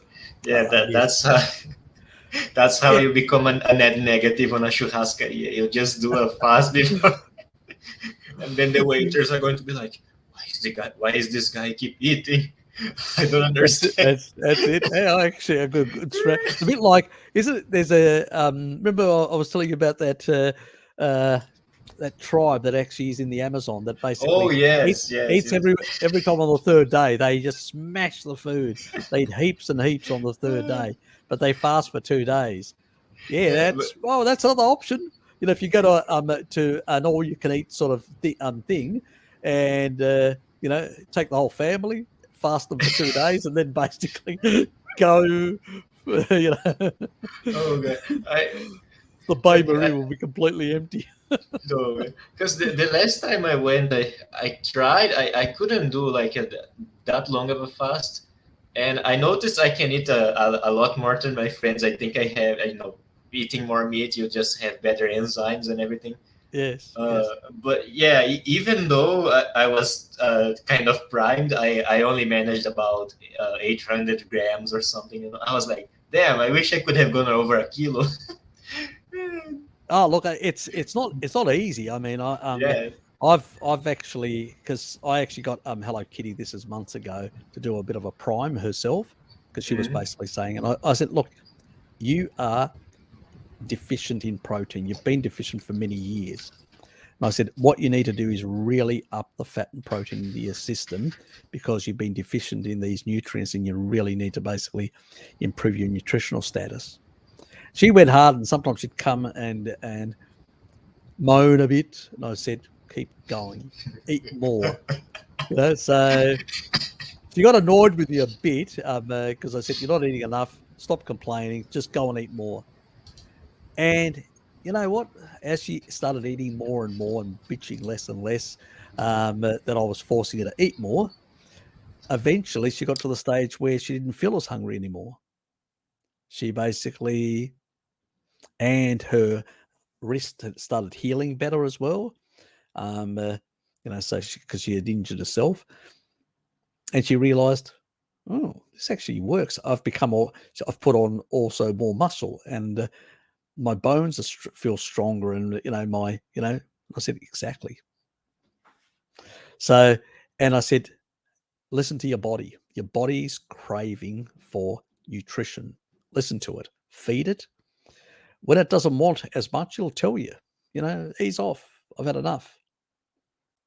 Just listen to the damn body. Most people don't, or they get confused with cravings and hit the carbs, like Salad Boy and many others. And like the dopamine thing there, it's so strong. Those guys are probably just under a big placebo of, oh, it feels good to me. It must be doing something for my health. That's all it is. It's a dopamine hit, and they feel, I feel great compared. And I need a bit more because I feel greater when I take a bit more. Yes. You're back to where you were, mate. You're back to And- where you were. You know, Exactly. feeling where we're supposed to, that level-headed situation where you feel energized and level-headed is the ancestral way. It's not this sort of euphoric, that sort of, you know, unless you basically have something which is very high in fermented stuff, and some people react with that euphoric approach. It's usually Yes.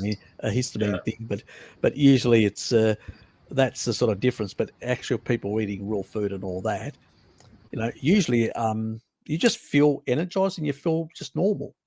It's no more. There's no. I don't get these highs and lows or stuff like that, and I don't miss them either.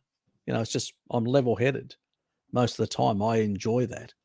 Actually, when I do get these highs and lows, I feel lethargic after when in the low. So I'm going, oh, why'd I do that cheat? Sort of thing, you know what I mean? So, No, and it's when like the sugar thing, it's like so pervasive because even when they're trying to be healthy and dieting, what they will do, they either start having fruit, you know. Oh, I'm not eating dessert anymore, but I'm eating tons of fruit now. But it's healthy, you know, it's natural. It's like, oh Jesus, I see this all the time, especially with girls when they wanna, I'm going to do oh a yeah, diet. They just add tons of fruit in. It's like, yeah, in particular, they will be the biggest culprits. yeah, That's true. But I always ask people, like I'm about to ask this person, why do you need it? Give me a reason. yep. Is there a reason you need it? You can actually get it in the diet by eating meat. Yep, precisely. And so,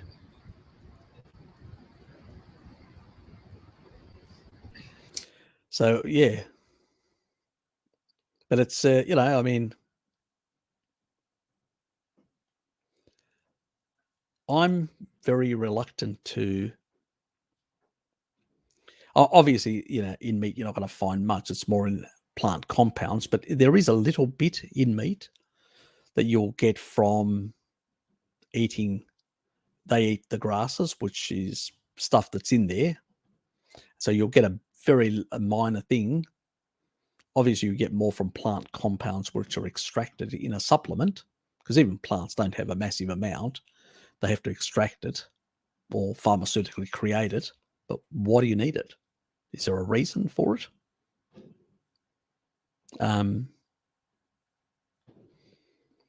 Actually, I've even seen research that shows it can actually increase anxiety. Yeah, I know. It can actually interfere with the GABA receptors and some other stuff. So in some people. So, I mean, you want to calm yourself down, the best way is taurine. Taurine increases GABA. You want to lower cortisol? Taurine. It lowers cortisol. You want to regulate your body's fluids better? Take taurine. It regulates the electrolytes. It regulates calcium in the brain. So it actually has a calming effect in that way. So eat a steak if you want calmness and better health. You don't need these plant compounds that could basically, you know, Daniel's asked, what's good? Taurine. It's good for, actually, it's too soon for me to say anything. I need a few more days, few more data points. Some people that take larger amounts, it actually calms them. They go, it actually calms me a bit too much. And it actually can improve sleep and melatonin. So yes. it can yeah. Because I've been sleeping like a rock this couple past days. Yes. That's why I usually say to people, take it in the evening. Yeah. If I'm going to take larger amounts, I'll take them in the evening or in the daytime. I'll take 2 to 3 grams, maybe 4 grams in the daytime. And if I'm going to take more, I'll take it in the evening. But I can seem to tolerate it much better. Where some, I'll tell them stick to 2. If 3 or 4, you know, seem to make you a bit drowsy, stick to 2, and then have the other 2 or more in the evening, which will improve your sleep anyway. So it's a good thing. But now that you mention it about the calcium regulation and stuff, a lot of the people that are deathly afraid of EMF, they mention the excitatory effect, the calcium channels or everything. I don't know if there's any validity to that, but if they No. are so afraid, maybe No. taurine helps. Exactly. It regulates the calcium channels. So very important. Look, the radiation coming from the sun in the midday is actually, the frequencies is far more, has a more profound effect than the frequencies coming from these towers. It's irrelevant. The problem with non-native EMF isn't the stuff that they talk about. It actually has to do with the frequencies. That means like with stuff here, we've got blue light frequencies, were those frequencies that interfere with our sleep and circadian rhythms. That's the problem of non-native EMFs. And it's not only those, it's either your electrical wiring in your home. All that is non-native has an effect, because the frequencies, the electromagnetic fields that it generates, and the frequencies that are actually the photonic energy and the frequencies are actually are not basically something that you should have in the evening. Because naturally, in a natural environment, they would not have been around, and they can interfere with your sleep, your melatonin production, your general sort of circadian rhythms, because these frequencies change from the dawn to dusk, and later in the evening they change. These frequencies, the natural frequencies, these ones don't. And so they can put out of whack our other systems, especially when we're exposed to a lot of them. They also dump DHA. They reduce DHA. They burn through DHA, which means that people should consume more fish if they're living in cities, which they're exposed to more non-native EMFs. And then who does that these days, right? Precisely, they do even less. Yeah. So yeah, there's reasons, but taurine really helps pushing them up, Daniel. So it improves those sort of things. But yeah, I find that that plant compounds can be like I call them the naturopathic equivalent to the allopathic pharmaceutical drug. They tend to be a blunt instrument. And as a blunt instrument, they can have a lot of side effects. Where actual real food, ancestral food, doesn't have these side effects.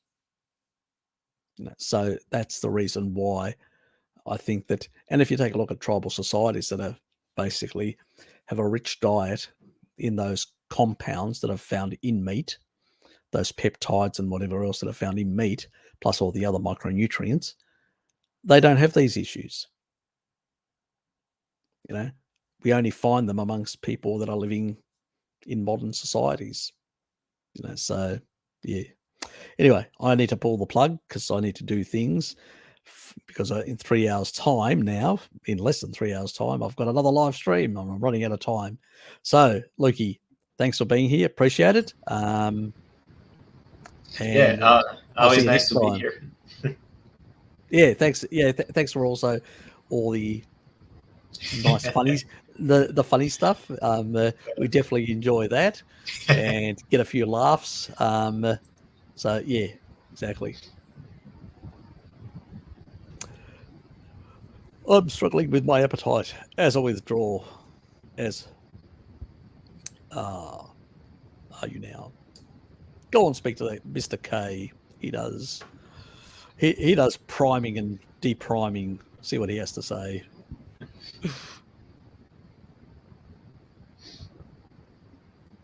See, Daniel. Sammy, thanks, mate. You're welcome. And we are basically out of here. See you guys. And I'll see some of you people later on today and the rest of you next week. and we should have a few. Probably not as, it'll be more Spartan, not as many videos next week, so I'm back to work, and I do need to probably do a bit more time and catch up, because there's some things that are on there that have been, we're not doing this until Harry gets back sort of attitude. So they'll have plenty of stuff for me, let's put it that way, to keep me busy and out of mischief. So I think they'll be looking forward to seeing me back to help with the backlog. So yeah, you're welcome. See you, Tracy. Stay well, everyone. See you guys. We're out of here.